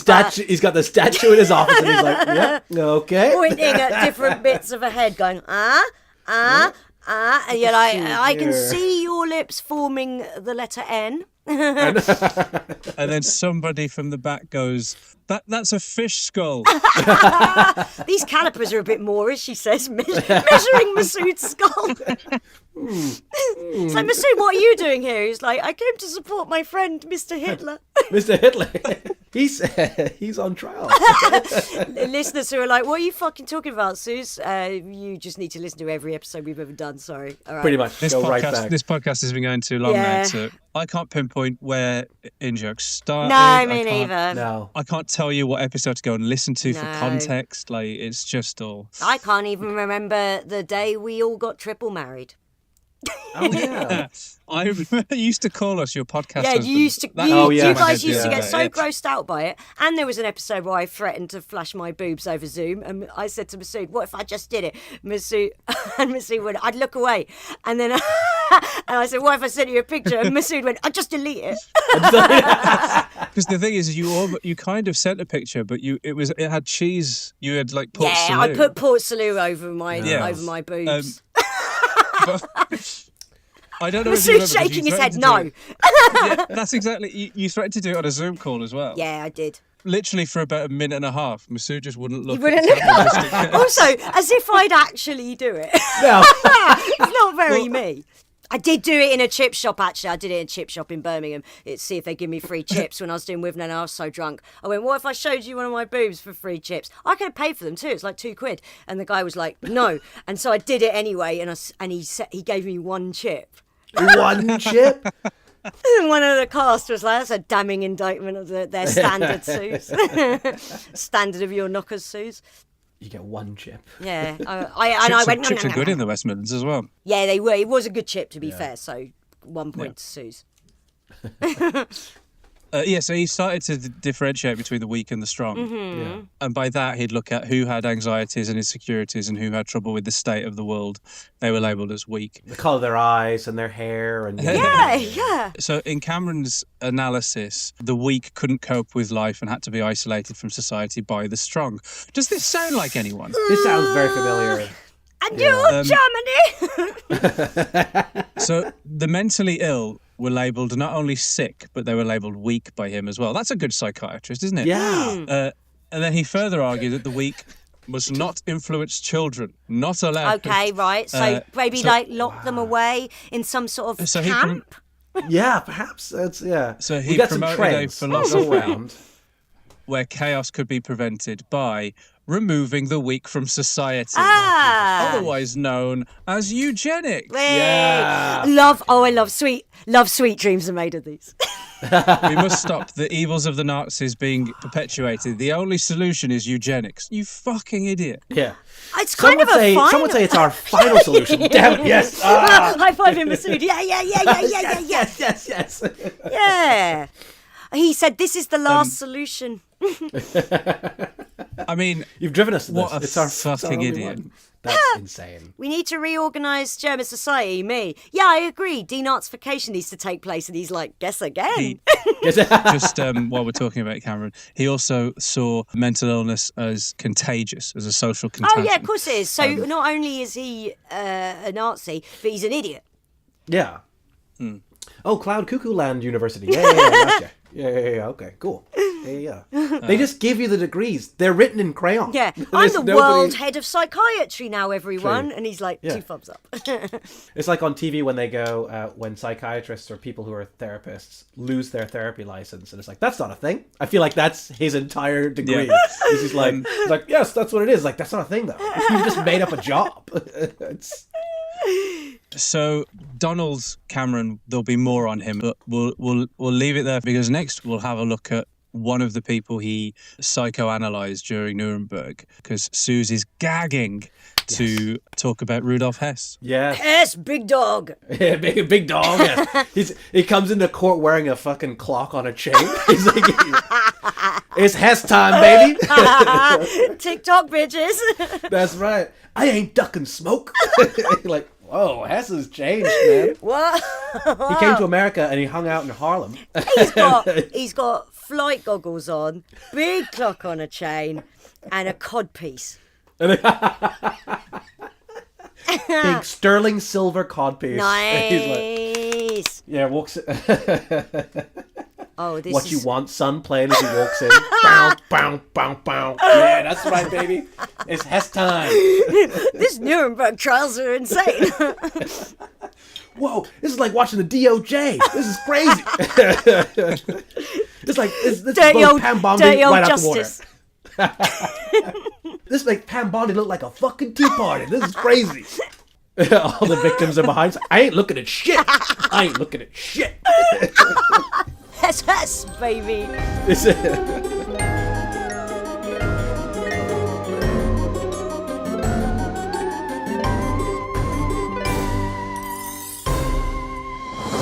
I've been so excited to do this. I mean, not that this has a huge amount to do with MKUltra, but there is crossover. And I do think that Cameron's experiences in Nuremberg shaped how he thought about psychiatry in general. So, in a way, I think while you said there's only a bit of crossover, it hasn't got a great deal to do with it. I think you can Nazis as a whole. But maybe especially Hess could be seen to be as quite an inspiring factor for one of the leading scientists in MKUltra. That he looked at Hess and went, we need to stop these people happening again. Let's repeat what they did to ensure that. Yeah, that's what I was going to say. They had like a lot of access to Hess for a lot longer than any of the other Nazis. Yes. And it's funny, obviously, with Paperclip being part of that sort of thing as well, Operation Paperclip. It's like there's the crossover both physically of Nazis going over to, as well as let's sort of like we're saying, kind of what's that thing they have where two species of monkey come up with the same idea to get termites in the same way, even though they're like miles apart. This is sort of what's happening here. It's like when two comedians do a show with a very similar title about the same subject matter. Yeah, it's almost like and you go like, oh, which one will I see? Yeah, well, maybe neither. They both look fucking shit. They look like shit. It's Edinburgh. They're both pretty terrible, aren't they? Well, are you ready to learn about Rudolf Hess? Yes, please. Oh, yeah. Here we go. Well, Rudolf Hess is one of the better known big boys of the Third Reich, being Hitler's number 2 guy when the Fuhrer came to power. To many neo-Nazis, he is, more than 80 years after the end of World War II. We won, by the way, singing, aye, aye, yippee. The Germans bombed our chippy, singing, aye, aye, yippee, yippee, aye. To many neo-Nazis, he is still a god. His grave was a popular site for these fucking freaks to do demos and pilgrimages into this century. That's Born in disgusting. Egypt, died in Berlin. Let's look into the fascinating, insane, and often hilarious story of Big Dog Rudolf Hess. We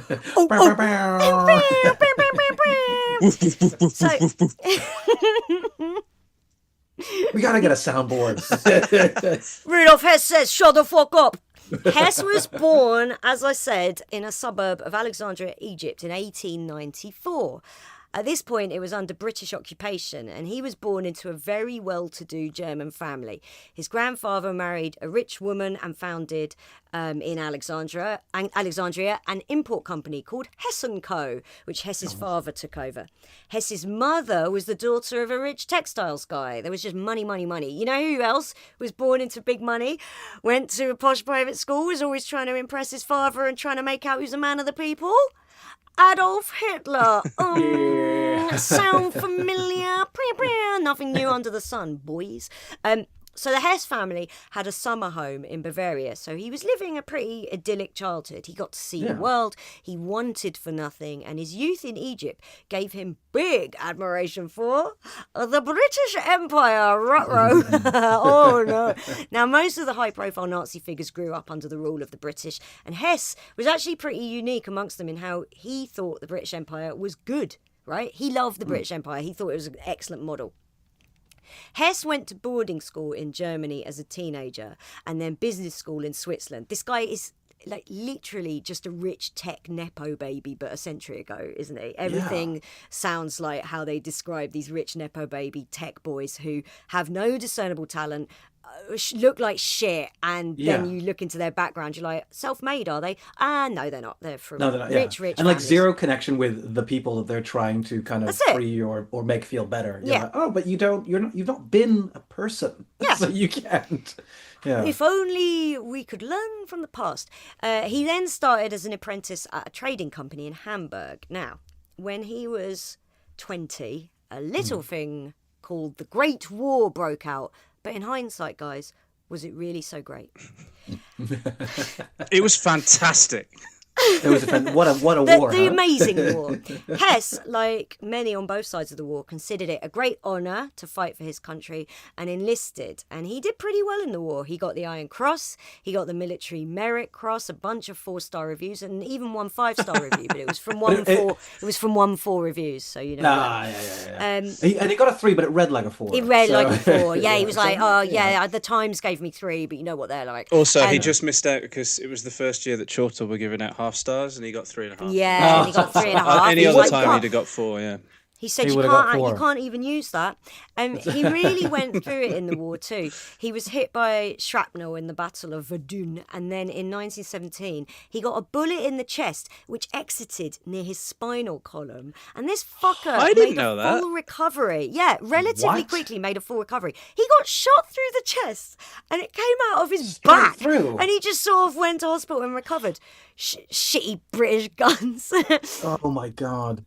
He was discharged, still fully alive after the war, but the Hess family's fortunes had tanked because naturally the British expropriated all their shit in Egypt. So the Hess family, their wealth was very depleted by this. And Hess was furious about this. How could the British have done this to his family? So what do you think Hess did to express his rage in his mid-20s about cruelly having his family fortunes snatched from him, right? What do you think he did? Do you think he went, I'm going to work as hard as I can to build this business back up? Lord Sugar. Now that there's peace on Earth. I reckon that, or maybe go up to the top of a clock tower with a sniper rifle. That's another Nation's option. pride. I'll tell you what he did. He joined the Thule Society. Ooh, what's that? The Thule Society is an anti-Semitic extreme right-wing Volkisch group. Volkisch being a sort of pre-Nazi proto-fascist idea that was born at the turn of the century. There were a lot of socio-cultural changes in the late 1800s. And this was basically reform. Like you've seen, we need to go back to the old days, Christian values. They would talk of, we need to get back to the idea of an ancient Germany. This was just the Rhineland. Yeah, there you go. Again, nothing new under the sun. Hess also joined. I'm pronouncing all these terribly because, as I said on the lectern at my nana's funeral, she could speak 6 languages. I speak less than 1. Hess also joined Freikorps, a paramilitary organisation that took volunteers. So he became a volunteer for this gang of thugs, basically. He was involved in street brawls. He handed out anti-Semitic pamphlets in Munich. This guy was a proper little Tommy Robinson lover, IMO. And in 1919, he went to the University of Munich and he had a professor who introduced Hess to the idea of Germany forcefully conquering additional territory in Eastern Europe. And Hess just loved this idea. And he was the one who introduced Hitler to that idea. And it became one of the main tenets of Nazi ideology. Yeah, I'm amazed that it's because I remember having a conversation with somebody recently where you meet people in real life and they go, "You like politics, don't you?" And I don't think I wouldn't say I liked it, but I just sort of. Well, you follow it and you understand it. It's a part of life. That you have to be incurious to not. Yeah, and the question she asked was like, what do you think about Trump wanting Greenland? And I was like, well, I don't think any leader of a country that looks at another country and goes, I want that. The historical precedence isn't great. Yeah, exactly. Right. Yeah. And I was and I think that's true. I think anybody like Putin with Ukraine, like as recent examples, it's been going on for fucking ever. But if somebody looks at another country and goes, yeah, let's do that. Not only is it the mark of a bad person, but it's also it's quite unhinged, because you have to you're banking on the fact that the rest of the world is going to let you. Do you know, like, that's absolutely nuts. Nuts. It's crazy. Yeah, you have to allow it, and they kind of did too much. Yeah. So while all this was going on, Hess was being a proper little German 1920s version of a Britain First nerd. While all that was happening, he found a little bit of romance. He fell in love with a fellow student, Ilse Prohl. It's such a German name. It's such a German Nazi name. They only had one child, a son called Wolf Radiger Hess, born in 1937. So they either struggled to have kids or they barely fucked, because Ilse was almost 40 when she had him. His name was probably a bit of both. Yeah. He was busy. He was busy doing his Nazi stuff. Handing out his little pamphlets. Well, that's it. Hello, Munich. I have this for you.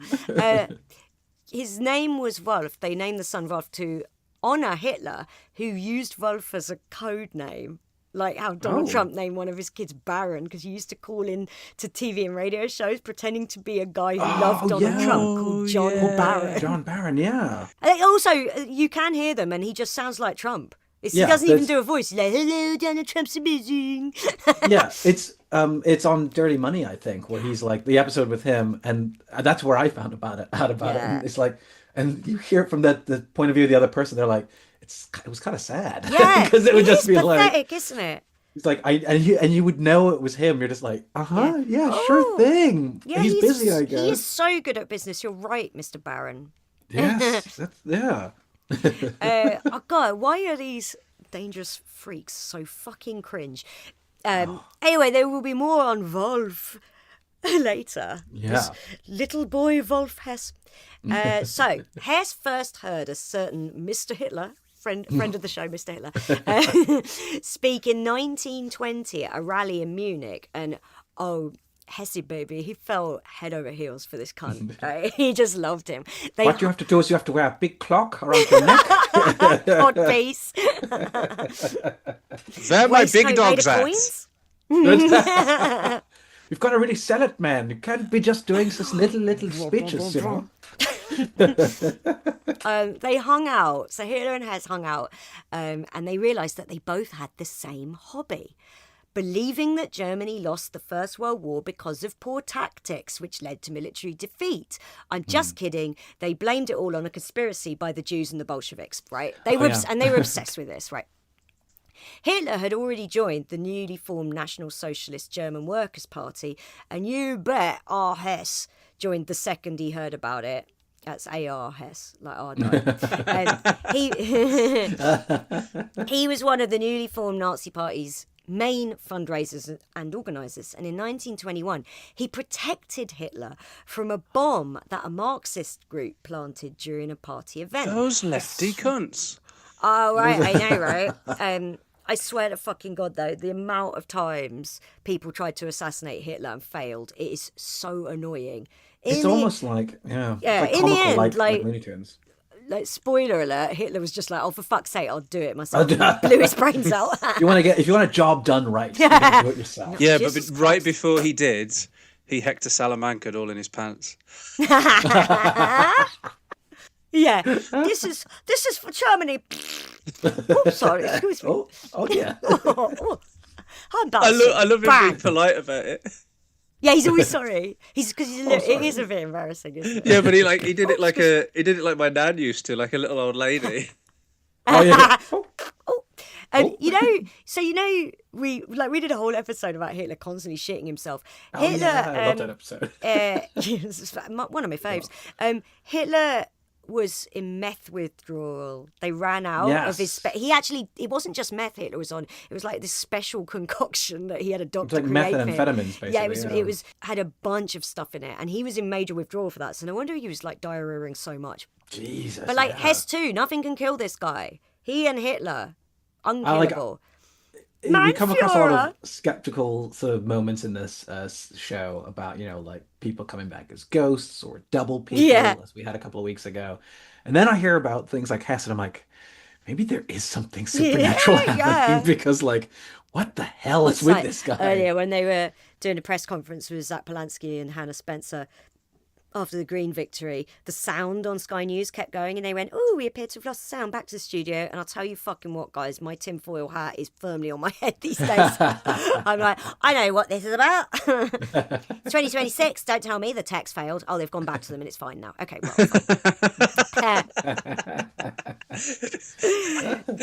Yeah, but then you believe the evidence of your own ears, don't you? Whereas conspiracy theorists don't. They'll be carried on. That's true. Then they'll have been dubbed by somebody else saying something that... Yeah, that's right, yeah. You've always got, something to... Yeah. That's it. AI, it's AI. Anyway, it was just AI.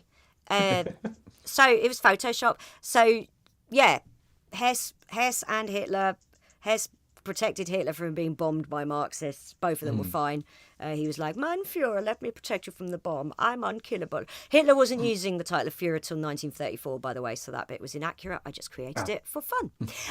Now, Germany was it can't be understated how much Germany was in a terrible way after the First World War. The economy was in the toilet, and the nation had another kind of depression, brain depression. I wrote all this in a Weatherspoons yesterday in Hastings. That's amazing. Donald Ewan Cameron thought that was a social contagion. Thought it was contagious. Yeah? Yes. Mental health problems, yeah. Of course he did. And it kind of goes to show how MK Ultra wasn't concerned with the lines of good and evil, which we knew anyway, but it bears repeating that this guy looked at the Nazis, wanted to stop them, and then used their ideas and experiments and thought processes exactly the same way with no fucking self-awareness. Yeah, that's it. If we did it the American way, though, it'd probably be better, right? we just take what they did. Like, if Hitler hadn't tried to conquer as much of the planet, they might have got away with a lot more. I'm not sure they would have got their 1,000-year Reich, but they probably got more than 12 years. But in Germany in this time, there was a real sense of national sadness at losing the war. There was unrest in the air. And in 1922, Mussolini seized power in Italy. And Hitler, I mean, we've covered the beer hall putsch way back in our Geopolitics of the 20th Century series. Hitler tried to copy Mussolini's homework and do that with Germany. He ran into a beer hall in Munich where a Bavarian state commissioner was doing a town hall. He fired his gun in the air and yelled about revolution. And, like, none of that worked. Hitler went to prison. The Nazi Party was made illegal. And that's the last we heard of those guys. Phew. Back to you.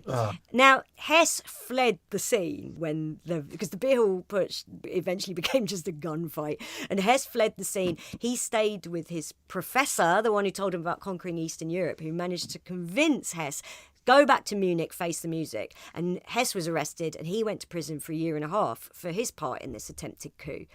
So this is sad, isn't it? But no, it wasn't. It's actually so cute. Because guess what? Hess and Hitler were in Landsberg prison together. Yay! Oh, that was smart. Sitcom. Yeah, I know. Clever, right? Good thinking. Hitler wrote Mein Even Kampf at primary school, they split the troublemakers up. Exactly. Yeah, totally. Yeah, and that's like 6-year-olds. Yeah. So Hitler wrote Mein Kampf in Landsberg prison, aka White Wine, and he wrote by dictating it to Hess. OMG, like, what a little bitch. I'll write it down for you, mein Führer. It's pathetic. That's so lame. Hitler didn't even have to type it himself. He just goose stepped up and down his cell, going, "And another way that I have been downtrodden." And this book became an insane bestseller. Very few people will have bothered to read Mein Kampf. I certainly haven't, but from what I can tell, it is a lengthy litany of complaints and rants, and it is, would you believe, so anti-Semitic. But it was, unfortunately, just what this ailing, twitchy Germany needed upon its release in 1925, and it was the backbone of the Nazi Party's political platform. The illegal party sues, yes, that's the one. Now, Hitler and his biggest fan, Hess, were released from prison in 1924. The ban on the party was lifted in 1925. Yay! Free speech! Free speech! Free speech! Hitler made Hess, his private secretary, type in for money. Type what you want me to do. Hess and Hitler went all around Germany for Hitler to speak to the German people, and they were just best buds, okay? These two were big friends. By 1929, this 100% legal party had 150,000 members. Now, at the end of World War I, Hess had started training as a pilot. But the war ended before he ever got his chance to get up in the sky. And he obviously always dreamed of being a pilot. He got his private pilot's license in 1929. There wasn't even a war on. He just really wanted to fly planes with his fucking bullet hole through his entire body. Jesus. Now, wind blowing through it. Yeah. Chilly. For more, like, Death Becomes Her. When Meryl Streep's got that big hole in it. You just hear... No, it's Goldie Hawn, isn't it? It's Goldie Hawn, yeah. Now, if you want more info on this, you can listen to our geopolitics story series where we cover the rise of the Nazis, but listeners probably know that on January the 30th, 1933, Hitler was appointed Reich Chancellor of Germany, and in April of that year, Hess was named Deputy Führer of the Nazi Party. He ran a bunch of shit, and there's no way he could do a good job with all of it. He was responsible for foreign affairs, finance, health, education, law. He wrote and co-signed tons of Hitler's degrees. He was key in organising the annual Nuremberg rallies. Right, he had so much to do. He can't have been doing it all to a high standard. But the Nuremberg rallies ran every year until 1938 and used like military ritual parades to project the Nazi ideal of a strong, united Germany. You can see amazing footage of them in Leni Riefenstahl's Triumph of the Will. Great film. Great top movie. Now, the last Nuremberg rally in 1938 celebrated Anschluss. That's how it's pronounced, isn't it? Mm-hmm. Anschluss. That was the Anschluss, which was the German annexation of Austria, which had happened earlier that year. At the rallies, at these Nuremberg rallies, Hess would give the opening speech and introduce Hitler like a fucking hype man. Oh my God. See, this is where the big clock... Big clock, man. Big clock, baby. Are you ready to hate? When I say Sieg, you say Heil. Sieg, Heil, Sieg, Heil. How long are we going to rule for? 1,000 years. Yeah, when I say 1,000, you say yeah, right. I just think we need to cut that bit. It doesn't rolling off the tongue as much, you know. Okay. Great idea, Mr. Hitler. I really enjoyed it. Doesn't rolling off the tongue. that was good stuff. So Hitler had Hess review all court decisions that were related to people deemed enemies of the Nazi Party, and he instructed him to take, quote, merciless action when he saw fit. This would sometimes involve just having the person murdered. It mostly involved sending them to these new concentration camps. What's wrong with concentrating? That's how you pass your exams. The Hess office is responsible for the drafting of the Nuremberg laws in 1935, which were the laws designed to persecute Jewish people. They were banned from marrying non-Jews, and the goal was ultimately to deprive non-Aryans of German citizenship. Like, it's so similar to what America is doing now, where they're gradually basically making it saying you have to be pure white to be considered an American citizen on our stolen land. Oh, yeah, Jesus Christ. I know. And it's worth saying at this point that you will have heard endlessly, at least the Nazis made the trains run on time. The idea being that the Nazis did rebuild Germany after the rubble of World War I, and their destruction was elsewhere in camps around Europe. But it is bollocks. There were initially a lot of jobs and new buildings that were built, fantastic new roads were laid, but mostly the people of Germany were told, make Germany great again, that Germany was great, and that they were a great people, and that they had someone to blame for all the unhappiness they'd felt for the past decade plus. And in actuality, the Nazis spelt their entire 1,000-year Reich that lasted 12 years, basically just having conversations about how can we kill more Jews? How can we kill more Jews? It was all they fucking cared about. Hitler wasn't even the one who cared about that the most, right? There were people like Himmler, that was his obsession. I want to kill the most Jewish people. Yeah. And as a result, wages didn't really go up. People's lives didn't improve under Nazi rule. And I don't know if you've heard, but war is expensive. And the country was left in a worse state by this party than they found it in by a long way. But fuck the centrists who let Hitler into power, and fuck you, Keir Starmer, while we're at it. I've never understood, like, even if if they say, oh, well, say what you like about the Nazis, at least they made the trains run on time. Like, yeah. So what if they did? You hear a lot of it's really like not. It's a tired social media gag that was being pointed at the Conservatives under Johnson. Yeah. Well, no, it is genuinely because it's like Hitler made Germany all run really like nicely. he turned it around. Yeah. And it's like, well, our Tories can't even do that because our trains are fucked. Under private ownership. So people go, oh, even under the Nazis, the trains ran on time. It turns out that's not true either. It was all crap, yeah. Okay, so Rudolf Hess. Sorry, I'm aware we're nowhere near MK Ultra, but I just think his life is a fascinating cautionary tale, and where it goes, you simply won't believe. Hess was absolutely obsessed with his health. He was a pure hypochondriac. He didn't drink, he didn't smoke, he was veggie, wonk alert. He would bring his own food to the Berghof, which was Hitler's holiday home, claiming it was, quote... Wow, that's... What would you say? He called his food that he would bring to Hitler's holiday home in the 30s biologically dynamic. That is... What a wanker. A little fanny. It's full of jizz.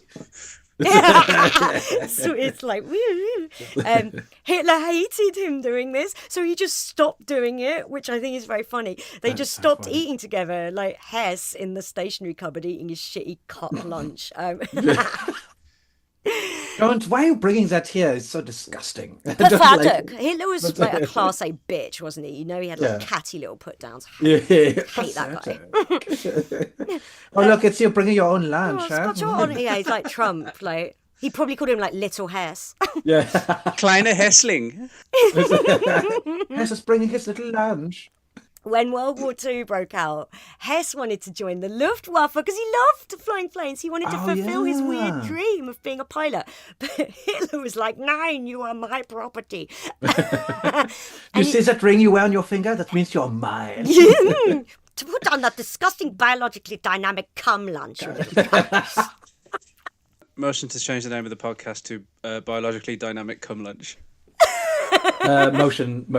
All in favor? There was a podcast called Cum Town, which launched 3 huge stars, including my boyfriend Adam Friedland, who Michael thinks is weird that I talk about Adam Friedland in sad terms. I was like, he'd never fancy me and he'd find me annoying. Michael's like, it is weird how you talk about this. You've never met him, and you have a boyfriend. Oh yeah. Hitler ordered Hess to stop flying at all while the war was on, and Hess negotiated with Hitler to make the ban a 1-year ban, so he wasn't allowed to fly until 1940.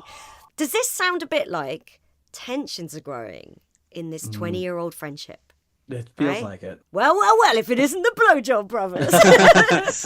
That's what everyone else says when they come in a room together. It's so good.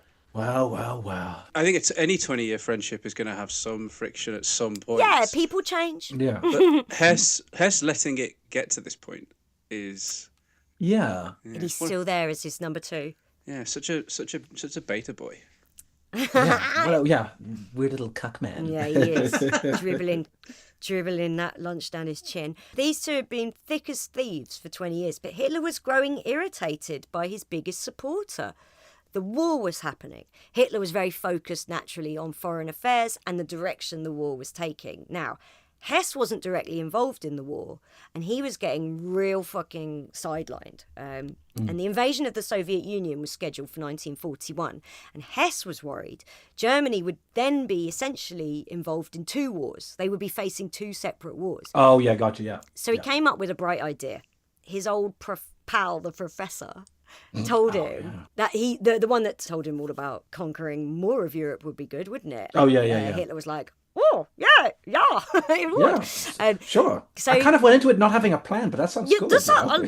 I just wanted to be like leader and stuff, but this sounds awesome. I just wanted 100,000 followers, but why not aim bigger? Yeah, you know.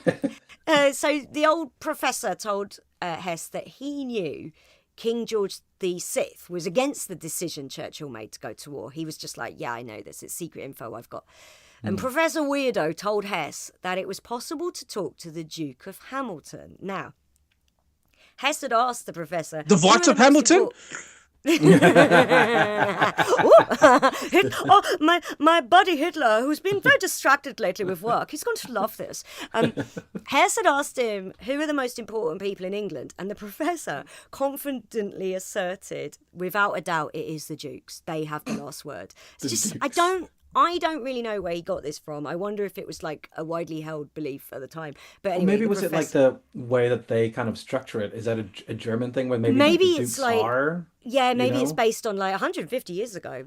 Yeah. So Hess decided the Duke of Hamilton was one of the leaders of a political party who was against the war with Germany. It's like, you can look this up. I know there's no internet, but and what a stroke of luck, guys. The professor was literally friends with the Duke of Hamilton, and they wrote to Hamilton. That's why he said he's That's why he said he's important. He's like, it's the most important guy. It's the only guy you know. Yeah, it's your friend. Yeah. They wrote to this guy in the autumn of 1940, but MI5 intercepted the letter. And the Duke did end up seeing it, but not until March 1941. I'm not sure why he ended up seeing it. Like, why pass it on to him at all? But it took over 6 months. The plan was afoot. So Hess started training in a little Messerschmitt. It's a two-seater twin-engine plane he started training in. He asked for a radio compass and extra long-range fuel tanks to be installed and extra oxygen too. And in May 1941, Hess took off in his special little aeroplane. He had a beautiful leather flying suit on with a badge that said Captain. Oh, wow. What a little fucking nerd. A bunch of money. He brought tons of different medicines. He brought a camera, maps, a torch, and dextrose tablets, which were to stop him getting tired. Cum sandwiches. Cumsy boys sandwiches full of cum. And, you know, Hitler saw him off and he's like, okay, now remember to phone me when you arrive. And I've got my bread and dripping, Mr. Hitler. Don't call it dripping, Suze. That's disgusting. That's what I call it when me and Michael are doing it. Bread and dripping. When we have sex, I have a loaf of bread in one hand, and I'm like, I'm ready, baby. I'm ready. Bread and dripping. So yeah, Hess is in his little plane. He's got all his special medicines and his camera and his money and his torch, and he flew across Germany all night and then across the North Sea. He was going to meet with the Duke of Hamilton and end this war. Now, as he was about to reach England's north, he dumped his first empty fuel tanks in the sea, a litter bog, and the British radar detected his little plane. Right, so Spitfires. Oh, after doing that, yeah. Yeah. Spitfires were sent to intercept, and almost out of fuel, Hess parachuted out of his plane. He just my cum sandwiches. Goodbye. Eating it on the way down, like, so biologically dynamic to eat all this cum. He parachuted out of the plane and floated down and absolutely fucked his foot, but it's Hess, so of course he didn't die. The plane finally crashed about 12 miles from the Duke's house. Hess considered this, and he would talk about this for like decades, right? Yeah. Hess considered this the proudest moment of his life. Wow. Jumping out. Not the birth of his son, no. Not even the Nazi party taking power in Germany. His proudest achievement was flying across the sea in a little plane and jumping out of it. Jumping out and absolutely wrecking his foot. Yeah, fucking his ankle. He loved to fly around, right? It's all he wanted to do. Now, before flying to Germany, Hess had written a letter for Hitler that detailed his big plan to negotiate peace with Britain via the Duke of Hamilton in Scotland. And Hitler apparently went berserk. He was screaming and raging about this. Everyone in the Berghof could hear him. But from everything I've read about Hitler, he did do this a lot. Anyway. Yeah, so they're like, oh, he's at it again. Hitler's screaming. He got his trusted buds together and panicked that Italy and Japan, who were his allies, would see what Hess had done as Hitler himself attempting to negotiate peace with Britain, but secretly. Yeah. Now, Goebbels was like Hitler's social media guy, and he ordered... Just post a video, man. Just say, Yeah, okay, I got some memes ready to go, man. He ordered Goebbels to write stories, to get the German press to write stories about how Hess was a madman, and he came up with this all on his own without Hitler, and which I mean is true. That is what happened. Hess was stripped of all state and party offices, and Hitler ordered he be shot on sight if he ever returned to Germany. Whoa! So he turned on him. And instantly, it sounded like it was a straw that broke the camel's back. And yeah. Adolf, though. Oh my God, this guy wrote down all of Mein Kampf for you, you fucking snake emoji. Doing this for you, baby. I'm trying to make it so you're only fighting one war, the one against the Soviets. So Hess landed at a farm near Glasgow where the farmer found him, like, under his parachute with his fuck foot, struggling to get out. This fucking clown. And Hess told him, I am Officer Alfred Horn. Ooh, got the horn. And he said he had an urgent meeting with the Duke of Hamilton. Yeah. Gave him a fake name. I'm Officer. So this farmer, David McLean, took him to his cottage and just like called the police.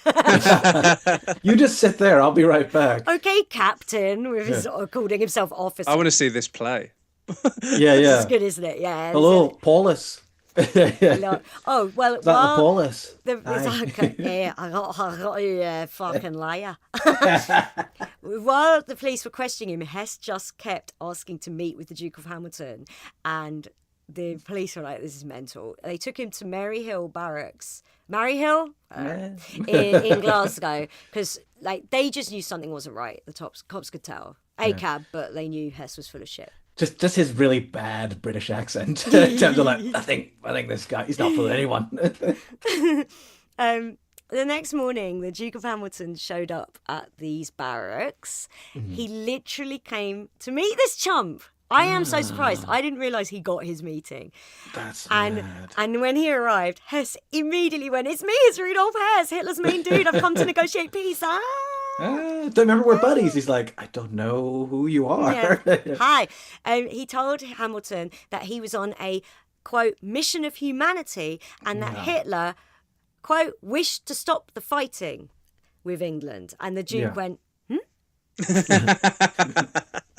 and Hess went, yeah, OMG, good news, peace is on the menu. And the Duke went, what? Hess then claimed that the medical treatment he'd received at the barracks wasn't good enough, and he started accusing the Brits of trying to poison him, presumably because they weren't giving him any cum on kale salad with a Hess was transferred to the Tower of London. I don't know enough about the Tower of London, but I presume people like stopped being imprisoned there in 1790 or something. That's what I would have thought. Yeah, but obviously not. It feels like something from ancient times. Hess was in there like an ancient disgraced prince. They put him in the stocks, did they? Yeah. People just threw tomatoes at him. They got the Tower of London doctor in to look at his humours. We're gonna have to drill a hole in your head. Sorry, mate. And it didn't do anything to him. No, and he was like, nothing there. I've already got one hole. It's one to match another. He wasn't in the Tower of London for very long. It was like a transitional prison. They took him to Surrey. They put him in a regular prison in Surrey for over a year, where Churchill, he actually allowed Hess to be treated well. He ordered he be treated very well, but said he wasn't allowed to read papers or listen to the radio. And how many guards do you think were guarding Hess? I know it's going to be an astronomically low number. I was going to say, is it 0? 10? Yeah. Guys, it's actually a number that I would consider overkill. 150. What? Wow. Okay, that is that. They were placed on guard. I guess they were just fucking terrified this prick would escape. But everything he'd done so far had been so idiotic. I don't know why they thought they were dealing with a genius here. He kept demanding to meet again with the Duke of Hamilton. And oh my God, has he give it up? Yeah. Psychiatrist. Yes, I barely know him. I barely know the guy. I saw him at a party like once, 10 years ago. He doesn't he really thought he led a political party and that he was like in direct opposition to the king. It's like this guy probably was just really looking to live a quiet life with all his money. Yeah. So psychiatrists that we met, they treated him, and he told them that they all just wanted to poison him and kill him from lack of sleep. He was extremely paranoid. He would insist on swapping his dinner with one of his guards and kept trying to get samples of his food sent out for analysis. Fuck me. There's not enough calm in this. Please tell me yeah? So our friend Donald from last week was left with this fucking annoying weirdo, and honestly, deserved.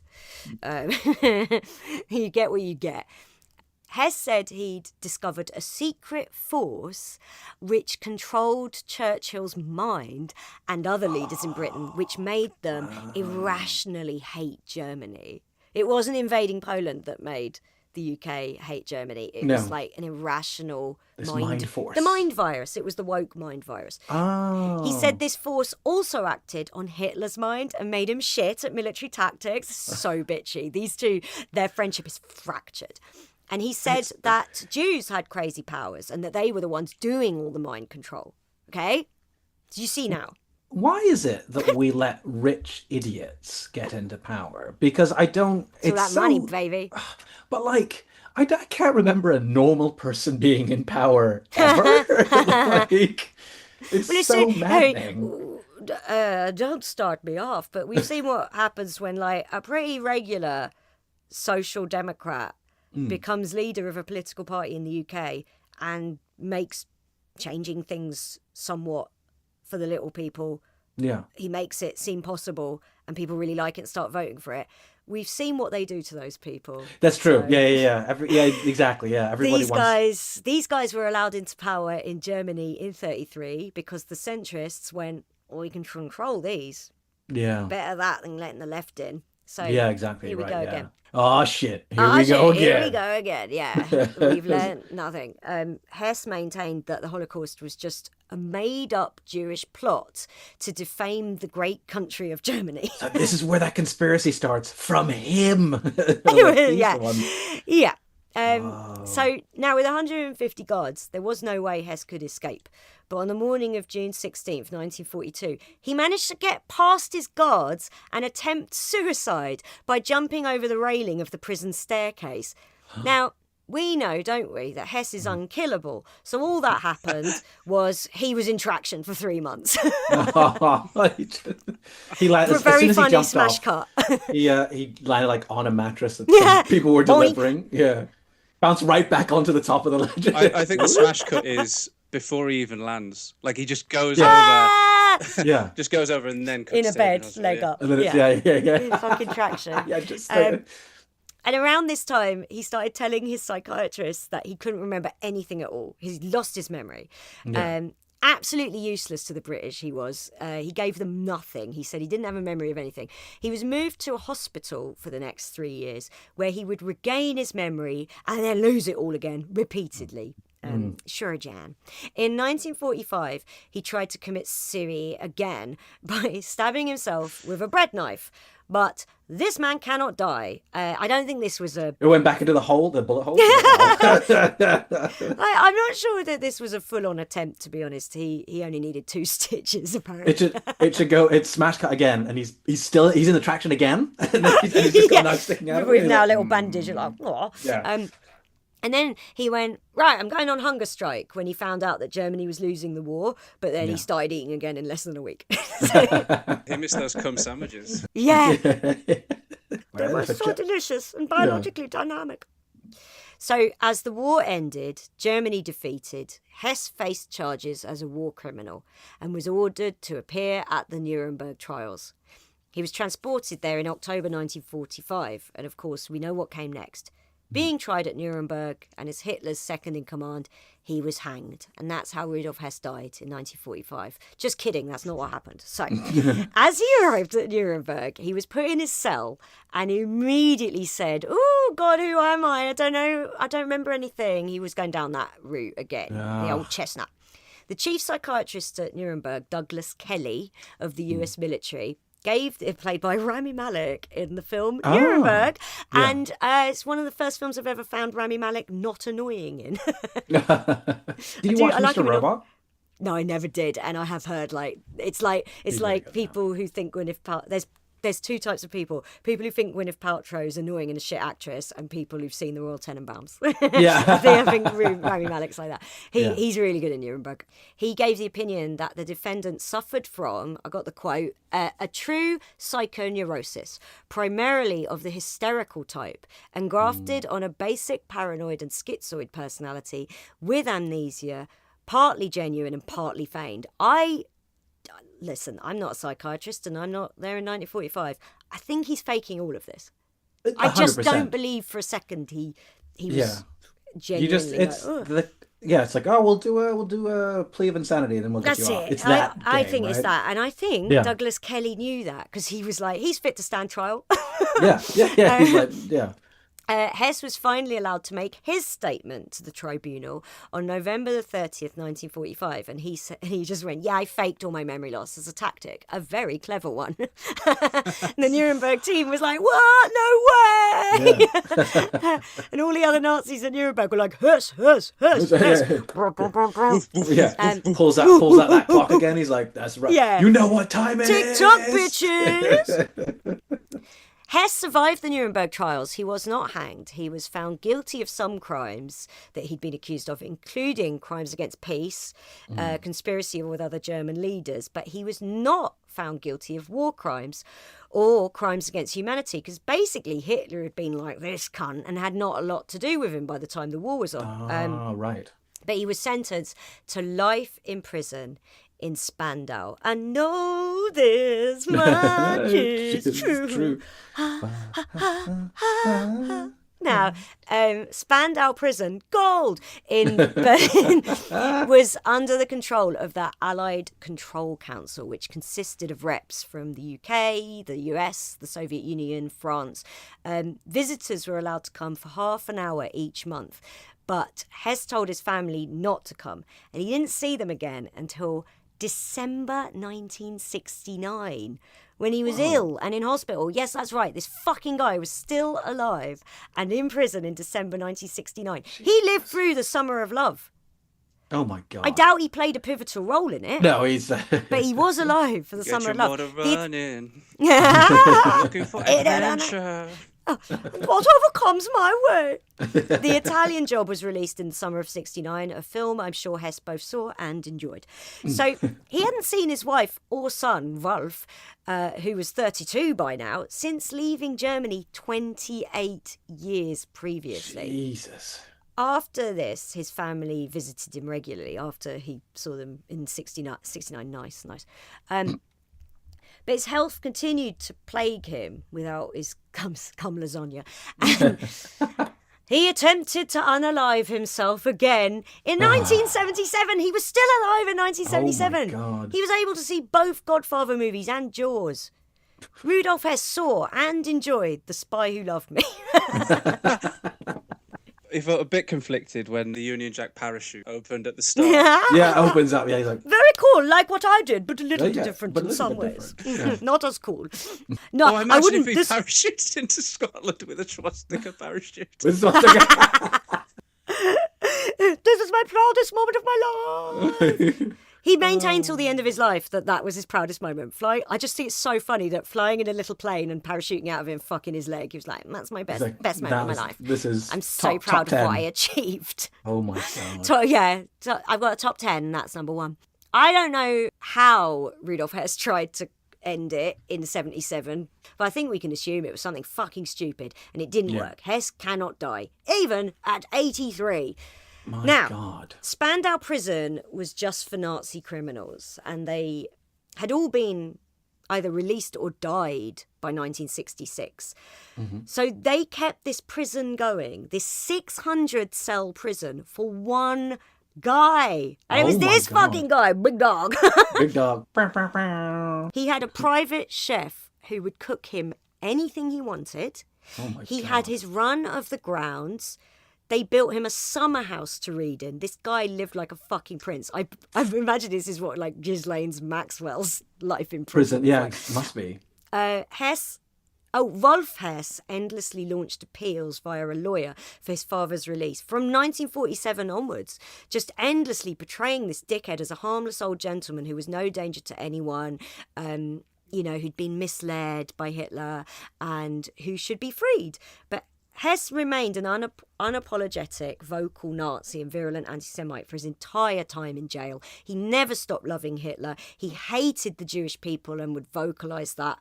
He kept promising as well, as part of his appeals, he would say, I will never make a statement to the press if I'm released. I will just keep my head down, keep to myself, while repeatedly writing draft statements that he planned to make the second he was freed, which didn't help with his appeals. Rudolf Hess died in 1987, aged 93. He was the sole inhabitant of Spandau Prison for more than 20 years. Here is a list of films that Hess lived to see and enjoy. Tron, E.T., Amadeus, Platoon, Every Star War, Hannah and Her Sisters, Back to the Future, Oh my God. Ghostbusters, Stand By Me, Blade Runner, Scarface, John Carpenter's The Thing, Tootsie, Blue Velvet, and of course his favourite, Airplane. That's my favourite joke over it.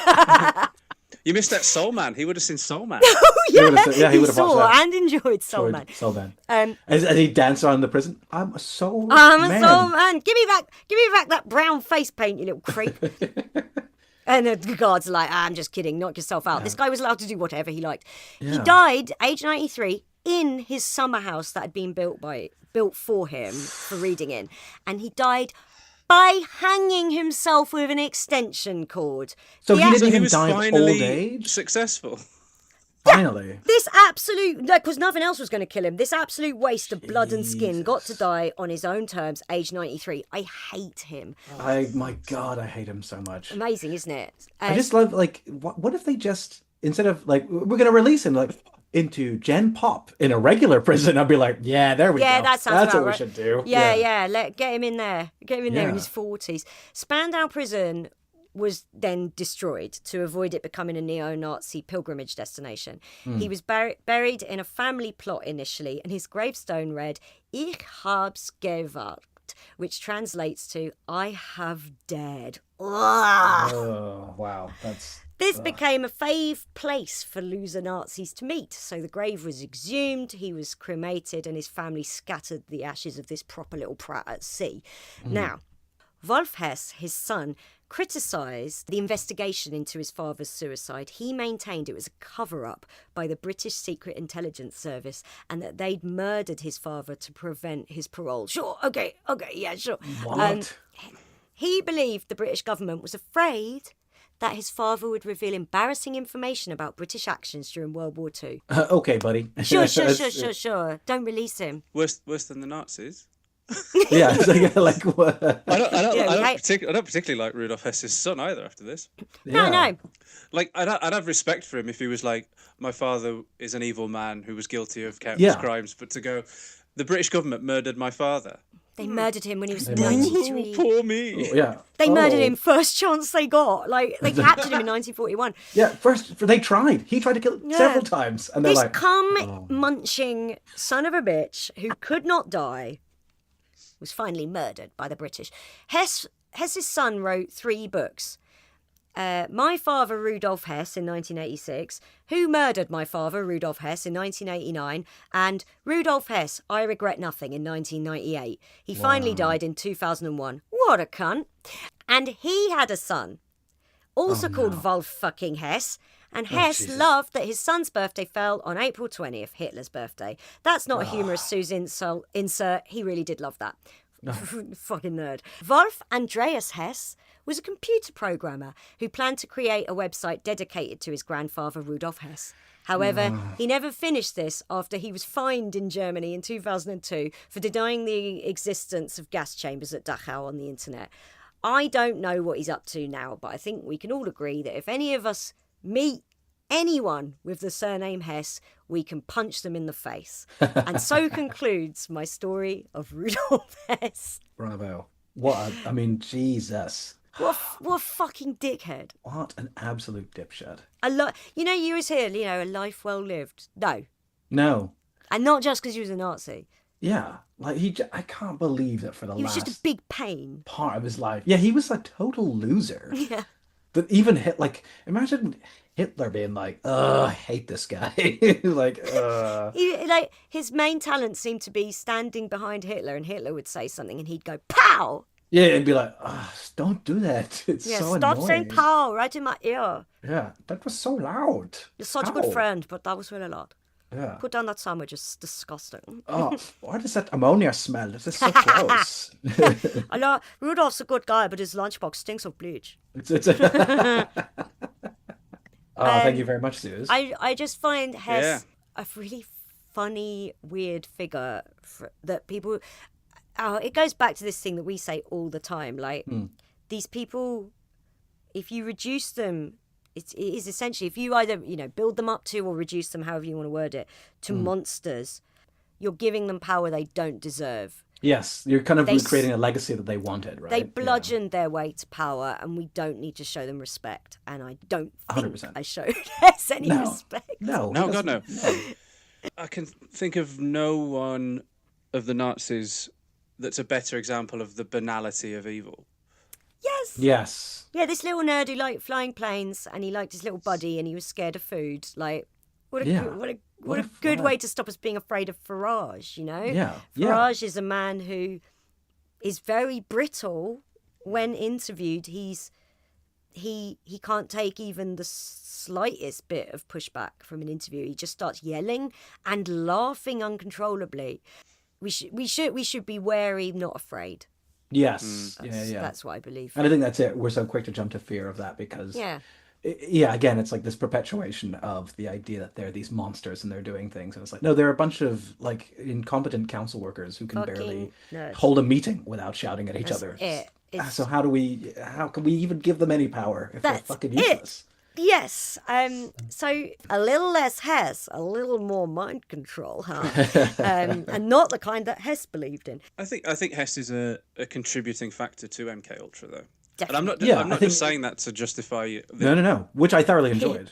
Yeah. I think it's because, like I say, Donald Ewan Cameron had such access to Hess that so much so actually that it would be one of his defining experiences with Nazis and what they'd done. It's almost like he went, this guy's so fucking stupid and he's silly and he is paranoid and deluded, and so we could do what they did, but we're really smart. Let's be really smart about it. Here's where they went wrong. Let's not do that. He was terrified of the Nazis ever happening again. Yeah. And in order to stop that, he subscribed to eugenics. So it's whether or not he was frightened of what the Nazis were going to do because of what he saw in Hess, or I don't know. It makes no sense to me because Donald Ewan Cameron had the mindset of a Nazi himself. Yes. Yeah. And a god complex. Yeah. Possibly a more dangerous man than Hess. Really, if he'd been given the reins. He got given so much leeway with MK Ultra. Yeah. More leeway than Hess actually had, because if you think about it, Hess had no real sway whatsoever. No. And he spent the majority of... he made it so sidelined. Yeah. And we don't want to know what he used for butter. Yeah. Why do they smell like your sandwiches? Ew, Flora. Guess again.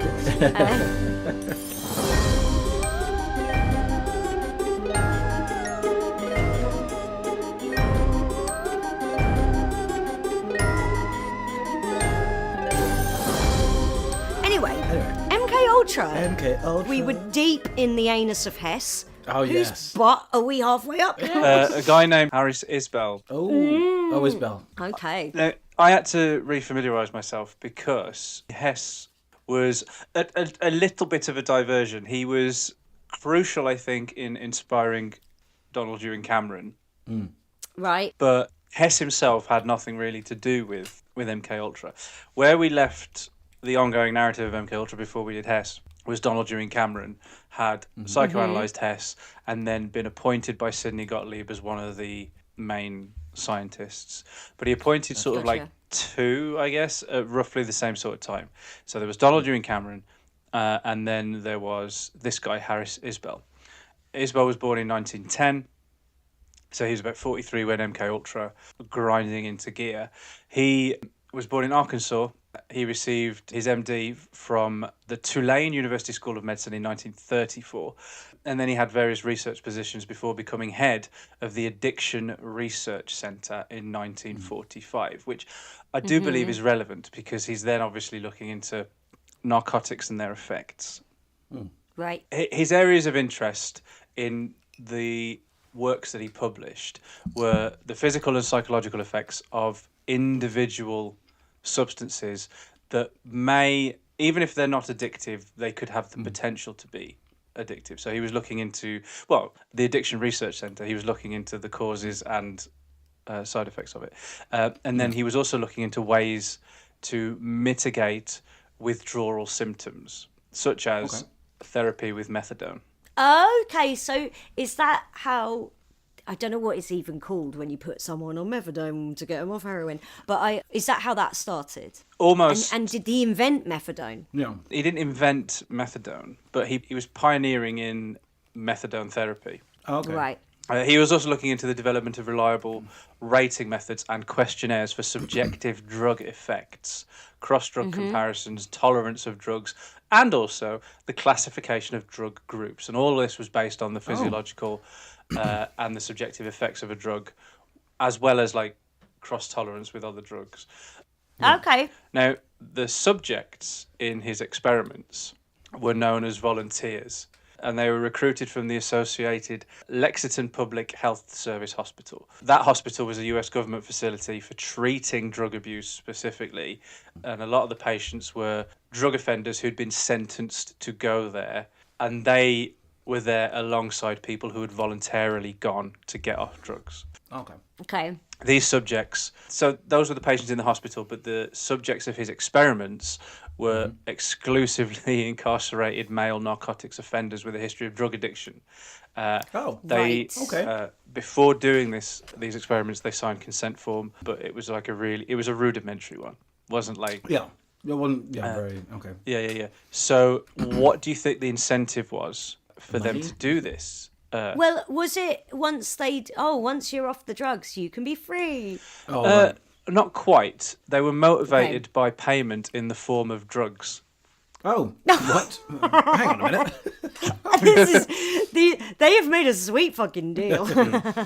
So I just gotta test the drugs, and then you're gonna give me more drugs, right? That's what's gonna happen. That fact was, for obvious reasons, not published in the articles. So, but if you think about it, taking part in these experiments, they're gonna be given drugs. Yeah, so they're either way. So that was essentially one of the reasons. Like, hey, do you want to take part in this experiment? Give you drugs. There was also a separate living environment within the research centre for these experimental subjects. So because they were incarcerated, they were prisoners, they got to have their own small little private room, which is going to have been an upgrade from what they were. Prison. The use of prison subjects for these sorts of experiments, and also the way that they were incentivized as well by giving drugs, that's going to be hard to square with informed consent standards, because they're being, I guess, sort of like coerced into doing it. Okay, I see what you mean. Like, it's sort of a lot, because they're given a sweet deal, so it's like, hey, here's a nice little room and good food, but you have to take drugs, and they're like, oh no, where do I sign? Oh no, that thing I do. Yeah. So we picked you for a very specific. Is it drugs? Yes, that's why we picked you. I'm saying this is prior to MK Ultra for Isbell, right. All right. Yeah. This is still just background what he was doing beforehand and where his area of research was in.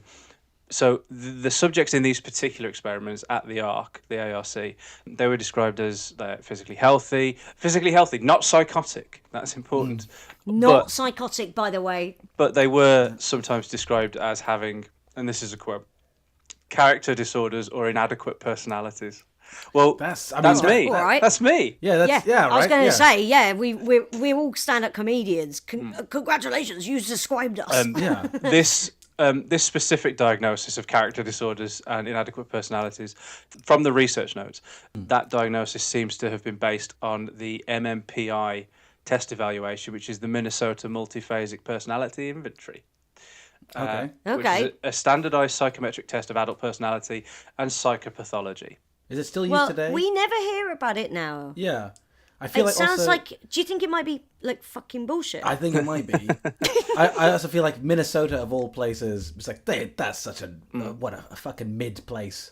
How have they? Hey man, they took on ice and they won. Actually, they did. Also, fun fact: Minnesota this is my favorite fact in the 1984 U.S. presidential election, Reagan won every single state except Minnesota. Okay, I take it back. It's the only time in its history that's happened, and I salute you, Minnesota, but you fucking mid. Yeah, you blew it on this test, mate. You'd be nothing without Ilhan Omar. So we're in like very, very late 40s, like into 1950, still a couple of years. But still, the war is a recent memory. So it's still a couple of years away from MK Ultra, but it is also a very unenlightened time. There's a lot of rebuilding going on. Well, and this is either a very deliberate thing that they did, or because of the way society was, a lot of the incarcerated males imprisoned for drug offences happened to be from a certain demographic group, but the subjects in the more extreme psychedelic experiments were mostly black guys. Okay. Here we are. Here we go.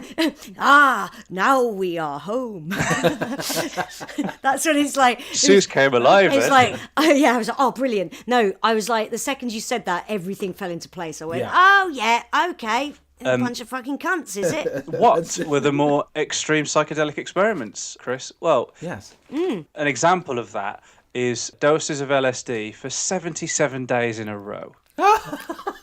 Oh my God. No, but this would have made them so cool and normal. That's wow. These dudes. You know, I'd like to point out that's over 2 months. That's okay. And they weren't microdosing. So like that, I think that's absolutely insane for anybody. But to pick on the black guys is even worse. Amazing. Because you think fucking about like, amazing, isn't on it? paper, they're like, all right, we'll give it to him for 77 days. I imagine someone going, are you sure? That's a really long time. And like, no, it's fine. It's fine. It's black guys. We can do whatever we like. Totally if you hide it in some Korean chicken, some soju and Heineken, they won't notice. They'll go for it. I've been drinking this for 77 days, guys. This is fantastic. Well, that's what I was thinking. Like, LSD for 77 days is insane, but anything for 77 days is insane. You get bored, LSD is don't just you? like, yeah, exactly. Yeah. I mean, if I ate we've got Ritter Sport on the table. I had that 2 days running, and I'm leaving the next half a chocolate bar. I'm leaving it today. If I ate Ritter Sport for 77 days, I'd kill myself. Yeah, it's awful, isn't it? I don't want to be unfair to Isbell. The experiments weren't exclusively on black guys. It's just that it was skewed that way for the more extreme ones. So, well, I suppose more of them were in prison because America's a fucking nightmare. That was my point. Yeah. So too, it's like this. Like again, it's an unenlightened time. All right. Yeah. They're like, well, it's like, don't blame us. Those are the only test subjects we had. There was I don't think it was quite as extreme as LSD for 77 days in a row, but there was a fairly extreme barbiturate study in 1950. And the subjects were 5 white guys. Oh, well, I like that. That's that's all right. Yeah. That's a woke. They were doing it to be woke. Yeah. So obviously these experiments were there was an element of risk involved. Okay, quite dangerous. So they were basically inducing addiction. So these people might not have previously been addicted to drugs, but they're essentially making them so. So they're inducing addiction to opiates, alcohol, barbiturates, or newly synthesized pharmaceuticals that had not properly been tested as well. And then after that, they were forcing immediate and severe withdrawal. So there's like sending them cold turkey after having got them addicted. Imagine that, 77 days of doing LSD, man. And you're like, I don't really want to face reality ever, really. Yeah, I was happy jumping into different bodies like Quantum Leap. Why am I doing this? Why is this happening now? This is quite shady. While apparently there were no fatalities, there was at least one close call, and that's all it says. Oh, I want to know what happened. I know, me too. Was he like, I believe I can fly, but it was off the bottom bunk. No, as any study, even if it's just an illusion, there's this idea of consent. All right, so some subjects would drop out in the middle of an experiment. For example, in one case reported, a subject wanted to drop out after a severe negative reaction to a 180 microgram dose of LSD. Right, that's a big dose. Yeah, he had this 180. It sounds big. 180 is the biggest score in darts. So it sounds like a lot of LSD. My friend did that at a pub. They were watching someone play darts, and someone scored 180, and he went. He went 180, and he popped up and he went. He popped up and he went. That's the most you can get. And then everyone sort of looked at him like, what? And then he just walked off. Good fact. I'm shit at darts, right? I guess like it's the sort of thing. I'm good at all the maths. You could practice and then maybe I get good. But the thing is that the treble 20 is such a thin thing that I honestly can't believe anybody can do it 3 times in a row. I know. So that when you somebody see someone does, hit it once, you're like, what a good accident. When somebody does, it's like you're a wizard. Yeah, exactly. Yeah, it is damn impressive. That Luke Littler guy who's he's only 12 years old and he looks 46. Yeah. He's like Rizzo from Greece, right? He's amazing. He's really good. I couldn't handle anything when I was a teenager. What is he now? 17, 18. But when I was a teenager, I couldn't fucking do anything. And he's literally like, I'm the best in the world at a sport. And I know it's darts, but still. Yeah, but it's a sport. He's also, if you think about it, all the other professional darts players, he's had the least amount of practice. Exactly. Yeah. And he's that good already. Because you know how sometimes there's sort of like, you know, doping scandals in sports and and all manner of other things. Or like you know, one of my favourites, niche ones was, I think it was the Winter Olympics, where some competitors for the ski jump were injecting their dicks. Oh my fucking god! Yeah. To make their dicks insane. Bigger for their fitting, so that when they got so that when they got their, it's not a leotard, but when they got their suit fitted, suit, when their dick shrunk back to its normal size, it was a bit baggy, so there was a bit of more like parachute, groin parachute for what? I know. Yeah, so like that is quite an imaginative sporting scandal, right? Whereas with the darts a few years ago, one of them lodged a complaint that the other one was farting to put him off. This guy wanted to drop out after having a 180 microgram dose of LSD, right? And this is a quote as well. He felt that he would die or would become permanently insane. He felt like that while he was feeling it, right? Thing is, he said he wanted to drop out, but he was considerably persuaded to continue. Fuck me, man. Now, okay. If you're an ethical scientist and your subject says to you, I think I'm going to die or become permanently insane. Yeah. You go, do you know what then? You sit the rest of it out. Yeah. It's fine. But they persuaded him to continue. Was the persuasion like this? You're fucking doing it. You do it, yeah. He just pulls out a gun. He's like, so I've got a gun here. If you don't do it. Say hello to my mate. My little friend. Is it Don't. Is it your dick? No, it's a gun. Oh, thank God for that. It's a gun. Oh, I wish it was your dick. That's it. It's a gay guy. These studies. Oh, if it isn't the Blowjob Brothers. Well. Well. There's an awful lot of Blowjob Brothers in the MK Ultra universe. If it isn't the Blowjob Brothers. So this was how the studies would happen. They were in a dedicated experimental ward because it was a working hospital. Medical personnel were readily available, and this is quite something because, in general, in the most general term possible, the methodology appears scientifically sound for these. There was a proper balancing of experimental conditions. There was single, sometimes double-blind procedures as appropriate. There was placebo conditions, careful documentation of the experimental procedures appropriate, awareness of potential confounding factors, and all of that.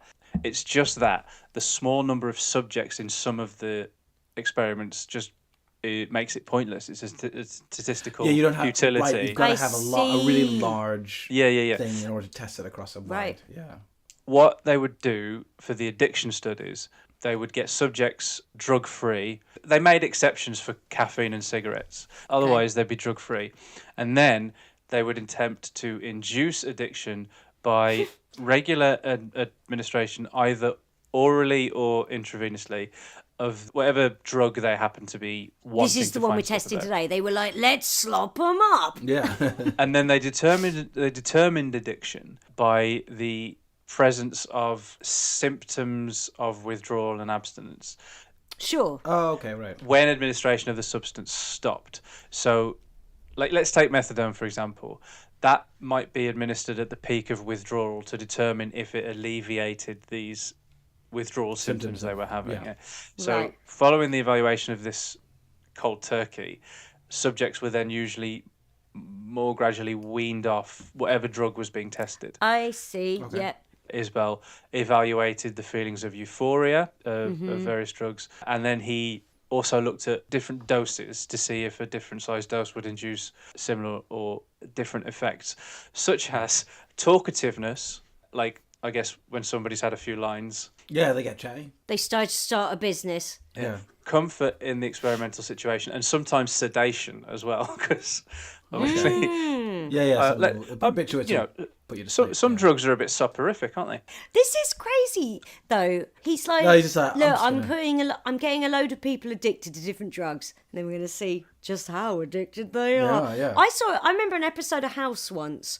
Do you remember House? Oh, I'm never going to rewatch House. Yeah, Billy. No, I know. Billy Kennedy from Neighbours. Billy from Neighbours. That I was used to love such a it big so show. much. Like, it was huge, it was and I so was big. glued to it. And I'm like, if I ever think about how much I loved it and rewatching it, I'm like, never going to do it. The thing about House is, I can see why it caught on because Hugh Laurie's good as the character, but also he's great. Like, it's a great character. It's a really good premise, which is you're basically mixing medical drama and mystery. Yes, exactly. Yeah, it's a medical whodunit. It's not like Diagnosis Murder, where he's a doctor and then he solves murders. No, like exactly. The mystery is they're not medical. two separate it's really cool. things. Yeah. My mum used to get physically angry because in the afternoon, after Neighbours was on in the old days, when Neighbours would be on at like 1:35 p.m. Afterwards, there'd always be like something like Ironside or Quincy. Or Diagnosis Murder. Quincy was the one that made my mum so fucking angry. She hated Quincy. Really? She fucking couldn't stand it. And he was a ladies' man. Is that why? I think she hated the fact that it was like, oh, ring a ding ding, and she hated Judge John Deed. Oh, what? She despised it. That wasn't on in the afternoons. Anyway, there was an episode of House where there was a storyline where a girl presents with symptoms and it turns out she's going through heroin withdrawal, and they're like, right, well, let's get her off the heroin and see if that's what's making the symptoms happen. And they put her in a coma until she's through the withdrawal. And I was like, I remember watching it and going like, if I ever get addicted to heroin, I'm going to request the coma too. Yeah. Well, like it's an that option. sounds much better than all the vomiting and that diarrhea. sounds like House was on when we were like 11 or something, but it wasn't. No. I think I was like 20. Yeah, Susan would be like 21 watching. If I ever get addicted to heroin, I'm going to ask for the coma. I'm sure there's reasons they can't just put everyone in a coma, but it's very, very dangerous. Because like these, like I said, the different types of drugs he was testing were like opioids, barbiturates, and also psychedelics as well. So in those specific ones, in the psychedelic studies, the subjects could choose whether or not they stayed in an individual room or if they mingled with other subjects in the common area who were on other drugs. Oh Jesus! Like, oh my god, the LSD addicts are with the heroin addicts. It's crazy about that. Wow. Or they were also being dosed with psychedelics as well.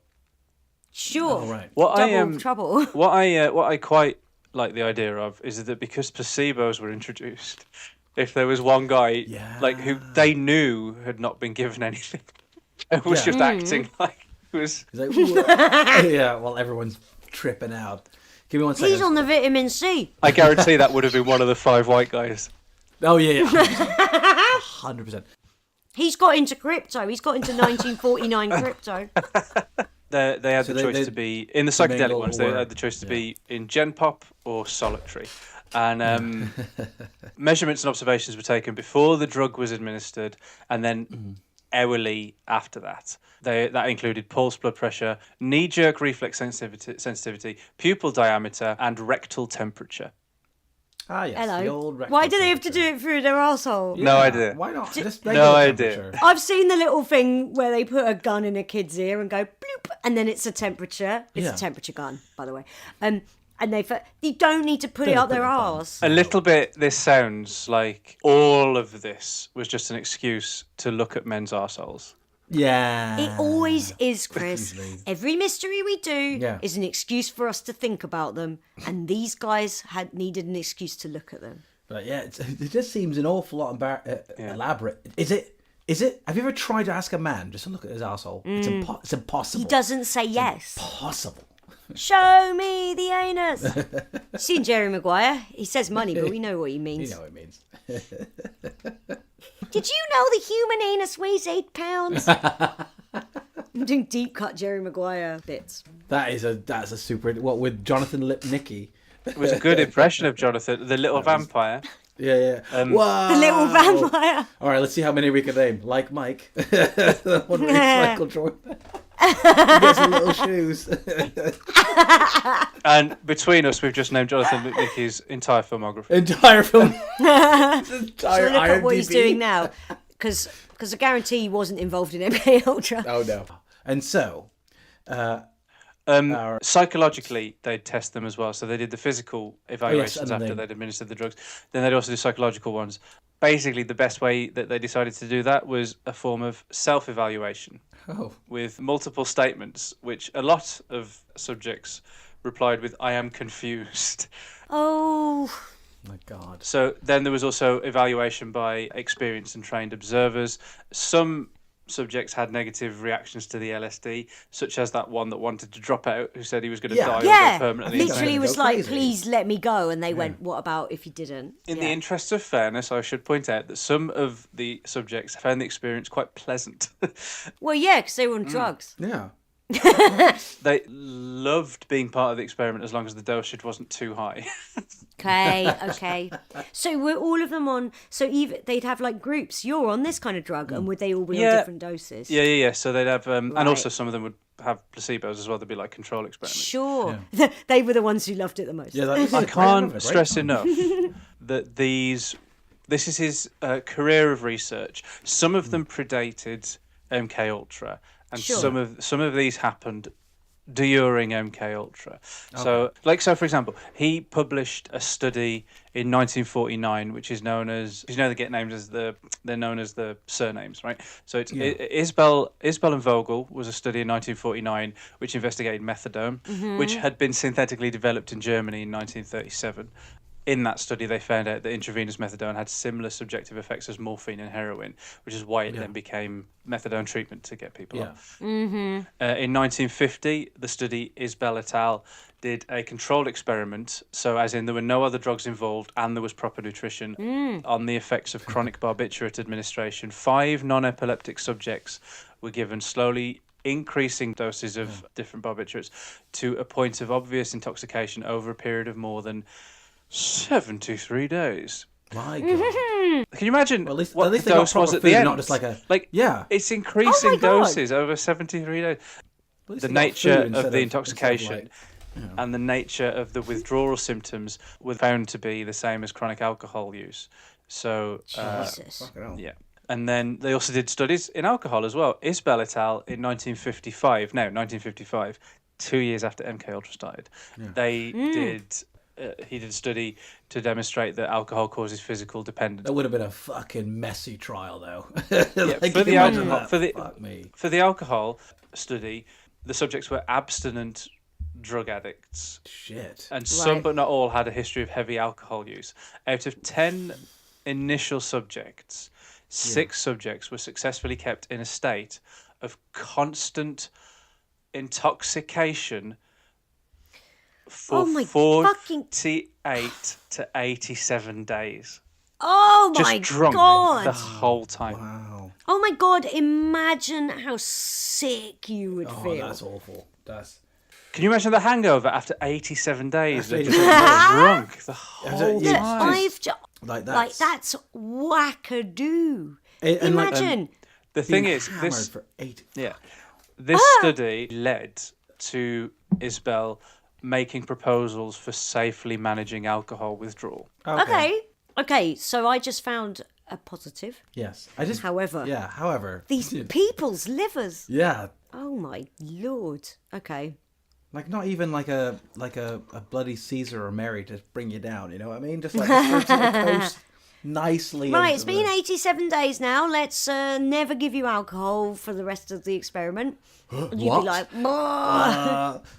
you'd murder someone, you'd kill somebody. I would kill someone. I'm going to kill someone after that. Yeah. Finish it. I'm going to kill someone.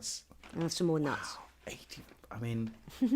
I think most relevant to our ongoing narrative about MKUltra, it's the psychedelics that we're sort of interested in. And also, a lot of his psychedelic studies did happen after he'd been recruited by Sidney Gottlieb for MKUltra. Okay. That guy was sucked, man. So they went, hey, love your work, buddy. How'd you like to come and work for us? It's not really... He didn't have to... I guess he dropped himself in it, is what I'm trying to say, because these studies were published just as studies. And bearing in mind, he'd already been doing studies anyway, so it wasn't out of the ordinary. It's not like, why did you all of a sudden start doing that? This was his area of expertise. He was doing studies into drug addiction and withdrawal anyway. So these studies for psychedelics in 1956, he published studies on LSD, mushrooms, DMT, mescaline. They were, to all intents and purposes, just furthering his research that everybody knew.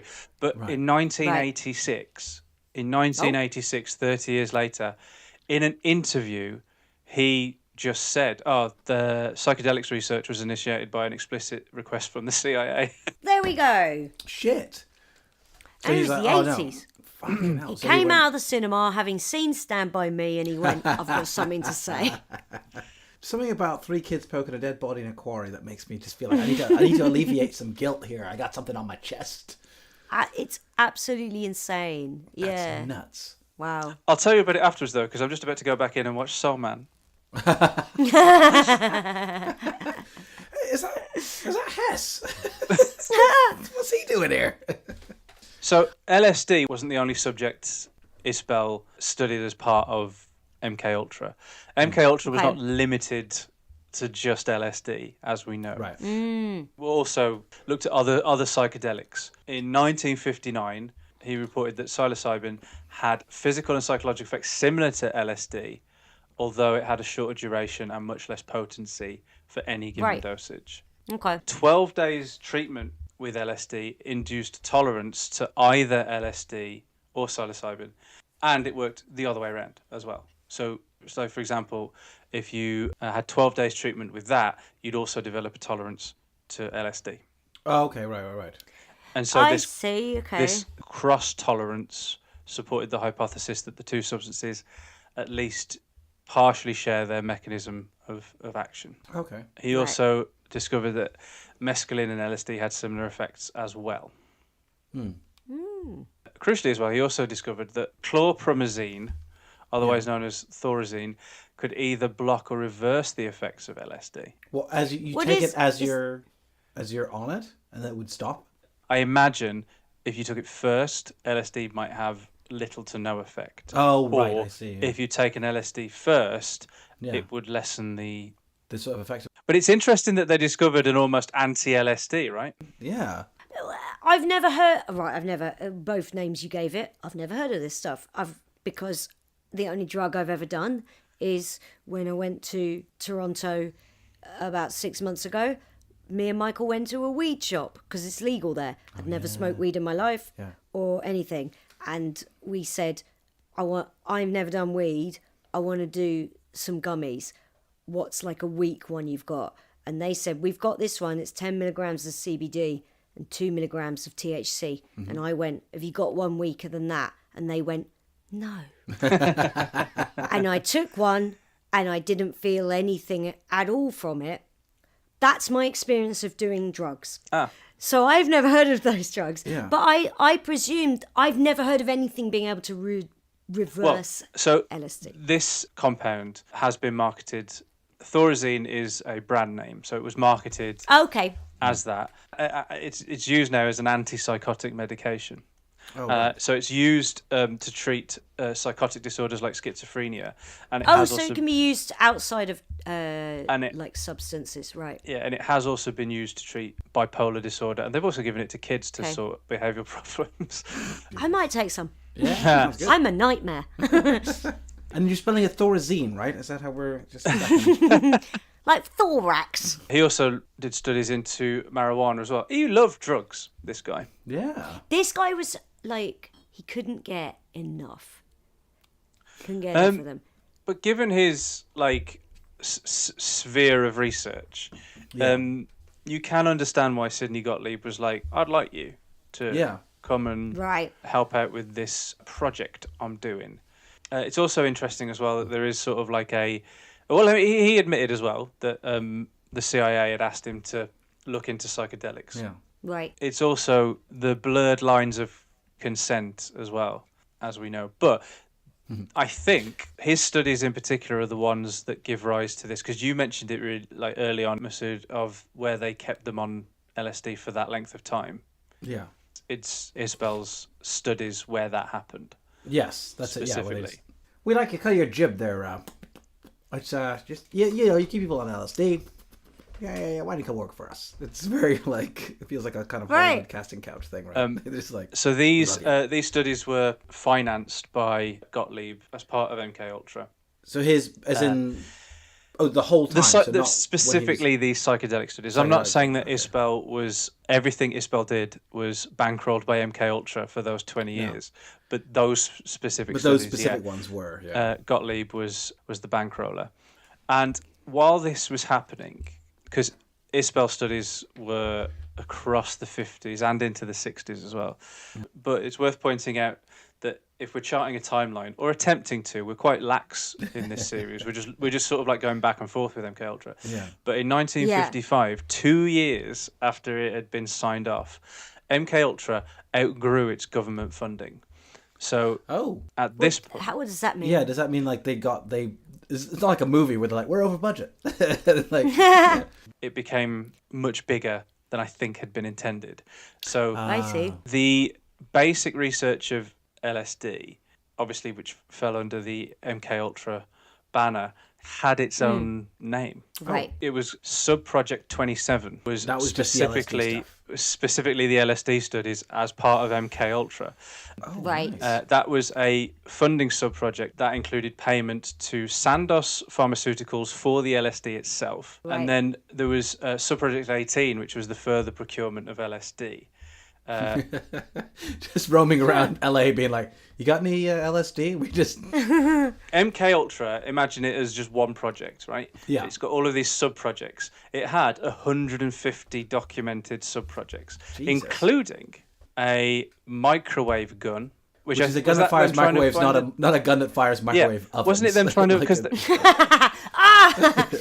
what's the word?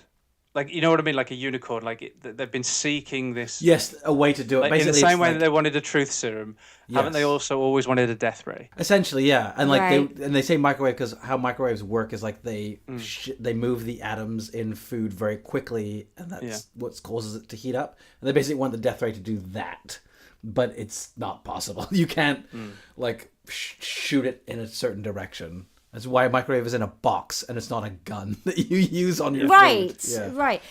There was a South Park episode where all the men in the town use they press their ball sacks up to the microwave to give them giant testicles, and they space hop around on them because the women of the town find it hot, but it gives them all cancer, and they're like weighing up whether it's worth it to be so hot, and their balls are so big. What a stupid show. I love South Park. Oh my god, my problematic fave. I'm gonna have to start watching it again. But giant testicles, because all of this happened and they were getting big into LSD. They were trying to also eventually find an alternative for LSD, because LSD, while effective, was not really the truth serum that they were after. Right. So they went looking for new drug developments in Europe and Asia to obtain information and samples to maybe synthesize something new. And that was an alternate project in tandem with MKUltra. Do you know its name? Have you heard of this? I don't know. No. I don't know about this. If I say to you MKChickwit. No, I've never heard of MKChickwit. MKChickwit. Oh. I'm so excited. It's like exciting. It sounds like a description of a funny chicken. Yeah. MKChickwit.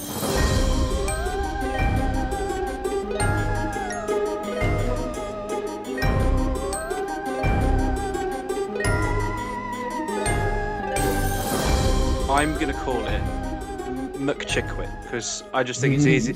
It's easy to say that MKChickwit. And nice to picture the McDonald's CEO going, I enjoy this product. I love. Well, there's a reason McChickwit. that he took such a ginger bite, and that's because he doesn't want to be laced with LSD. So, but yeah. Do you remember that though, when it was MKChickwit summer and every Happy Meal came with a truth serum, and you ended up telling your parents you were gay? Oh yeah. They disowned me so fast. And do you remember when each meal came with a little butt plug? Oh yeah.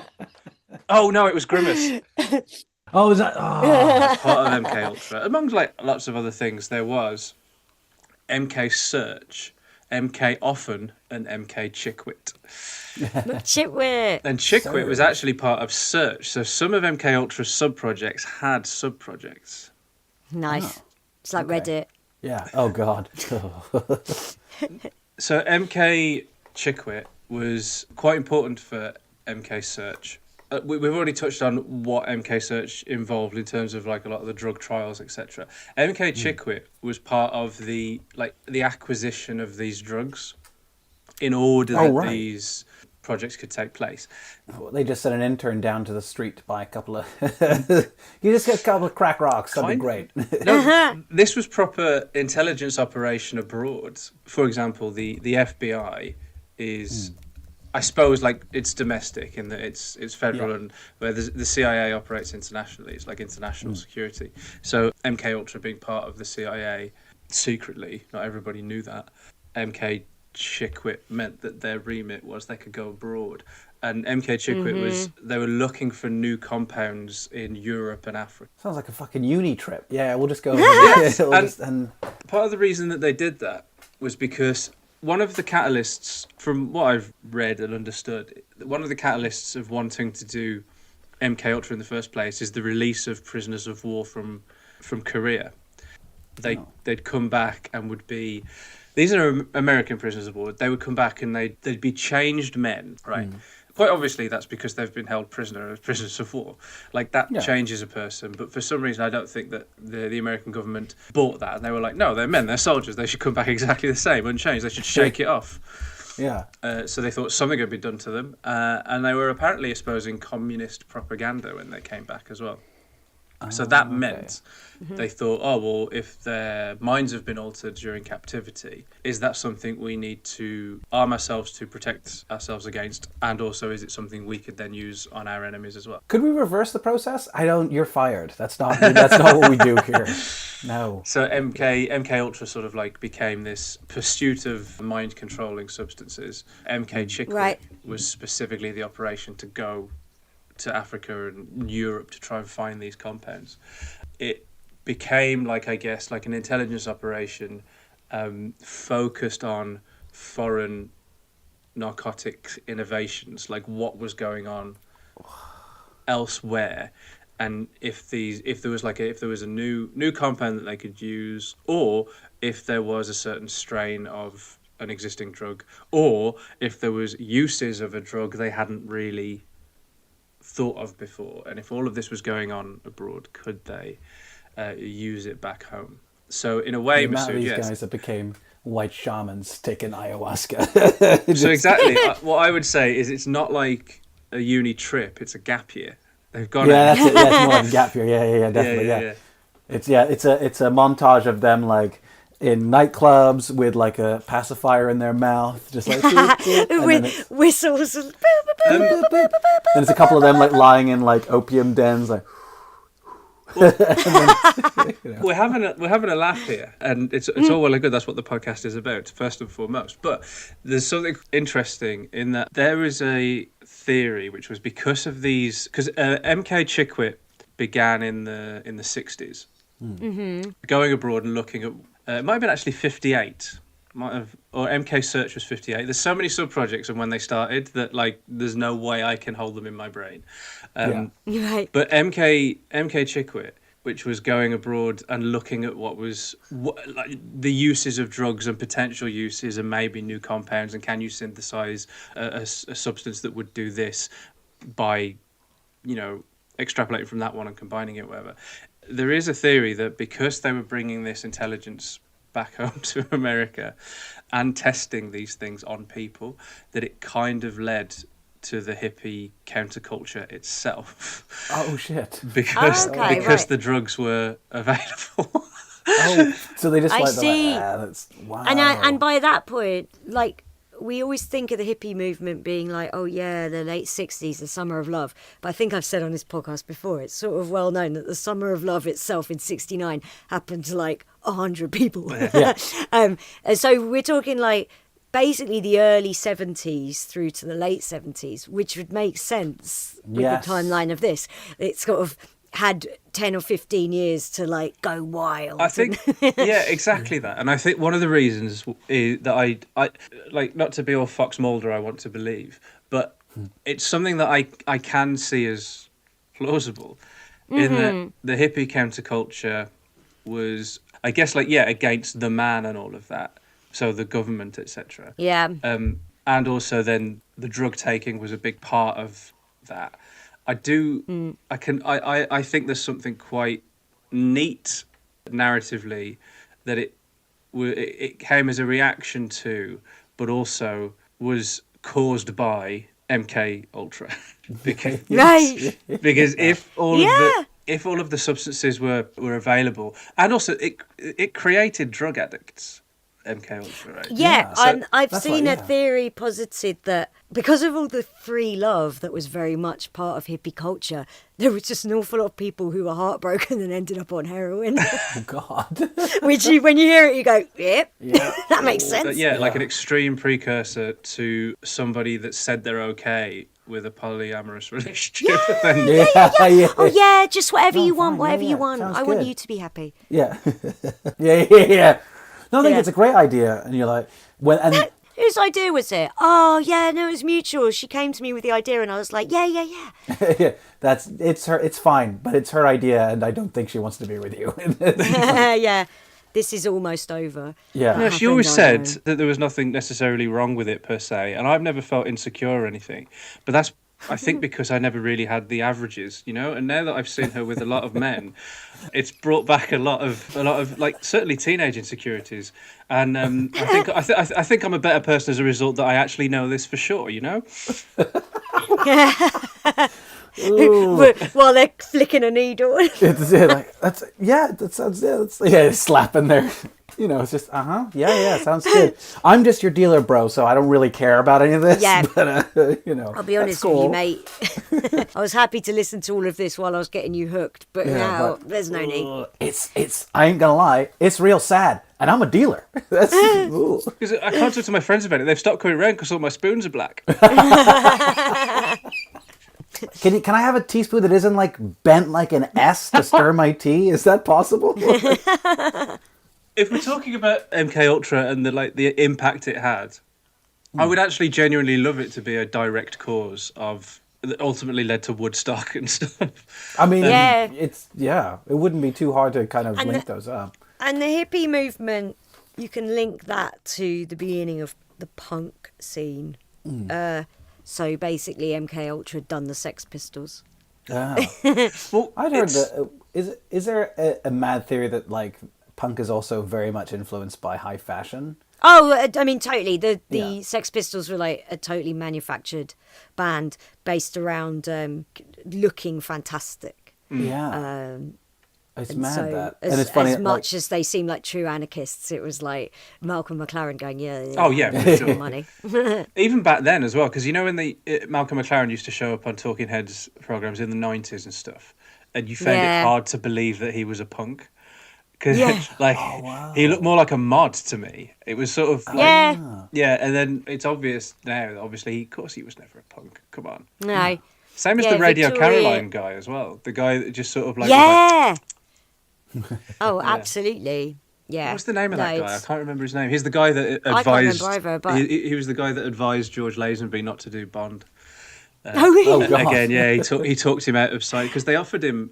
This is the other thing, because everyone remembers Lazenby as this massive failure, but at the time they chose him for like a reason. It's not like I know he conned them a little bit, but he still delivered the goods enough that through all of the screening process they were like, "We're going to go with you. We're going to cast you." Yeah. The film itself isn't bad, but they also it's not a good idea for them to be like, "We fucked up." They offered him 7 films, and he just wouldn't sign it because he was told by this guy that started Radio Caroline. He said, "Look at Easy Rider," because Easy Rider had just come out. They were like, "That's what people want. They don't want." But Bond's had it, so Lazenby was like, "Oh no, they wanted both." yeah. Both is good. Let's do both. Yeah. You can see a picture of Lazenby at the premiere for his Bond film, and he's got like a beard and long hair, and the producers are looking at him with daggers and stuff. He was gonna, but he wasn't. Like, sorry to George Lazenby, but there's no way he was going to be like a Jack Nicholson figure in Hollywood. No. Do you know what I mean? There was no way he was going to go on to be like in edgy, cool stuff. He'd have been better off just doing loads of Bond, even if it was like naff. He would have made a fortune. Yeah. And then you just and then you do the thing that most people do, where you sit pretty for a while, you don't do anything, and then oh shit, you're back in stuff again. All of a sudden, everyone wants George Lazenby back in everything. Yeah. I would like to say that I think one of the worst things MK Ultra did was rob us of George Lazenby as James Bond. I mean, I think that's absolutely it. Yes. But like, in a broader sense, you're saying like, like the hippie culture led to punk and all of that. All of it was a massive visceral reaction to all of the kind of like social austerity that had happened before, and you could argue that it was going to happen at some point anyway, but it would have had to, because like post-war, like the kids that grew up, like they were going to rebel against everything anyway. But the fact that I think MK Ultra could have given them the means to do that by not necessarily like, because what are the chances you test on all of these people, release them, and then they all become hippies? That's not what I mean. But like if they're like doing intelligence work abroad and looking at what drugs can be used in certain ways, bringing them to the US, they're going to enter circulation. So, and then it's like Sue said, actually, the timing works out from when it. Yeah. So I don't know. Like I can, not to be all conspiracy theory about it, I can just see a pattern and a line from that to that. It just feels like cause and then effect. Well, there's very famously Timothy Leary being the guy who, like, everyone's like, he was the father of LSD or whatever, but basically I think he like stole a bunch of it and just went here. So there's that guy. But yes, I mean, it wouldn't be too far-fetched to link those two together, especially like you're saying, the climate and everything. You just go, well, it feels like it makes sense. It's a horrible lesson that we can never truly escape the establishment. Yes. As much as we want to. You can, as my mum would say, you can't run from your shadow.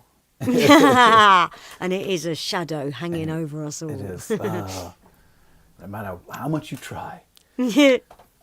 Chickwit wasn't anything to do with testing or anything like that. It was literally the procurement. Procurement, and process of like elimination, I guess, sort of like what's going on in different continents, what are they being used for. It was part of MK Search. MK Search had been around a little bit before, I think from 1958. MKChickwit launched about 1964. And it was McDonald's least popular burger. It was a real shame. Yeah. Because it sounds like it would have like little bits of Lego in it. Yeah. I don't know why. Chickwit, I get a kind of... There's a grittiness. Yeah, like a... Do you know, I don't know, like little Pez? That kind of like, for some reason, that kind chalky of texture of like... Yeah. Chalky burger. It's made of the worst bit of the chicken, the chalky. The chalky bit.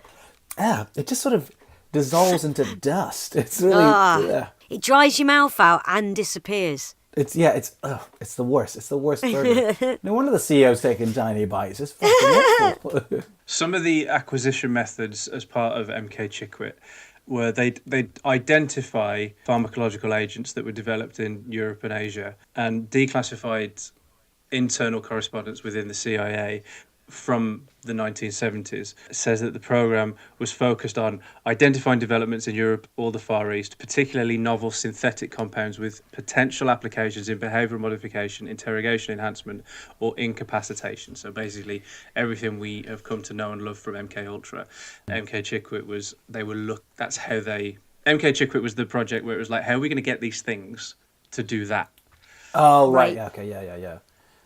We gotta face. Did they have any knockout gas? Like Batman? We gotta find some of that. Shark repellent. Identification methods relied on combining open source analysis of scientific journals, patents, and conference proceedings with clandestine human intelligence. So it was proper spy shit that they were doing. Because Cold War was on. Cold War's on. Got a load of bloody Cold War on, innit? So they're proper like going in and undercover and like nicking stuff then. Mm-hmm. Oh man, these guys. It's pretty funny. With secret agents as well, so like CIA assets, including scientific officers and informants within pharmaceutical firms abroad and academic institutions as well. They were sleeper spies on that. Nice. Yeah. Their mission was to report on experimental drugs such as hallucinogens, tranquilizers, or toxins that hadn't yet been synthesized or utilized in the US. This program cross-referenced these potential leads against what the American government was ultimately looking for, which was a drug that would induce compliance, amnesia, disorientation, crucially without leaving any trace. Oh, right. Always got to be without a trace. Yeah. And then it would sort of like take a look at what substances they could use and draw up a list of potentials for further evaluation in the domestic testing pipeline. And that potential domestic that testing pipeline was the subproject known as MK Often. No. Very creative with some of these names, are they? Except for Chickwit and Ultra. Often I'd love to know where they came from because because it was random. MK Ultra was named just randomly. Yeah. So so that's where MK comes from for all the subprojects. But what they're choosing for like Chickwit and Search, I understand actually. Yeah. Search I get, but it feels it feels like I'd want a cooler name like, I don't know, Recon or something, just something that like seems a bit more like, oh, whereas like Search is like, no, we're just looking for stuff. That's it. So once they'd identified a compound or a substance that they wanted, how do you think the CIA would go about getting that from these foreign powers? I'm going to say forcefully or cack-handedly or in a way that's deeply cringe. Yeah, one that you're like, oh, lads. Well, in possibly the most efficient display of espionage in the whole MK Ultra story. They actually did it through some clever subterfuge and decent spy work, to the point where I'd probably watch a film about it. Yeah. Oh, right. Okay. Because, I mean, like, listen, they had their informants telling them what was being used, what they could potentially use themselves in America. All that's bollocks unless they actually had the fucking goods to use it. So what they would do is they would have agents like undercover, and they'd set up front companies, fake companies, and diplomatic covers to go and just buy the materials to bring back clever. that is smart. to the US. So I dare say some were probably sort of like pinched and stolen in like, cloak and dagger kind of ways. But they'd set up these fake companies, purchase the materials, and then they'd get them out using their spycraft so that they'd bypass export controls, because these companies wouldn't necessarily be like, oh, by the way, we're American and we want to take this back to America, because that blows the. I tell you how you do it as well. That whole film would be like. It'd be like a drug film, but for MK Ultra. So it's like Blow or Escobar, like any of those, or like Narcos or anything like that. But it's for this. That's and do you know who I'd cast as the lead? As a kind of like sweaty, dishevelled CIA agent who's believable as an owner or a purchaser for a pharmacological firm. I would cast Bob Odenkirk. Nice. Very yes. good. Oh my God, 100%. Yes. Yeah. Let's get this made, people. This is it. This is going to be brilliant. They'd smuggle them out. Once they'd purchased them, they'd smuggle them out, or like with falsified documentation and other modern smuggling techniques that I'm not privy to because I'm not a smuggler. Because the reports confirm explicitly that the mandate was to obtain samples alongside information, underscoring procurement as integral to the programme's goal of augmenting the US arsenal of non-lethal chemical agents. And surviving records indicate collaboration with the Department of Defense, and detailed transaction logs, unfortunately, were destroyed in the 1973 MK Ultra purge ordered by the CIA director Richard Helms. So when this was coming, they deleted all records, like Lorraine Brasco in. Oh yeah. Just flushing everything down the toilet. Just a minute, sir. I'd really like to use the bathroom, sir. Just wait. That was all the money we had, Karen. Why did you do that? So, MKChickwit was part of MK Search, as was MK Often, but MK Often was specifically the testing of these compounds on human beings. But MKChickwit, in a way, I'm not condoning any of it, of course. MKChickwit sounds the most fun. The most fun part of MK Ultra. Both its name, definitely the movie one, and what happened. Yeah, it's got the funnest name. Yeah. It's got the worst chicken burgers, but it's got the biggest laughs. Yeah. And we'll slide Pedro Pascal into it because he's a family fave. Everyone loves him. We're going to put him in. He does a good comic performance. Yeah. If Leo wants to do a cameo, he's surprisingly good at physical comedy. Yeah. It's all going to be good. Oh well, yeah, we'll get him in. When he falls down, like because you were saying, Masood, where you'd got up to with one battle after another, and he falls down between the two buildings and hits the tree. I didn't know. Like then how much further you'd watch, but when he gets tased, that's perfect, hilarious. he's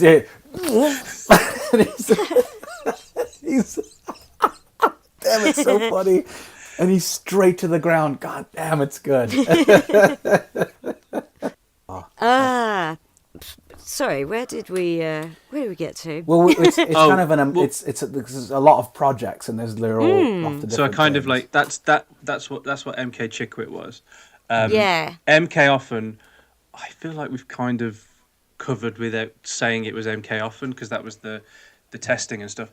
But sure, we are going to circle back to that because we haven't actually gone into a lot of detail with a lot of the testing. What the tests? Yeah, what went on?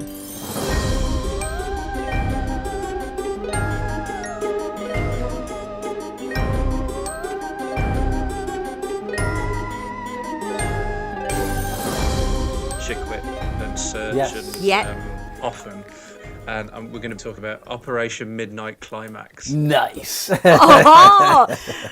Oh, that's really funny. That's like, it's only one step away from what they're calling this fucking brand new war that Trump's decided to weigh in on. What's it called? It's called like Epic Fury. Oh, God. They're calling it Operation Epic They might Fury, as well have called it Tropic Thunder. Fuck's sake. Exactly, Yeah, exactly.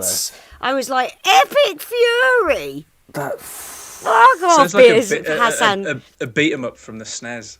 Epic it's like a Fury. Japanese translation. Epic Fury 5, but we never got the first 4. Hassan Piker keeps calling it Epic Fury Big Chungus. Big Chungus? Epic Fury Big Chungus. He's the one who coined the term the Burger Reich when Trump first got in. Oh, nice. The Burger Reich. Burger Reich. That's definitely one, where a character's like, come on, let's fight. Yeah. Absolutely, let's play this game. There'll be a chicken character. There'll be characters as a chicken, and it's got boxing gloves on the feet. Yes, yeah. The wings just flap, but the boxing gloves are on the feet. And it does like a roundhouse kick. Yeah. Yes. Yeah. And then when you get KO'd by the chicken, it goes.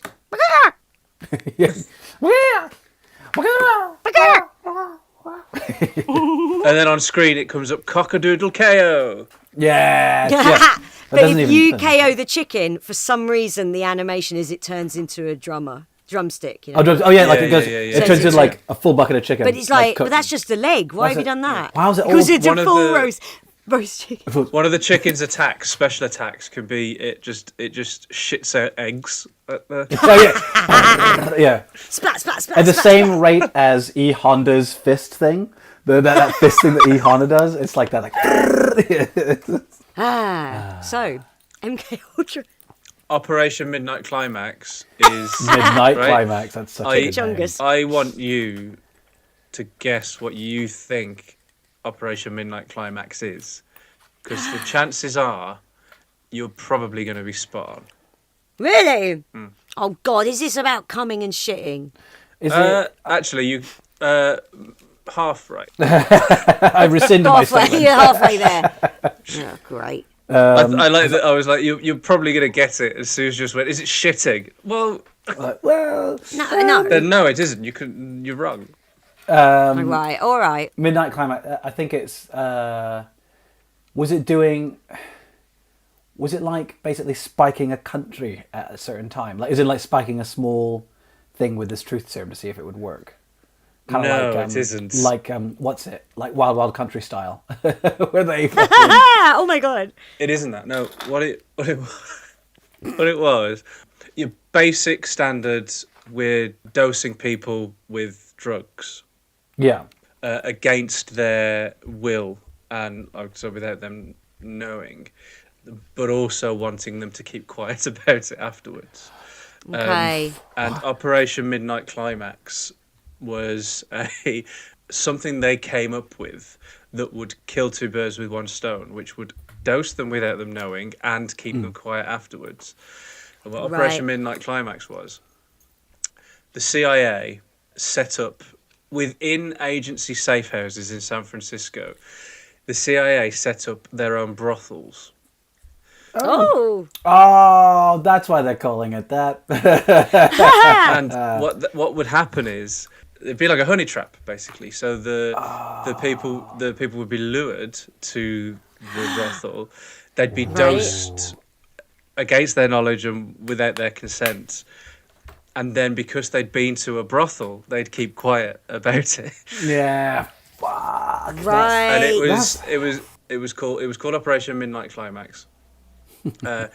And not only was it like the brothel was, because you might be thinking, oh, did the CIA just take over a brothel? Nah, they built their own because they wanted one-way mirrors to be able to observe. Oh God! They went full H.H. Holmes and built their own. Oh my God! Crazy little. Oh, that's awful. Yeah. So who knew? I mean, we could have suspected, but who knew that there were sex tapes as part of MK Ultra? That's fucked up. That's fucked up, man. That is fucked. There's MK Ultra sex tapes.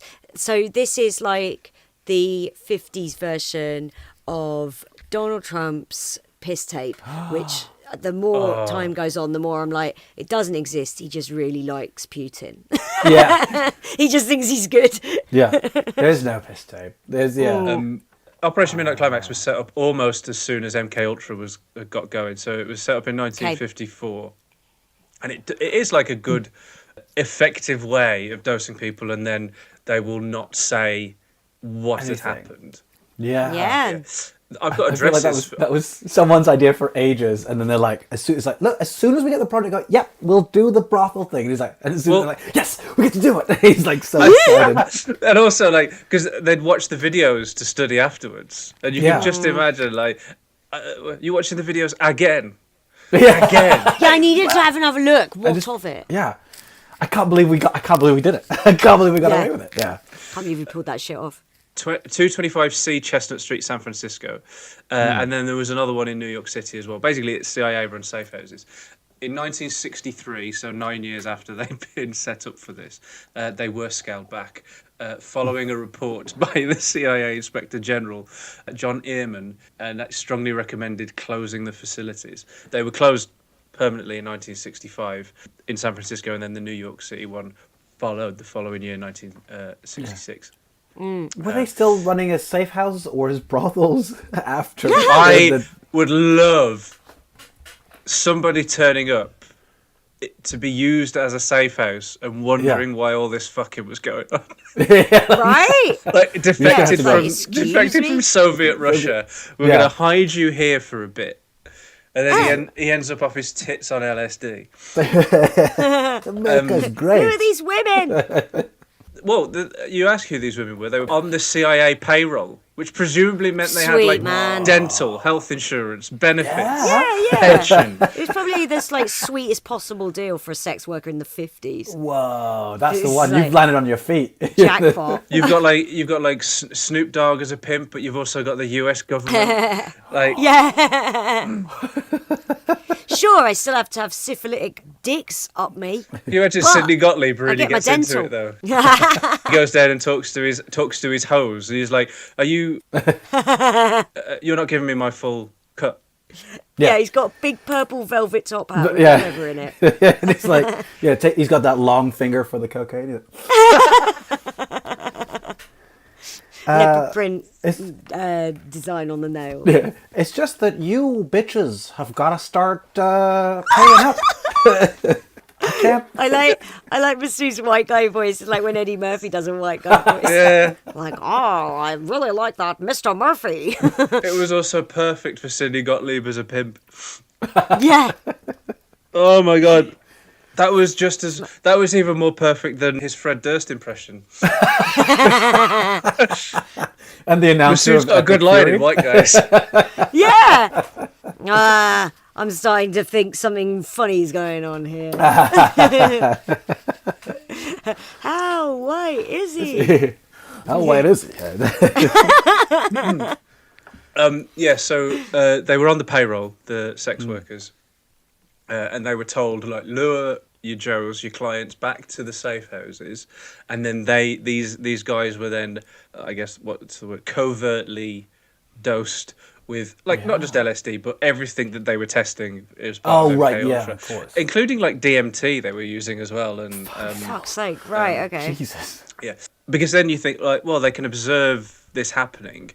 But what's the experiment here? They get dosed with LSD, but what they need to do is find out how efficient these drugs are in giving them what they want, which is a truth serum, right?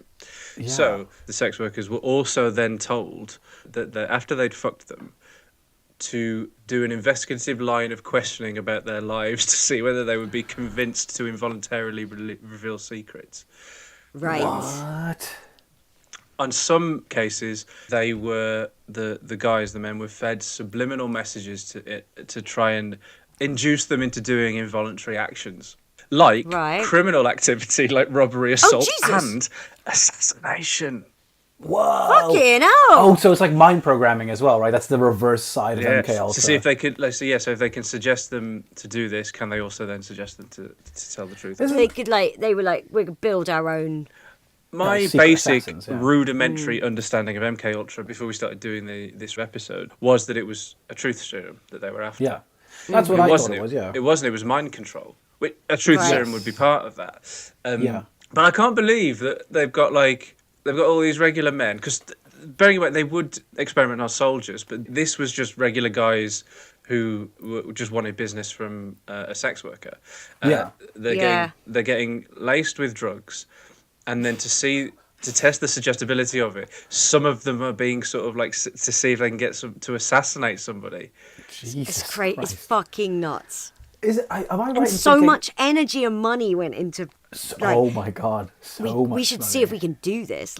Guys. I know, but also when it because it was obviously very very few people knew about MK Ultra, but like there were some that did, and there were some CIA operatives and like soldiers that had been part of other like test subjects in other parts of MK Ultra got wind of this and voluntarily indulged in the drugs and sex workers for recreational purposes. Nice. Hey, you want to go down the safe house? Yeah, that's what it's called. The safe house. Sidney Gottlieb rubbing his hands because it's all tax deductible. Oh, we're making a lot of money today, boys.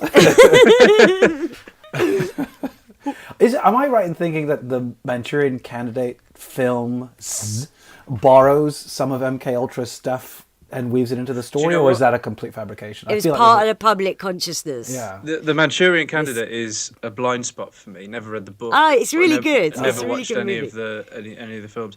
Get the references though as well. So like whenever somebody references it, like I know what they mean. Never seen it or read it. It's good, man. They're good. It's good. There's the Liev Schreiber one. That's good. There's a few of them on there. Yeah. There's a Sinatra one. There's a Sinatra one, the Liev Schreiber one. I think there's another one as well. But yeah. I think this might be the most surprising of all of the studies so far for me. I don't understand. I mean, they've got no scruples, so nothing should surprise me. But just, I guess, like, this feels like it's a barely concealed having a laugh.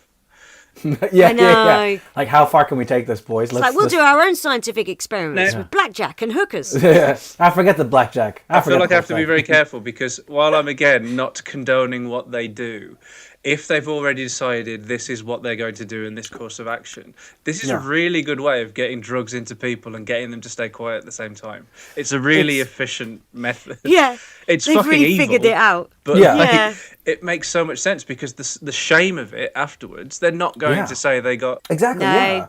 It's their morality is low, but they've cracked it. Yeah. There's something so sinister, and yet at the same time you're like... You've done it though, boys. I don't know how, but you've done it. You're killing it, lads. I do find as well, though, because I thought in my head they just used the prostitutes to lure them in, and then they drugged them, and then they did all the interrogation, and then that was it. For some reason, I didn't think the sex part would happen, because in my head I'm like, well, if you want someone to tell the truth, just have them fuck somebody, and then be like, tell us the truth.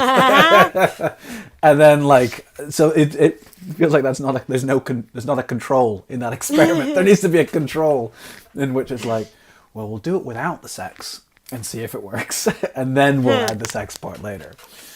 But yeah, I don't know. I guess it works. If it works, it works. Yeah. Also, I mean, I can't imagine that while high on DMT. That would be insane.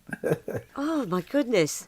Yeah, because you'd be on a come down, being not really know why, and they're like, you have to do everything we say because we'll tell everyone you were doing it with them hookers. And you're like, oh no, you have to assassinate the president. Sure, I'll do whatever you say, man. Fine, I'll just do don't tell my wife. Yeah, you want mind control? Just tell people you're going to tell their wife. They're like, no. Yeah, I feel like that's the part of the experiment they really should have been focused on. It's like, why don't we just threaten them? And then we can get them to do whatever we want. What if we just, blackmail people? Yeah. Yeah. Is there anything bad about that? Doesn't look like it. Nah. And we've already set them up to be blackmailed. I mean, we got to do this all the time. It's also way cheaper. We don't have to buy enough LSD for 100 million doses. I'm serious. The amount of LSD bought by the CIA... it was in 1953. In that 1 year alone, the CIA was going to buy 10 kilograms of LSD. 10 kilos it's enough for 100 million doses. Yeah. Oh my god. Blackmail would be just as effective and way cheaper. Way cheaper. Just hire one convincing guy. That's all you got to do. While it's morally dubious, lying is part and parcel of international espionage, right? Yes. So blackmail, you feel like, is a tool at your disposal. If you've got intelligence from about an enemy, you already don't care about fucking an enemy over. No, exactly. Yeah. This is testing on your own citizens and subjects and armed forces. Yes, and spending loads of money. I mean, wow, 100 million doses. I don't think I can ever. That's so much LSD. That's so much. I think there'd be a great play or movie in the sex workers that were brought in to do Operation Midnight Climax. Midnight Climax, yes. Right. Yeah, because I guarantee there are no interviews with these women that exist. Exactly. We won't know the names of any of them. If I'm incorrect, I'm delighted. But I'm guessing their names don't come up. Imagine their perspective. Oh man, what a. And they'd all talk to each other yeah. What did you get tonight? DMT. Oh no, one of those again, huh? Yeah. Just a woman after woman going, yeah, he couldn't get hard. Yeah, he couldn't get hard. Yeah, and then he starts talking about, I'm connected to the great beyond, and we're all one being, and love, and blah, blah, blah, blah. Trees can talk to each other. It's all this. Hadn't even dosed him by that point. He's talking about they're all connected with mushrooms or some shit. I don't know. It doesn't. I had another one on cocaine. He tried to start a business with me. He's talking about this thing where you record together, and then you put it on tape and you distribute it or something. I don't really know what it is. Pod something. It doesn't matter. The point is, it'll never catch on. It'll never catch on. Nobody wants it. What, like a portable radio show? That's stupid. Nobody wants that. No one's going to want to watch that. I mean, this is crazy. This is nuts. They named it, and they were probably like, we called it Midnight Climax. It's so funny. Because of all the jizz. So funny. They were told, Senate investigators were told that the goal of these experiments was to study mind control and sexual behaviour. Now, all of a sudden, why is MKUltra care about sexual behaviour? Yeah, how'd that come about? Suddenly. But I guess that needs to be justified in the terms of the whole honey trap scenario has to be justified somehow. But more specifically, they were like, we want to learn about the secrets of brainwashing to gain control over enemy spies to protect US agents. Never mind you're putting US agents through the ringer to do this. Absolutely. You're putting them through things far worse than the enemy, that they would ever have faced from the enemy otherwise. Yeah. Because it's not like Russia or anyone else is doing the same extensive testing. Part of the ultimate goal as well was obviously mind control, truth serum, but also finding drugs that could incapacitate entire buildings of people, such as with poisoned food, or a nerve agent that could create confusion and anxiety and fear, like Cillian Murphy's gas in Batman Begins. Oh yeah. Right. Yeah, a fear toxin. Yeah. I mean, to me, it sounds silly, but that would be super effective if they figured it out, because that's nuts. But all of MKUltra, a lot of MKUltra sounds like I read in a comic. Yeah. I read this in a comic. Yeah, wouldn't it be cool if we could make when I was this? A boy, and and you everything you hear, you go but you're literally scientists. Yeah. Surely you know it's not possible. All you want to do is make. We can watch naked ladies have sex with men. Exactly. It's like watching grainy black and white 1950s tapes. Yeah. Was there a guy in the corner, like Homer when he wears that giant Stetson with a camera in it? Oh yeah. The women. They could watch it live if they had the right shift. They could just go to the one-way mirror and just look through it. Oh, gotcha. Yeah. Oh, and I bet they did. Sticky for fingers. Goodness sake, yeah. Oh, for goodness sake. Oh, for goodness. That's what one of them is saying as the other ones are watching, for goodness sake, this is for science, for goodness sake. Yeah, the scientists are wanking again. The one that say for goodness sake says it under his breath as he comes. For goodness sake. For goodness sake. Blue swooping up the mirror. That's so sad. For goodness sake. It's like... And then the sex workers are like, I had for goodness sake in last night. So yeah. Jay walked in. The drugs don't stop him saying it. Don't worry, this is just it's just don't and ignore anything that's coming from that mirror. Part of mind control as well would be amnesia, because they'd also be trying to find drugs that might have amnesiac effects. Yes, that's right. Right. In 1947, President Truman had prohibited the CIA spying on its own citizens. MKUltra just ignored that. Yeah. Okay. So that meant, obviously, we know they're morally wrong, and we know they're like just absolutely reprehensible and evil. But crucially, they were also illegal. It's not like they were acting under some loophole or anything. They're not above the law. So several different operational techniques were developed, such as sexual blackmail, surveillance technology, and the use of mind-altering drugs in field operations. But the CIA operatives in charge of administering these experiments were told by superiors that the results of the experiments would be for the greater good and like for America. So that's why a lot of them essentially committed treason in doing it. Yeah, I was going to say this is treason, right? This is treason. this is high treason. Oh God, did Truman sort of inherit this, or was this was during his run of presidency, right? As in he was stopped being president. My 20th century American history when it comes to presidents isn't great. Oh, mine isn't. I'm only good at the neoliberalism era. I'm not going to tell you everything that happened in each month, but I like the stuff just post-war. I'm not good. No. Yeah, so he was president from 1945 to 1953. So he stopped being president when MKUltra got going. Oh yeah. Okay, right. Because MKUltra started in 1953. That's right. Yeah. His decree of not spying on American citizens was in 1947, so he was already president. He was succeeded by Eisenhower. So Eisenhower was president for the beginning of MKUltra. But of course, MKUltra lasted 20 years, so it went through a few presidents. Well, obviously, it started just after Truman. It went through Eisenhower, obviously. JFK succeeded Eisenhower, I think. And then it's Johnson. Yep, and then Johnson. But then also Nixon would have been the final president of MKUltra, the final boss. Yeah, Wow. The most paranoid, and that one. Yeah. Until he just went, I did a bad thing, got in a helicopter, and just everyone went, oh, there goes the president, I guess. Oh, I'm not a crook. Obviously, it was then like, well, so was all of this? None of it is justifiable. No, because absolutely not. If it was legal, and his motive was to make people suffer, that's unethical. Yes. Right. So even if whether or not his actions could be justified on the scale of national security, it doesn't. It doesn't hold up because it's putting American subjects through like worse than they would have. Like no, the enemy didn't do this to them. America did. So there's no way you can slice it. MKUltra is bad on all fronts. Like exactly. Yeah. Especially as Gottlieb himself wasn't above using mentally disabled children as subjects. Oh my god! Oh man! Oh no! God damn it! Why does it keep getting worse? I know, right?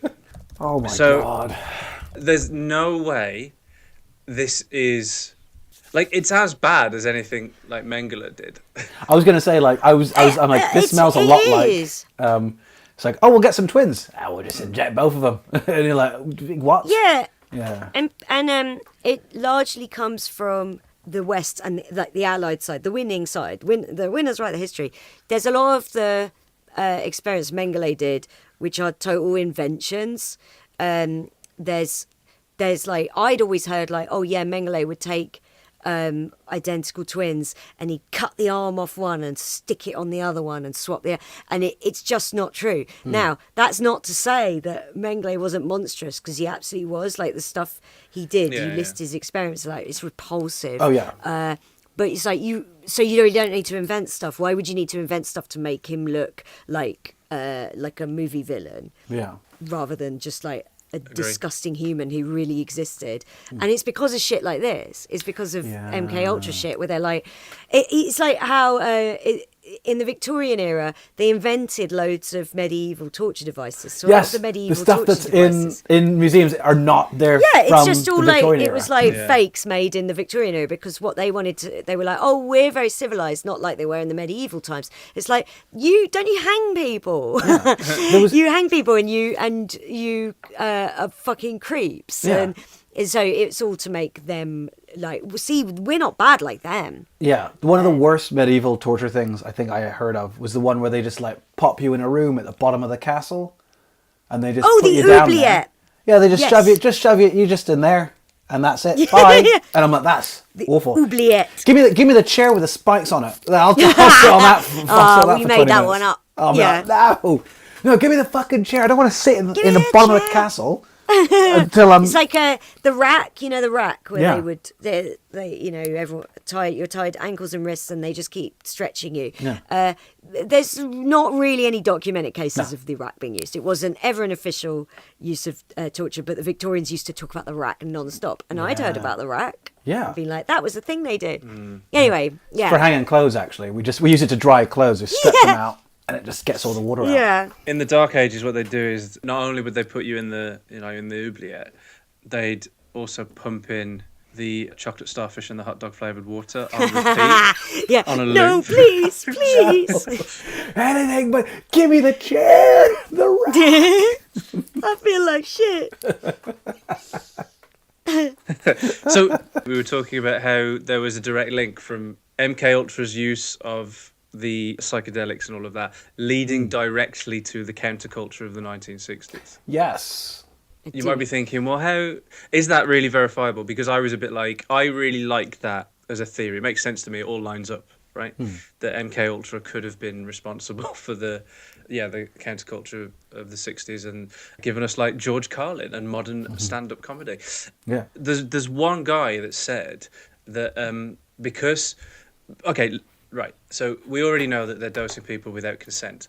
Operation Midnight Climax expanded, right? So they weren't just luring people anymore to the safe houses that they were also using as brothels.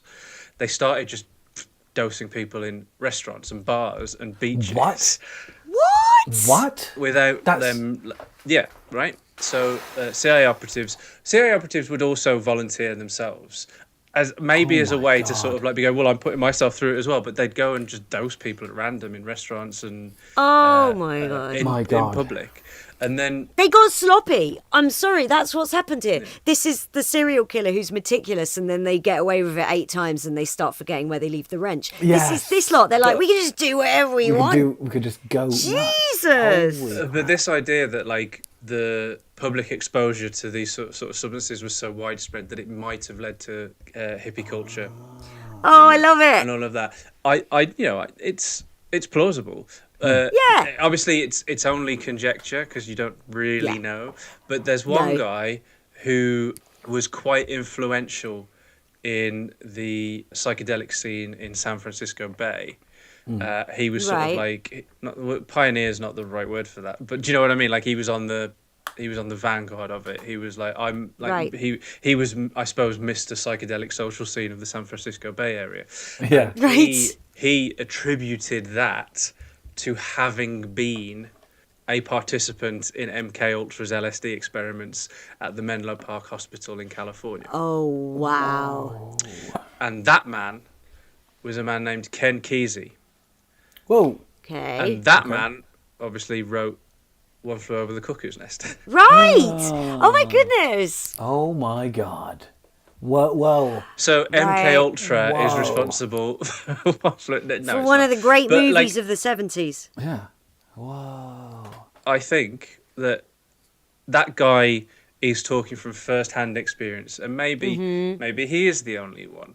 But on some level, like it could be seen that by this war on drugs that the USA then had to fight, they started themselves by just completely putting it into as much circulation as they did. Yeah. What I'd like to know is these people that were just having dinner at a restaurant that got dosed by a CIA agent without them knowing, what was their evening like?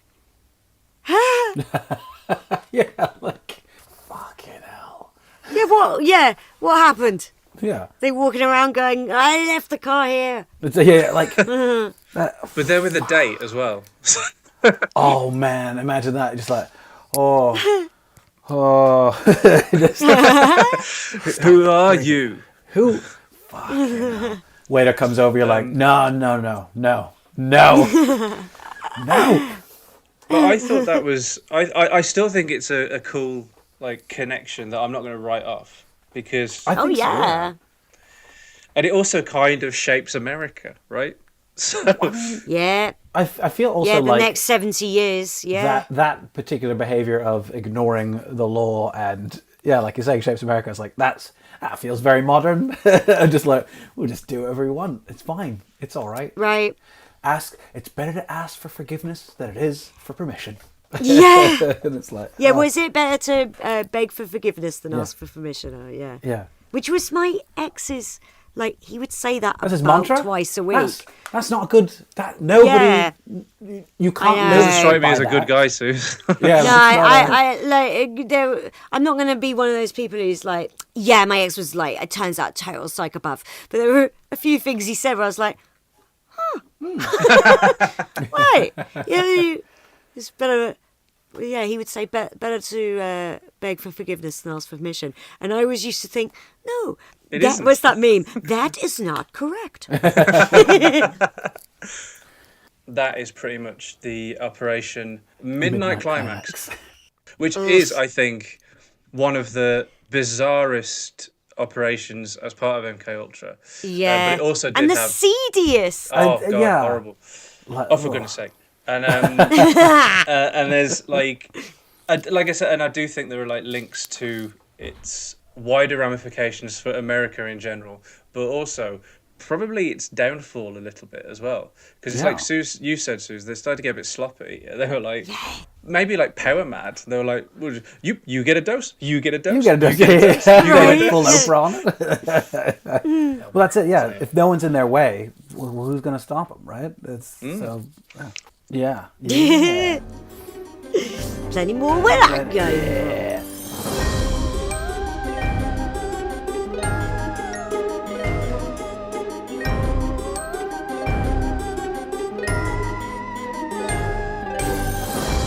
Well. We're quite far into MK Ultra. Whoa! Chris, you've been spearheading, shepherding us through the fucking desolate plains of MK Ultra. The more I think about it, the stranger a decision I think that was. It is at the beginning. I knew the least about MK Ultra out of all three of us. Yes, but I've enjoyed. Did the homework. Actually, that's interesting. Is there anything in that we've done that you didn't know that has been a surprise or? The last, definitely the Operation Midnight. Oh, the sex workers in the. Yeah. That one I'd not heard about. I'd heard about. It's insane. Was it Woodward? The guy jumping out of the. Yeah, Frank Olson. Yeah. Who? So I heard about that. For me, it's it's as evil as I thought it was, but in different ways. Like I thought I didn't realize there was so much. Oh, let's just try this. Yeah, there was just so much of that. I thought it was much more calculated than that. I think always feels like that, doesn't it? Like there's like an arrogance that permeates it as well. Yes. Like because they're in positions of power, they think they're untouchable, and they love the size of their own intellects. Yeah. They're scientists, and this is for science, and this is a noble thing they think they're doing, despite the fact that they're doing exactly what the Nuremberg trials declared were crimes against humanity. Yep.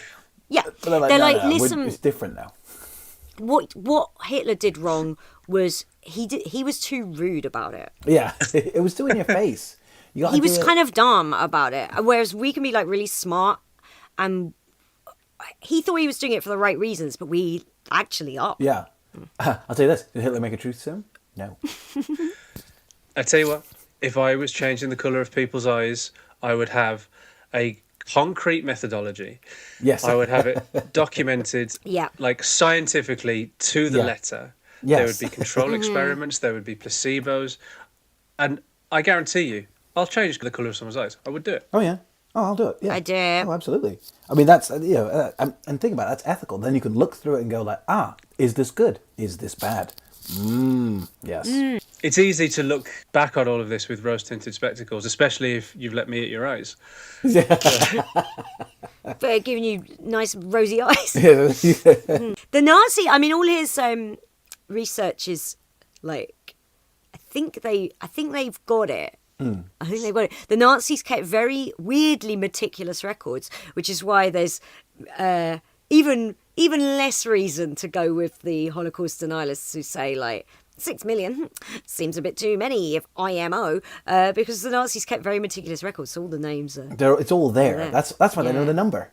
Some would say. Yes. I don't know why they think that's too big a number either, because, like, so one of the interesting things about when you go to Auschwitz is it is genuinely like illustrated as well, even though they explain it to you, is that it was like the nexus of a network of camps, and about how many, yes. And like they show you how many there were, how far it spread, and then they tell you how many people they would exterminate in one day. And it's like, that will all add up, because it got to the point where at Auschwitz, for example, it was like, I think it was 1,100 a day at one point. Right. Fucking hell. It's insane. And that's one camp. That's one, exactly, yeah. And I think that's it. Everyone's like, oh, it was just that one. It's like, no. There was more than one. Yeah, there's they go, oh, there are 4 or 5. There's so many, to the point where I don't know which one my grandpa was at. Right. I don't actually know, and I can't ask my dad. So, but I remember asking him what the name of it was before. I don't think he remembered either. Oh, shit. Yeah. So, and that wasn't the part of the war my grandpa would talk about. He wouldn't go like, oh yes, the camp was called. Yeah. I don't know which one it was. Yeah. Anyway, to MK Ultra. I thought we talk about how it all came out. Yes. Okay.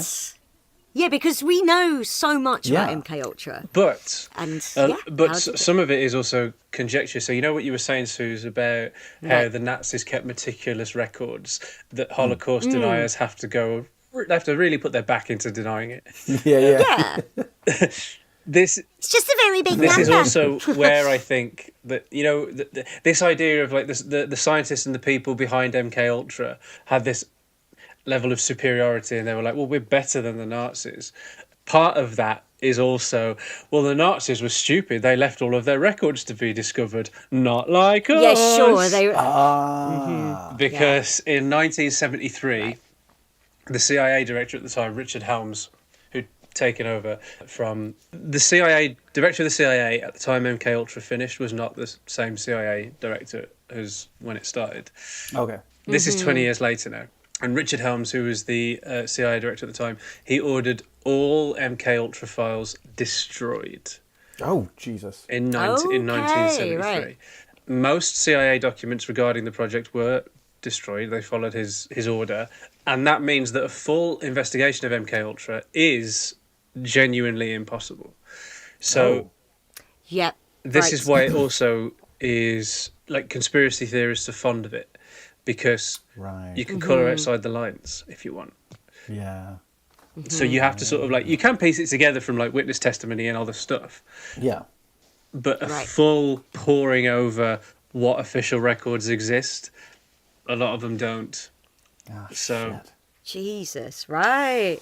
Yeah. So, I mean, do you know why he ordered them destroyed? He wanted to be innocent. Because like you have okay, so it's worth pointing out that he ordered them destroyed in 1973, but it's not because people were getting too close to the truth, and it's not that it was all about to come out, so they'd better destroy them. Like the reason that he decided to destroy them was is it going to be really stupid? A little bit. It's because Watergate happening made them go, oh no! Oh, I see. It spooked him. I thought you were going to say like archival space. They got rid of it because they're like running out of room. The old episodes of Doctor Who. They were like, we want to use these tapes again. These are for Sapphire and Steel. I thought that was really quite funny that they watched Watergate happening and then they were like, oh crap. we better get rid of this stuff. Yeah. We're gonna wash these reports right out of my head. What musical is that from, Chris? No idea. South Pacific. Do you know what? Which includes a really good song about racism called "You've Got to Be Carefully Taught," and it even holds up. I think I gave up too quickly there. I think if I'd have actually just sort of like mulled it over, I would have got there eventually. He'd have got there. He'd have got there. But when you said what musical is that from, I just panicked. So Oh, Grease! Grease too! I don't know, miss. That's someone else.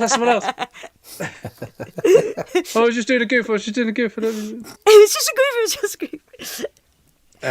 There's a drag queen called Kate Butch, and I did a gig with her, and she was hosting, and someone said, "Oh, I'm going through a breakup," to some girl in the audience, and Kate Butch went, "That's all right, love. I'm gonna wash that man right out of my hair. I'm gonna wash that man right out of my hair. I'm gonna wash that man right out of my hair and stab him with a knife." Oh, shit. I was in the back of the room like, bah! Started so quaint. Yeah. It's like, and then, So they just trashed them. They just trashed their records. Everything. Because they were afraid of Watergate. About Watergate. Well, all the president's men. Because Watergate being so seismic in that it brought down a president made them because again, like I said, they were sort of like they were operating under this false idea that they were untouchable. And this goes back to exactly what we were saying the whole time. They knew what they were doing was wrong. Yes. Because if they thought they were on the side of the angels, they would not have got rid of the files. No. Exactly. Yeah. You blew it up. You maniacs. They obviously knew, and there was obviously like some... You know how they say serial killers, once they've got away with it like 5 times, 6 times, 7 times, they start getting cocky and they're like, I just guess I can never be caught. But they've got like... they get like a god complex. They're like, well, I'm just more powerful than... And I bet this lot did. They were just like, well... We could just do anything, and it's probably good. And what we're doing... It's not like we're going to get caught because we're working for the government, so we're the good guys, right? Yeah. Mm-hmm. I mean, we'll get to it in a minute, but some documents did survive the purge, and the reason they did is totally in keeping with what we know of MKUltra. But in the following year, December 1974, it was the New York Times that alleged that the CIA had conducted illegal domestic activities. Okay. Wow. Okay. Including experiments on U.S. citizens during the previous decade in the 60s. Mm-hmm. So that report from the New York Times prompted investigations from Congress and a commission known as the Rockefeller Commission, which was designed to look into illegal domestic activities of the CIA, FBI, military, NSA. Basically any sort of like, if they're behaving untoward on American soil, the Rockefeller Commission is what sort of would look into it. Okay. It's like, are you using public money for that? And they're like, yeah, but in a nice way. But in a good way. It's for good stuff, though. Yeah. Talking of public money, do you want to know how much, Donald Dewey Cameron, the Scottish psychiatrist who experimented on Canadians, Americans, and not just with drugs, by the way, with like electroconvulsions and he electrocuted people and stuff. He got paid between the years that he was on MKUltra, which I think was 53 to... it was early MKUltra 53, and I think he was doing it into the 60s. He got paid $69,000. $69,000 across the whole thing. So it's not like he was salaried as part of MKUltra. That's not how it worked. But he was paid... He was on commission. Yeah, he was paid... $69,000 in what year? And it finished in... $69,000 from 1957 to 1964, and it does say here that it was in 2024 money. They haven't updated since then. 766,936. So I get over $100,000 a year. 767. Yeah, that's what I've got. I've got 761,762. And that's in 2024 money, obviously. No, this is in 2026 money. In 2026 money, it would be $69,000. Talking just because you mentioned public money, and I was like, I saw it, and I was like, oh, I didn't mention that when we were doing Donald during Cameron. I should bring it up at an apposite point, and that was it. Yeah, but that's the modern equivalent of like $750,000, and he was just one guy. Yeah, So in the summer of 1975, the investigation by Congress and the Rockefeller Commission, they did a report that was revealed to the public for the first time that the CIA and the Department of Defense are conducting experiments on unwitting and also willing, but unwitting is the important part, unwitting human subjects as part of this extensive program to find out how to influence and control human behavior through, as we know, the methods that they did, like drugs and and suggestion and hypnosis as well. They did do hypnosis. Oh, it's that's worth pointing out. Sad hypnosis. Yeah, I know. But it was like hypnosis. You'd get like a holiday pass. Yeah. Sort of like it felt like it would be like a white guy, but he'd wear he'd have a turban, and you're like, oh, come on, what are you doing? It was in this report that they made public, the Rockefeller Commission and Congress. This report in 1975 is also the report that revealed that at least one subject, Frank Olson, had died after being unknowingly dosed with LSD. Okay. And so much of their findings, because you got to remember they purged all the documents. Yeah. So this investigation was based on one report prepared by the Inspector General's office in 1963 that had survived the destruction of the records ordered in 1973. It didn't have very much detail though. So they were like, we need more information on this. So they decided that they were going to interview Sidney Gottlieb, who had since retired from the CIA, but obviously he'd been the spearhead of MKUltra. Yeah. So they decided we're going to interview this guy. Wouldn't you know it? He said, I don't really remember much about MKUltra. Oh, really? Oh, that's a shame. Oh, how annoying. And what year was that? So long ago, I just can't really remember. Yeah. I couldn't. And then smash cut to the hooker parties in that brothel they set up. Right? Cut back to him. Yeah, no, I'm not really. It's drawing a blank, if I'm honest. Memory fails me. Yeah. No. It's like Harry Enfield sketch where that woman who runs like a boarding house just keeps going, not that I recall. It was pointless interviewing him. Of course it was. What do you think he was going to do? Yeah. You're going to tell them everything? Yeah. I bet he shit himself though. Oh, yeah. Oh, definitely. Yeah, he would have been like, So this congressional investigation was headed up by a senator called Frank Church, and it became known as the Church Committee. Say your prayers. It basically concluded accurately that prior consent was not obtained from any of the subjects. Right. So it also noted that the experiment sponsored by these researchers call into question, this is a quote by the way, call into question the decision by the agencies not to fix guidelines for the experiments. Oh, God. Following this, in 1976, President Ford issued the very first executive order on intelligence activities, which prohibited experimentation with drugs on human subjects except with informed consent in writing and witnessed by a disinterested party of each human subject. Ooh. So not only did each human subject have to give consent, that consent had to be witnessed by somebody with no horse in the race. Okay. Right. And then obviously in accordance with guidelines issued by the National Commission, and then subsequent orders by Ford's successors, Carter and Reagan, they expanded the directive to apply to any form of human experimentation whatsoever. Right. So they sort of missed out the whole negotiation with terrorists thing. They were they were like, don't worry about that. It's fine. It's all right. At this point, it was known that the CIA was up to no good. It obviously led to this executive order. People were aware that at least one person had died. And obviously we covered this when we were talking about him. Frank Olson's family kind of stepped up to the plate in trying to get answers.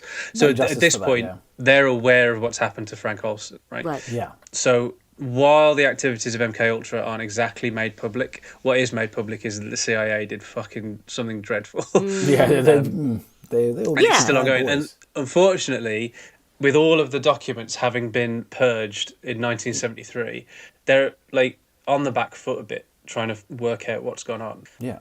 But luck would have it, in 1977, there was a Freedom of Information Act request put in 1977, and that uncovered 20,000 pages of documents that had survived that purge.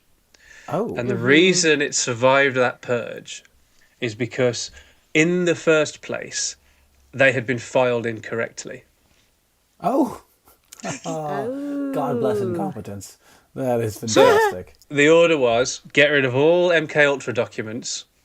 So they did, according to how they were filed. God knows where these were filed. But... Whoa. Well... That's so... Oh, wow. Yeah, Jesus. But yeah, like, what were they thinking? Yeah. Were they high? Is that insensitive?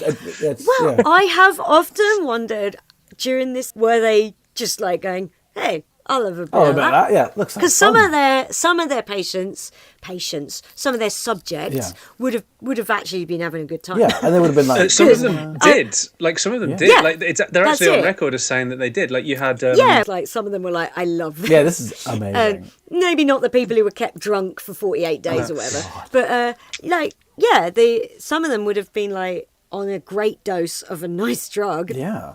Yeah, for having a party. Great time. And I wonder if a few of the, I'm like hesitant to say the word doctors, but that's what they were. But they would have been like, well, I could party too. Yeah, that's some of this isn't just conjecture either. We know that sometimes they experimented on themselves. Like they would give themselves. I'm experimenting. They'd give themselves doses. And immediately after, someone says like, "You got to file this," and like, what now? Okay. Mate. So in 1977, this Freedom of Information Act request was put in. These 20,000 pages were found. It was during a hearing by the Senate Select Committee on Intelligence that a guy named Stansfield Turner, who amazing, wasn't just Stansfield Turner, he was Admiral Stansfield Turner. And he wasn't just Admiral Stansfield Turner, he was Admiral Stansfield Turner, Director of Central Intelligence. Fuck, man. I gotta look this guy up. I wanna know what he looks like. Yeah. I don't know what he looks like, but I do know. Yeah. Holy shit! He only died in 2018. Bloody hell! Jesus. This guy lived 94 years. Okay, Masood, I'm really sorry about this. You're going to be really upset. Just looks like a boring old white guy. Oh. I'm like, I don't know what I was expecting. I was hoping he'd look like George Clooney. Yeah, I mean, that name, I was like... he could play him. It's more like James Caan. Yeah, but like in a very like, I like a laugh as much as the next person. Yeah. Anyway. That feels like a Simpsons joke.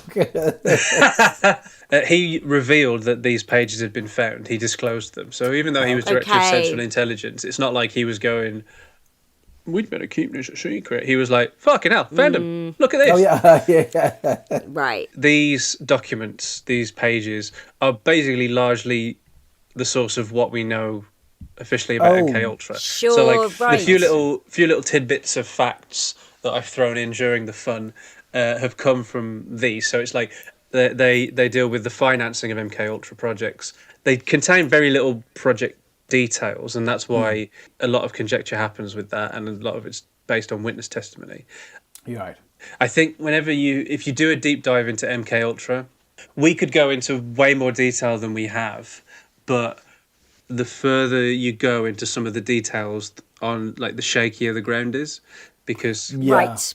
It's so secret, and a lot of it was destroyed. So the finances are, I suppose, largely rigidly bang on. Project details not so much, which is why like it's almost a little bit vague about what the subprojects were and what they did, and you can but obviously more was gleaned from them than from that Inspector General's report from 1963 that was found, which had been the basis at the beginning of what the New York Times had been. So this was like loads more information had come to light, but also after the public had been made aware of it. So the public were made aware of it on very scant evidence, and then all of this comes out. It must have been like that must have been huge. Yeah. We've got something. We've got him. Kiki, we got him. Ladies and gentlemen, we got him. So in the same year, not long after these had come to light, on the Senate floor, Senator Ted Kennedy said that the deputy director of the CIA revealed that over 30 universities and institutions were involved in an extensive testing and experimentation program, which included covert drug tests on unwitting citizens at all social levels, high and low, Native Americans and foreign. By Native Americans, by the way, I don't think he means Native Americans. He doesn't mean, he means, no. He means white people. He means Americans. Yeah. He means Americans and people that aren't American. And then I was going to say, Ted Kennedy's horrible. This carries on. Several of these tests involve the administration of LSD to unwitting subjects in social situations. So when we mentioned where they started just dosing people in public, just at random, like bang, bang, bang, bang, bang. Yeah, but that's that thing, and that's like the thing where like, I think I'm like a god. Yeah. But that seemed to take us by surprise. But it's in Ted Kennedy's Senate address in 1977. Came from these. They must have. There's evidence of that. Yeah. They did. They fucking did do that. Yeah. They did it. Obviously, then. Same as Ted Kennedy definitely drove into a river with a woman in his seat who drowned. Yes. He pulled a candle. Yeah. Yes. Yeah. He Chappaquiddicked his way into making amends by taking down MKUltra. They'd made public the death of Frank Olson was attributed to MKUltra. Yeah. Right. And the CIA itself then acknowledged. And also, I think, I'm not saying that it was like you replace the bad guys with the good, but what I am saying, and it's important to, is that at this point, the people in the CIA, or the people in the positions of influence in the CIA, were not the same people as had done MKUltra necessarily. Sure. So there'd been enough turnover. And I'm not saying that makes them like angels, but it gives them plausible deniability in that they can be quite open now. Even if they knew at the time. Yeah. You know what I mean? They can be like, well, we knew nothing about it. Our predecessors, however. Those guys. Ooh.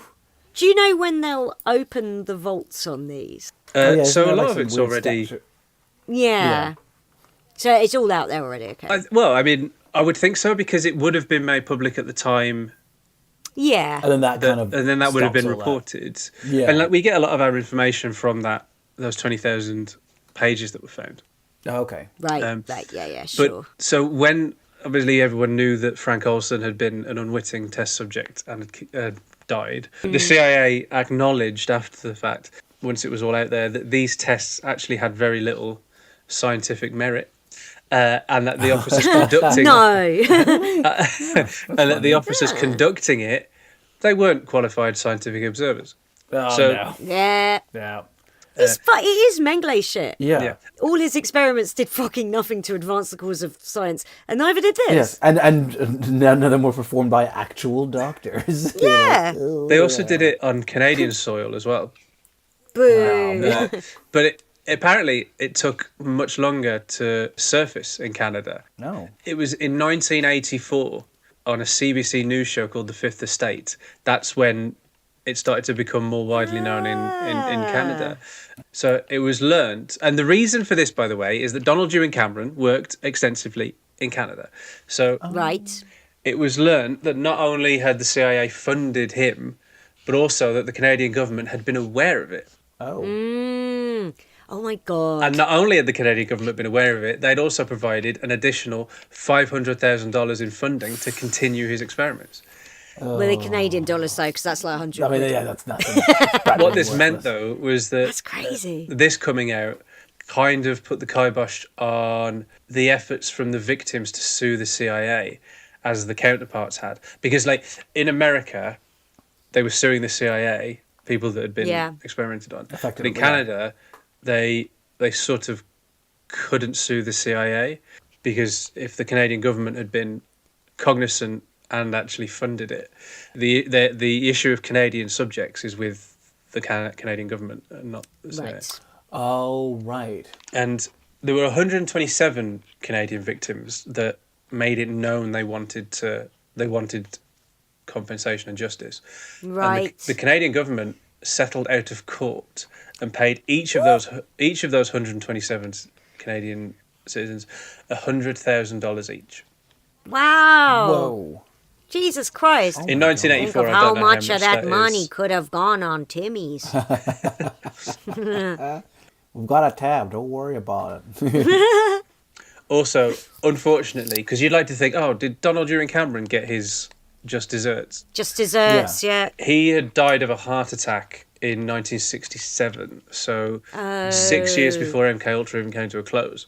Aww. He probably didn't even get to see The Graduate. Oh, no. That's a classic. September the 8th. So when did The Graduate come out? Feels like a summer movie. Yeah. We do more research into this kind of thing than we do the actual stuff. It came out on...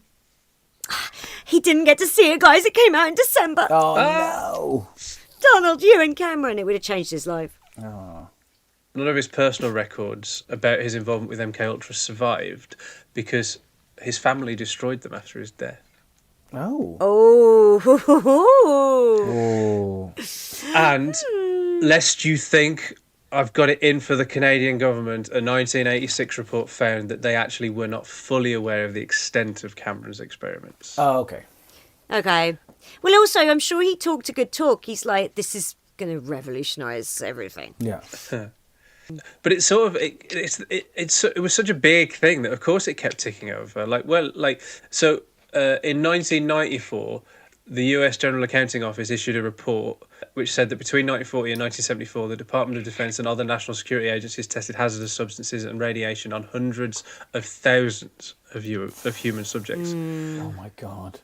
And then based on that report, the Senate Committee on Veterans Affairs concluded that working with the CIA, the Department of Defense gave hallucinogenic drugs to thousands of volunteer, and that's their air quotes, not mine, volunteer soldiers in the 1950s and 60s. In addition to LSD, the Army also tested a hallucinogen codenamed BZ. Many of these tests were conducted under the so-called MKUltra program. So by this point, it's the name has come out as well. Yeah. Established to counter perceived Soviet and Chinese advances in brainwashing techniques. Between 1953 and 1964, the program consisted of 149 subprojects involving drug testing and other studies on human subjects. So it is out there now. Yeah. Yeah. But like I say, is a gift to conspiracy theorists. Because because they can fill in the gaps. Like, they can fill in the gaps, and then they can also do that thing, which is to various different extents. So I mean, we'll do it as reasonable people. Be like, well, they are capable of some shady shit. Look at MKUltra. Whereas obviously conspiracy theorists will be like, well, look at MKUltra. Of course they've got a Death Star. Yeah, you're like, no, it's not. Yeah. Of course, the Death Star brought down 9/11. The planes were holograms. Yeah. Well, they got the plane. They basically put a Stargate in front of the second tower, and they shot a missile through it. They borrowed Saddam Hussein's Stargate. And do you know what the Mosaic Effect is? No. Oh no. I didn't know either. The Mosaic Effect. It's also called Mosaic Theory, and it's the concept that if you aggregate multiple data sources, it can reveal sensitive or classified information that those individual elements by themselves wouldn't expose. So if you take, if you lump all of these separate things in together, it'd be like, well, that's exposing classified confidential information. And it originated in US intelligence and national security law, because analysts started warning that publicly available or unclassified fragments of classified stuff could, when put together, paint the bigger picture, and it could compromise operational secrecy, enable the identification of protected subjects, and then of course it could also endanger national security. And wouldn't you know, the Mosaic Theory is then able to be employed by the CIA to its advantage. So in 1985, the US Supreme Court endorsed this idea, the Mosaic Theory, to justify broad judicial deference under Freedom of Information Act's Exemption 3, which after all this had come out, and obviously because it was a Freedom of Information Act that found those 20,000 pages, but after 1985, this would allow, the Exemption 3 Freedom of Information Act, allowed the CIA to withhold these seemingly innocuous and unclassified stuff about MKUltra on the grounds that if you pieced it together, it would expose intelligence sources. Okay. So what that has done is obviously it stopped more about MKUltra coming out, but it has also granted the CIA pretty much immunity from freedom of information. That's... It stinks, doesn't it? Yeah. I mean, just before, I'm a little bit sensitive about it at the moment, but just before I came on this Zoom, someone I know in America posted, like, and there's nothing wrong with what they posted, but they went, "We're the bad guys now." And I wanted to just comment, now? Yeah. And it's shit like this. The rot has been there. It's too easy for us to go, we got to just stamp out Trump. It's like, wouldn't it be really cool if we stamped out a system that allowed Trump to thrive? Right. And it's stuff like this we allowed a genocide to happen. So now, guess what? I'm going, it's in 3.5 hours till Trump's going to fucking nuke Iran. There was lots of opportunities along the way to stop this. There was a Biden regime that could have arrested him and thrown him in jail and stopped this shit happening again, but instead they just didn't, because it would come back to bite them in the arse, because they've done lots of bad shit. So how far back do you have to get before you can go, that's where we could have stopped the rot? Yeah, it's hard. Like, I always think with something like Watergate, when everyone think that's when it's like, we can bring the people to justice. Like, well, actually, no, we can actually, they know they can get away with worse things. I think I might have said it. And Nixon resigned and then flew away and he got pardoned. Yeah. And that's it. It's like, then everyone kind of slowly pushes the goalpost just a little bit further each time. Yeah. And then to the point where, now it's people like, Trump, why isn't anyone stopping him? What about like Watergate? It's like, well, no, that was, of course not. That was not even the start of it, but that was like a big watershed moment. But there must have been loads of stuff happening before that. That was, Yes. Of course, yeah. And then after it as well, like the Reagan administration with the Contra affair. Yeah. Yeah. Just nothing. Just bounced off him. Yeah, exactly. Yeah. Absolutely. He's like, I know I said that we wouldn't trade arms for hostages. Yeah. Sorry. Yeah. You're like, I guess I just kind of did. Yeah, and then he just sort of leans forward and pushes his arms towards his chest. And everyone's like, no. And they're like, look at the president's sexy boobs. Yeah, like, Mr. Reagan. Ronald Reagan didn't die till 2004. Doesn't that blow your mind? That bothers me so much. Jimmy Carter didn't die until a few years ago. Donald Trump's not going to die for 30 more years. God, he probably won't. He probably won't. Oldest ever man. Oh my God. He is suffering though. It doesn't help us at all. But you have to remember, this man is very unhappy at the moment. Yes, and he looks like shit. My God, I can't imagine. Like he must like spend every 15 minutes having heart palpitations and be like, I think I'm dying. He's shitting round the clock. Around the clock. He drinks nothing but Diet Coke and eats nothing but McDonald's. Can you imagine? It's like mustard coming out of that anus. Whoosh! It flew out. Oh man. Anyway, well, MKUltra. Yeah. The plot thins. Did we get him? I sort of. No. Did we get him? No. Yeah, there was a very little justice. There never is. Yeah. Well, next we're going to have a look at some of the various legal cases that victims brought. Oh, this is cool. This might end us on a little bit of justice. Yeah. Alleviate some of the. That's what I wanted to do for the final MKUltra chapter. MKUltra we'll have a quick sort of skim through various cases that the victims brought.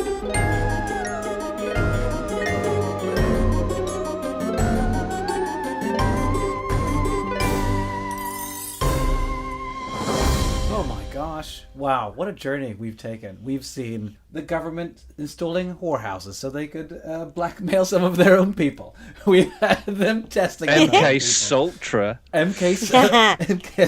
We've had them setting up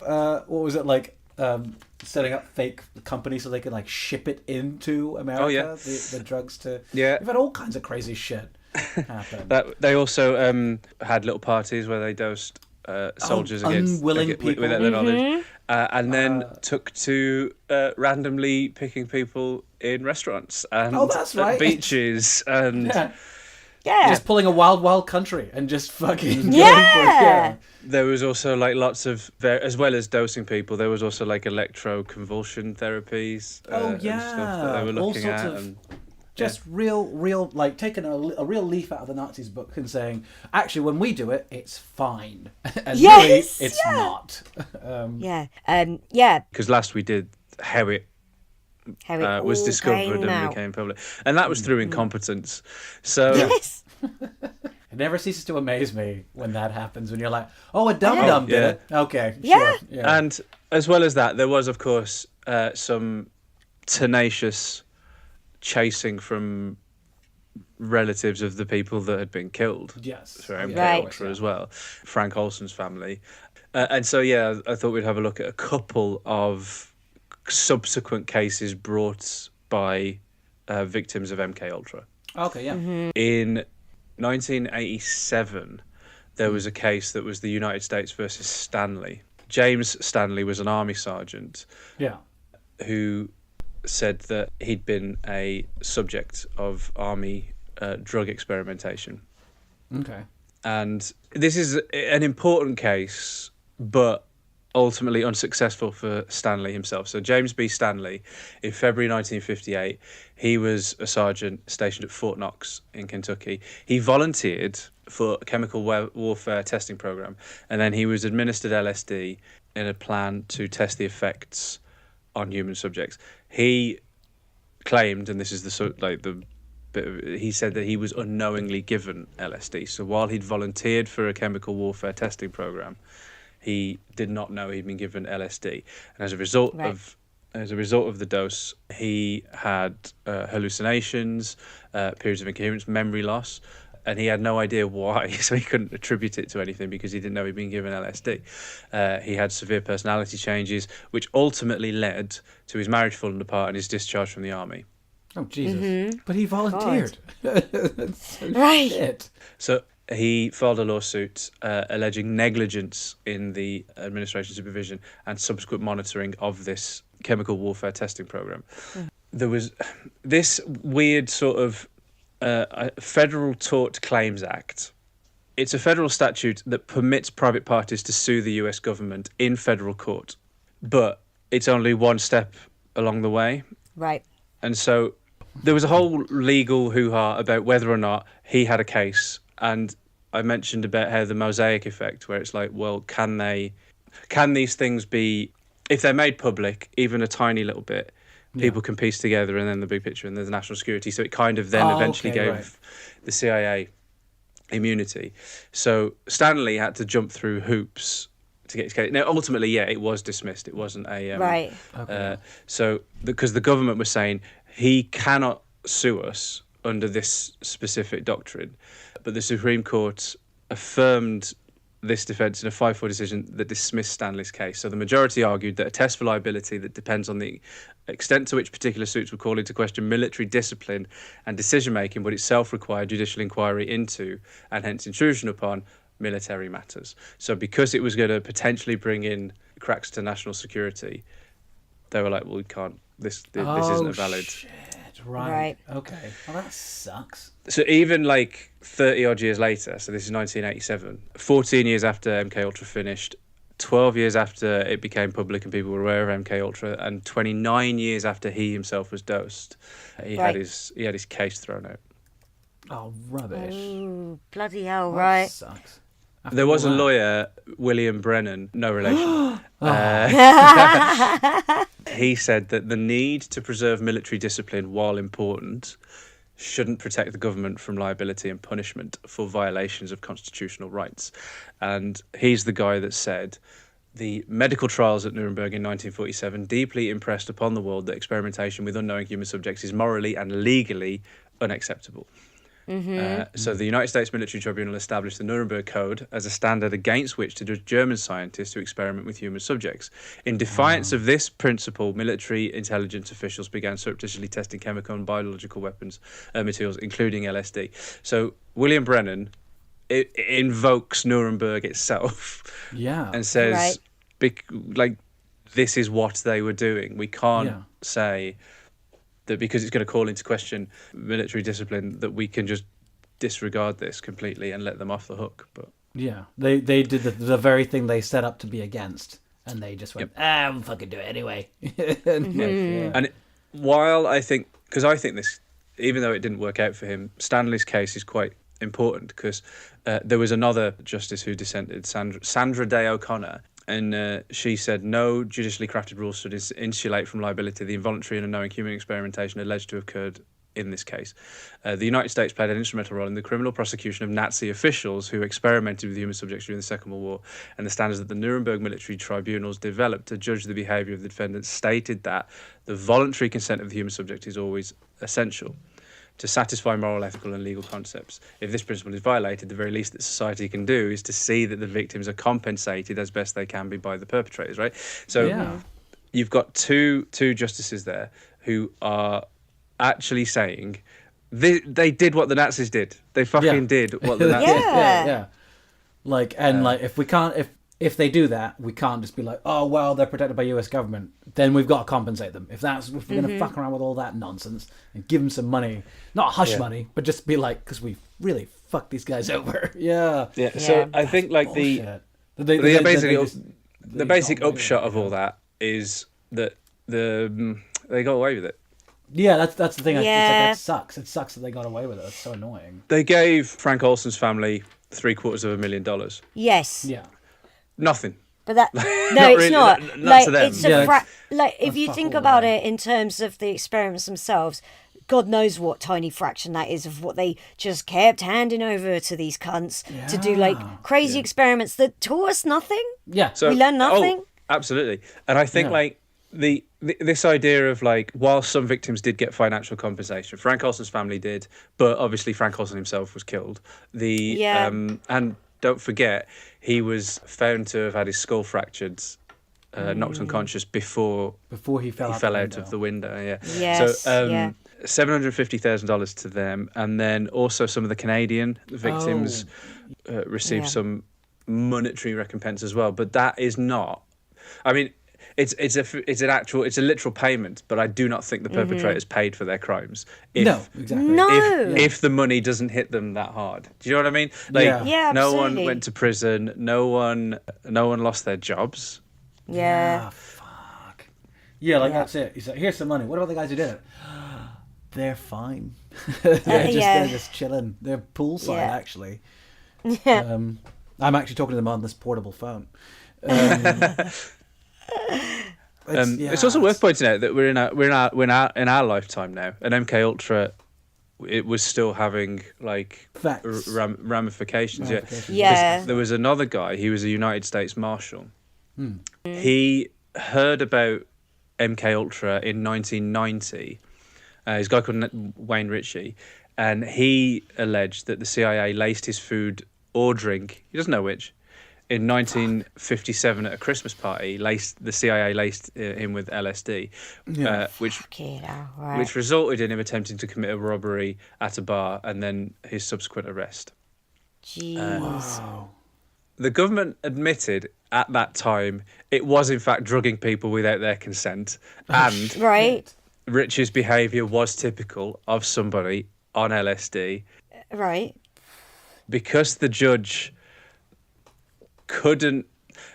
said that, because Ritchie can't prove without a reasonable doubt that he was one of MK Ultra's victims or that LSD even caused his robbery attempt, the case couldn't. Fuck, there's nothing. Do you see what I mean? And I sympathise a little bit there with the judge, because it's like, well, I understand what you're saying. At night, like this, we're talking now almost 50 years ago, because the case got dismissed in 2005. So it's like, unless you can prove that was definite effect and that was definite cause, I can't bring this case to trial. Yeah. Fucking hell. Yeah, I can prove it. Here's my proof. Just fucking look at that. Yeah. I don't rob banks, and here's me robbing a bank. Yeah, right?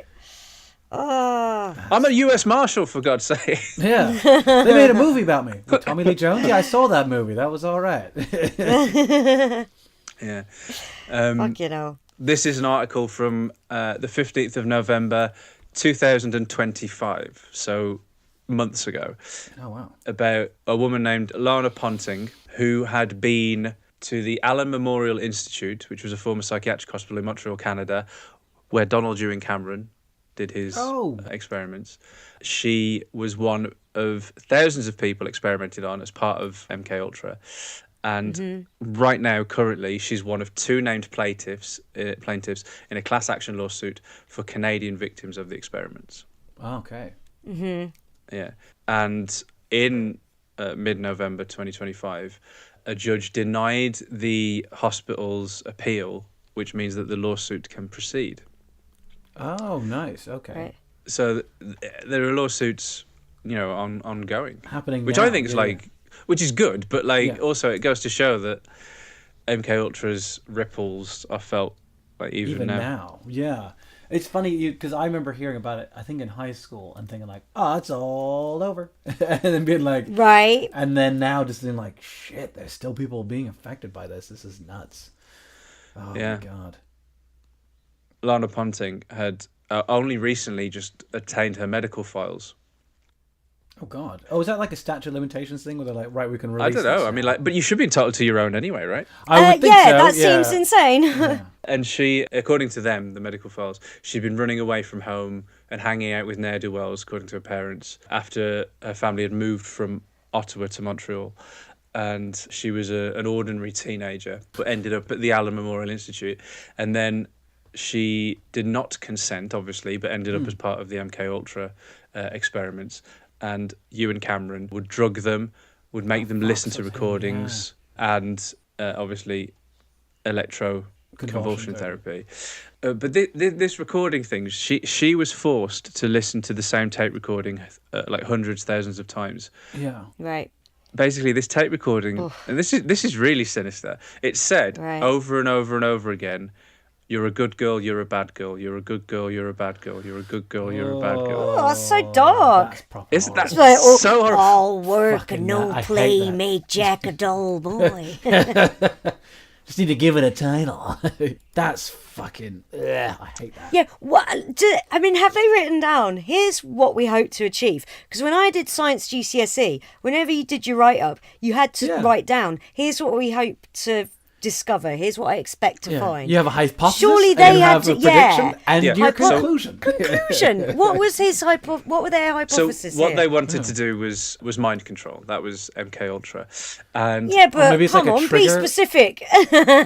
this particular technique was called psychic driving. And basically it means the minds of patients were meant to be manipulated using verbal cues. In that same way, like in spy films, there's like a coded phrase that can awaken a sleeper agent. Sleeper set. Yeah. Right. Yeah. It's like that. Okay. I laughed earlier But because that's in a spy film. Yeah, exactly. That's which the CIA let people know we can do that.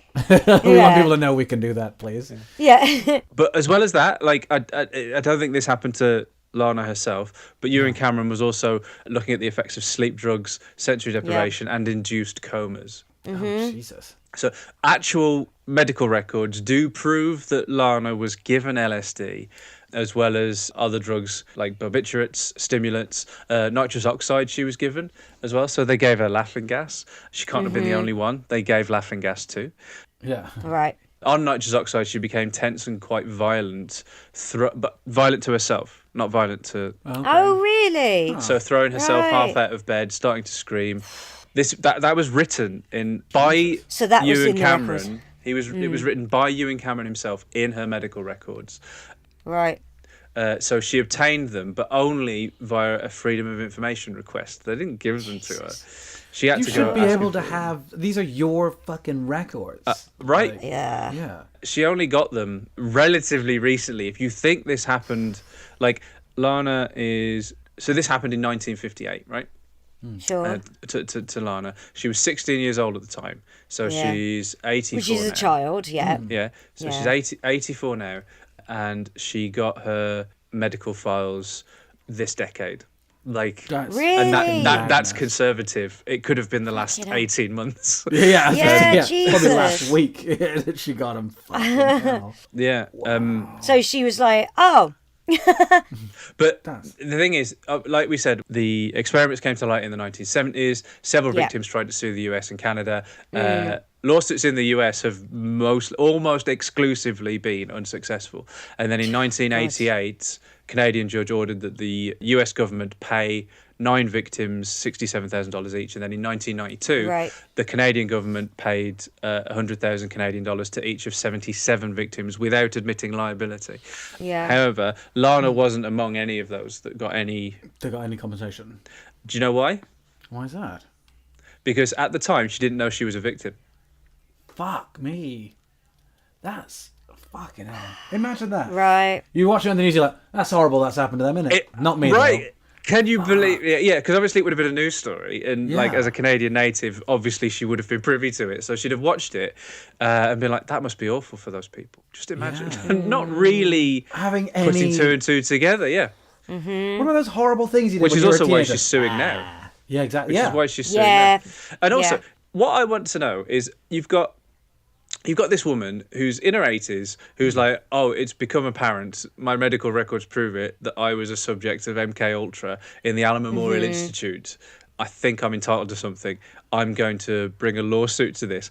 And the hospital appeals. Fuck you. Yeah. Yeah. It's wild. Hell. Even though she didn't know she was a victim at the time, obviously she did feel like there was something wrong with her, but she didn't learn the details of what had fully happened again until fairly recently, because she had no real memory of what had happened there. And I guess maybe part of that would be because she's such a young mind and blocking it out, and it was so traumatic and everything. Or it could be that her brain was fried because of what they actually did to her. Right. Combination of factors. Yeah. Fucking hell. The fact that they just had her sitting for hours again and again listening to two alternating phrases about her being a good girl and a bad girl is like insane thing to do. Obviously, they were doing it to a teenage girl when your brain is still very plastic, and it's just deeply weird. I just can't help but think there must have been a sexual element to everything these cunts did. I mean, I think highly so. Mind control. I mean, it's the ultimate goal with these pricks would have been, we need to get women to just put their fannies on us. But I don't think you're wrong. I think there's something sexual about exerting power over women anyway, right? Yeah. I know they're exerting power over men as well in these experiments. Yeah, but even there's a totally different energy, I think. Yeah, I think it's all linked. Yeah. There's something the so knocking seedy. shop isn't the only sexual thing about there's something so seedy. It's like in it there could even be sort of like that they'll take an interest in her menstrual cycle. It's like, why would you want to? Yeah. Just you're so fucking interested, you being weirdos. Oh my god, it's all right. We're just tracking her peas.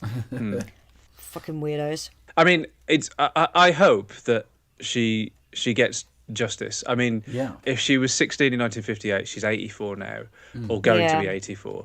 It would be lovely if she was able to get some closure before she passes away. Yeah. Because she's had lifelong ramifications from this. This is a quote from her. There's a BBC article about it from November. Right. She says, I felt it all my life because I was wondering why I would think this way. She has had to be on a cocktail of medications forever to deal with mental health issues, which she now attributes to her time there. She's had she's had nightmares her entire life, and sometimes she wakes up screaming in the night. Yeah. And then the Royal Victoria Hospital and McGill University, which I believe is in charge of the place now. They're not because it was the Allen Memorial Institute. Yeah. They declined to comment because the case is ongoing and before the courts. The Canadian government sort of cited its previous settlement in 1992, which was done for humanitarian reasons and didn't accept legal liability. But there's some doubt whether or not the Canadian government knew that this was happening on their soil. Because there's some evidence to suggest that maybe they did and turned a blind eye. Jeez. But she does say that this lawsuit is a chance for her to finally get some closure. Sometimes I sit in my living room, my mind goes back, and I can think of the things that happened to me. Every time I see a picture of Donald Dewing Cameron, it makes me so angry. Yeah, I bet. It makes fucking me angry. I just hear his fucking name. I'm like, I know. Little creepy little wannabe Mengele. Yeah. So this is quite interesting as well. I mentioned that he died of a heart attack in 1967, Donald Dewing Cameron. But there's some research to suggest that he actually didn't know his experiments were being funded by the CIA at the time. Right? Oh, who do you think was funded them? Yeah, but that doesn't really absolve him. A wondrous benefactor who's like, I'm just interested in science. I thought it was Jesus funding them, so what I was doing was all right. Yeah, exactly. If anything, I think it makes it worse because it's not like he's acting on the behalf of. There's no cause for him there. Yeah, he can't say I was just following orders. Yeah, exactly. Yeah. Fuck it all. But she does say that obviously she hopes the lawsuit goes forward and the victims get some sense of justice. She's far from the only one, by the way. There's probably...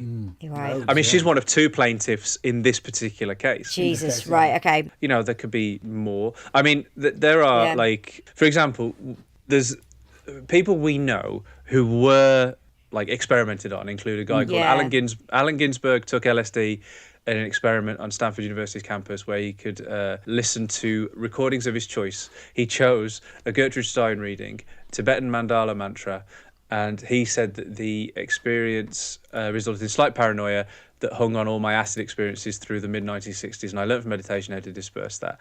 And then he became an advocate for psychedelics in the 60s. Yeah. Right. Ken Kesey was another who wrote One Flew Over the Cuckoo's Nest. Right. Harold Blauer was the tennis player who unfortunately died very early on. Who literally was like, can you help me? My divorce is making me sad. And they were like, yeah, what if we fucking killed you? What if we'll just pump you full of mind-altering drugs, mate. Sounds cool, yeah. Robert Hunter, who was a lyricist, singer-songwriter, translator, poet, and he was best known for his associations with the Grateful Dead. Oh, right. He, along with Kesey, was an early volunteer for MKUltra, a test subject at Stanford University, where they took LSD, mushrooms, mescaline. And they became formative experiences. And again, like we were saying, they contributed a lot to the counterculture of the 1960s. So those are confirmed ones. But there were also like alleged people that were also experimented on as well. James Whitey Bulger, the crime boss. Ah, shit! Damn. He said that he'd been subjected to weekly injections of LSD while in prison in Atlanta in 1957. Bloody hell. Sirhan Sirhan. Sirhan Sirhan. Who shot RFK, wasn't it? He did. It was Bobby. He killed Bobby. His attorney firmly believes that he was operating under MKUltra mind control techniques, which would point to RFK's assassination as being potentially a CIA plot. Yeah. Right. I don't know if I go for that, but he was experimented on, and that made a lot of people go berserk. So Ted Kaczynski, also known as the Unabomber. Oh, the Unabomber, yeah. He was said to have been a subject of a psychological study, which was meant to have been part of MKUltra. As a sophomore at Harvard, he participated in a study led by the Harvard psychologist Henry Murray, and apparently he spent 200 hours as part of that study. Bloody hell. So, and then this is the big one. An author by the name of Tom O'Neill has, stated a link between MKUltra and Charles Manson. Okay. I mean, I'd love it if it was true, because oh my god! But that probably isn't. No way. I think Charles Manson was very much a product of his upbringing. Yeah, just good old fashioned cray. Yeah. Apparently, like in prison, Manson took part in drug-induced psychological experiments run by the federal government. Yeah. And these experiments, hypothetically, could have been continued through his ongoing connection with the Free Clinic in San Francisco when he was out of prison in 1967. Right. He did take part in studies in prison. Right. Okay. So whether or not they were part of MKUltra, I mean, I think that's quite likely. But you know, like you say, Suze, it's conjecture and can't be proven. Yeah. And whether that's what made him create the Manson family. And I mean, he was already nuts. I don't that think guy was cuckoo. Yeah. So that's sort of, I guess, pretty much it in terms of like, well, there's still ongoing lawsuits. None of the victims, well, some of the victims got money, but I don't think any of them got justice. Nobody has answered for the crimes of MK Ultra. Oh my God. And they've done their best to not. Yeah. Yeah. Sort of, I wonder what that's like, right? To just be like, they're fucking, it winds me up so much that they're free and they're just like, yeah.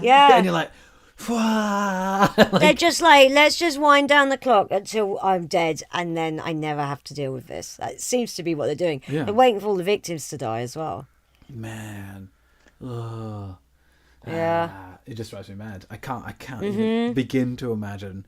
And like I guess they don't get called up to any of these cases either because they're like, it's so long. You know, what was the one we went a few where he's like, I don't remember. He went, yeah. Sidney Gottlieb. Don't remember. Yeah. You're like, I don't remember. Well, about Sidney Gottlieb, because I did think after having done ongoing cases and the victims, I think we'll end by saying what became of Sidney Gottlieb. What became of Sidney Gottlieb? He retired from the CIA in 1973. Right. Stating that he didn't believe his work had been effective. Holy shit. Oh my God, he admitted. In his retirement, he was visited by Frank Olson's son. Oh shit. With a fucking 2x4. What did he do to him? Yeah. Well, at the time, Sidney Gottlieb... Was it Tony Caruso's home? They're friendly. Just kidding, they're scary. Tony Caruso's home. Gottlieb had retired to Virginia, where he was raising goats, eating yogurt, and advocating for peace and environmentalism. Yeah, fuck you motherfucker. Jesus Christ. He and his wife spent 2 years travelling Australia, Africa, and India, and then settled down for several months to run a leper hospital in India. What did he do to those lepers? Yeah. He had some in his pocket, didn't he? Yeah, so they then moved back to Santa Cruz in California because they had grandchildren by this point. They wanted to be part of the grandchildren's lives. He got a master's degree in speech pathology. After 5 years there, they moved back to Virginia for their retirement years, which is where Frank Olson's son visited them. They both did voluntary work. Gottlieb used his new degree to help in middle schools, high schools, and hospice care facilities as a speech pathologist. Oh, did he try and control 10-year-olds and old people? Hell. They enjoyed farming their own food. They lived a very wholesome life. And then he died at his home in Washington, Virginia in 1999. Right, so he just got to die an old man having done basically what he wanted his whole life.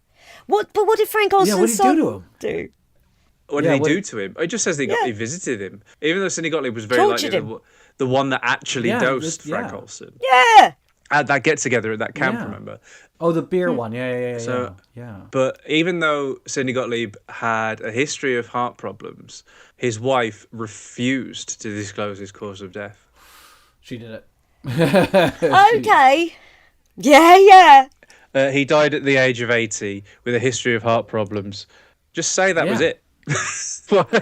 Yeah, she's like, I'm not going to tell you. I am not going to tell you. But put it this way. That's for me to know, for you to find out. Yeah, don't worry. I didn't receive any orders from the CIA. What? Why'd you say that? I just said I didn't. No, but you just... You could say that I'm a good girl. Good girl. Good girl. Good girl. The camera like cuts like a little further each time. MK Ultra is a part of us all. A part of us all. A part of us all. Sorry to repeat myself. They use recordings of Marge Simpson saying, it's a part of us all. Oh, wow. Ah, damn. There we go. The somewhat, and then in a strange way, the end. The establishment got away with it. Surprise. I can't believe that happened. Yeah. In the world of a famous internet meme, fuck, I can't believe they've done this.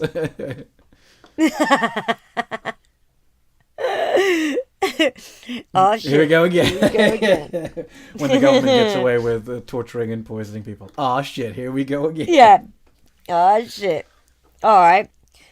Fucking hell. Well, our MK Ultra series ends in a frustratingly predictable way. everyone was all right apart from the victims. And not only that, even just because of the revelation of MK Ultra, the CIA and the US government managed somehow to protect itself even further from scrutiny in passing laws with the Mosaic thing and all that Mosaic Effect right. and So stuff. they're like, okay, just in case this happens again, it can't. Oh my god! Fuck's sake! Yeah, all right. But rooting for Lana Ponting. Yes. Yeah. Yeah. That would be cool, wouldn't it? We could do a follow-up if she... If the case comes through and, Yeah, if she gets her flowers, man. Oh. Well, there we go. Well, there we go. That's it. If you've enjoyed learning about MK Ultra, Mystery on the Rocks will return in Avengers... Doomsday. Avengers Doomsday. I'd love us to be in that film. That'd be a lot of fun. Imagine if we just were like there for 2 seconds. What an Easter egg for our 10 listeners. 10 listeners, yeah. Like, somehow our podcast, like a clip from the podcast ends up in the film. Yeah, it's like, did I hear Mystery on the Rocks in that scene? And we're like, only in the British release. Oh, like when they get, when they redub cartoons.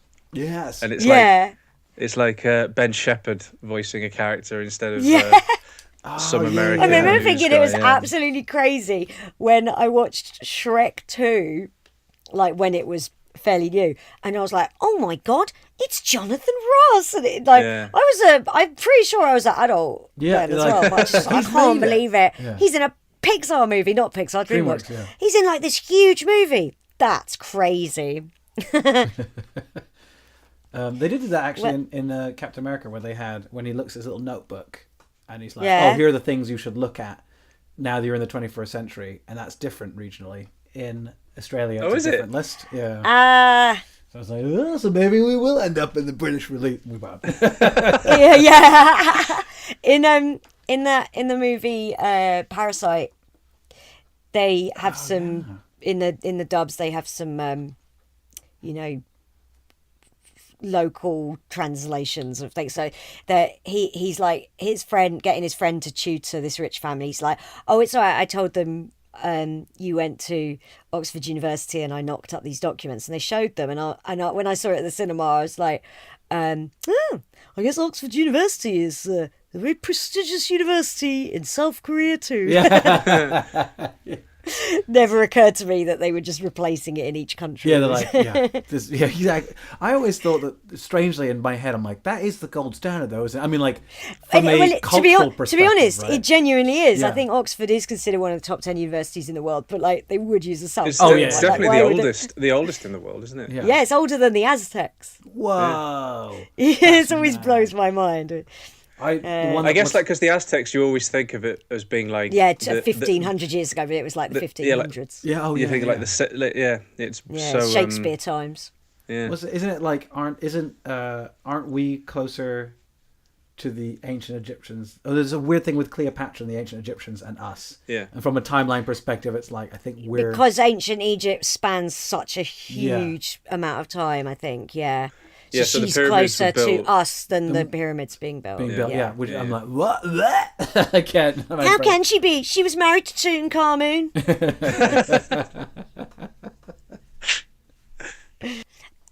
Well, everybody, if you've enjoyed this and you fancy even more of it, you can get it on patreon.com/MrOnTheRocks. It's all there for you. So much stuff. Oh my God, you won't believe how much stuff. And you get early release episodes too. Oh, yeah. Exactly. So there's a bunch of people on the Patreon who've heard this already. Yeah. And you could be one of them. You could just... Yeah, exactly. Where have you been, bitch? So, thanks for that. Has anyone got anything they'd like to plug?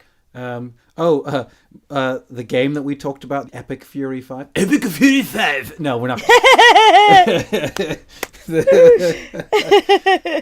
Cockle-doodle KO. Oh, yes. Do you know what? I'm going to plug? It's way, way, way, way in advance. Yeah. But I might as well tell people about it now. I need my diary so I can get the right date. On November the 4th, I will be performing my 2026 tour show Imposter at the Pleasance in London. Ooh. And that's the date on the tour I'd like to have lots of people at. That's so I'd like cool. to sell That's that. That'd be nice. Yeah, Wednesday the 4th. Oh my God. How'd you know that? You got a calendar? I've got a big old wall planner. Masu just knows. I just know. Oh, I see. Yeah, so Wednesday. Yeah, you're right. Wednesday the 4th of November. Come to Imposter at the Pleasance. That would be really nice. My earrings just like fallen out through my headphones. That's weird. How did that happen? Just like came out through the headphone. That's so strange. Anyway, good news. Well, thanks everybody. Thank you, everybody. That's MK Ultra. That's it. That's it. We didn't do your drink, Chris. Oh yeah. Oh yeah. We didn't do our drinks. It was strawberry and chamomile tea brewed very strongly, lemon juice, and then topped up with a bit of grape soda. Fanta grape soda, and we were chatting about that before. It was delicious, right? And I was like, yeah. Got to be careful, not to overdo the grape soda because it's a potent flavour. Is that? Yeah. The grapeness. I think I might have put in just a little bit too much. Not so much that I couldn't taste the other stuff. Yeah. But I think if it were I to make that again, I wouldn't put as much grape soda in it. Yeah. Okay. What do you call it, Chris? The grape escape. Oh, it was that or grape expectations. That might be better. That might be better. I might call it the grapist. If I saw that on a cocktail, if we were at Freud's and I saw that, I'd be like, yeah, let's get 3 grapists, please. There's one called a grapist. Couple of grapists over here. Nice. and then when the bartender has to make 3 of them, you're like, I suppose this makes you a serial grapist. And we're like, hey, oh. And everyone else just sort of like, oh. And then his ankle tag buzzes. He's like, oh fuck. Thanks everybody. We'll see you so soon. Yes, we shall. Bye.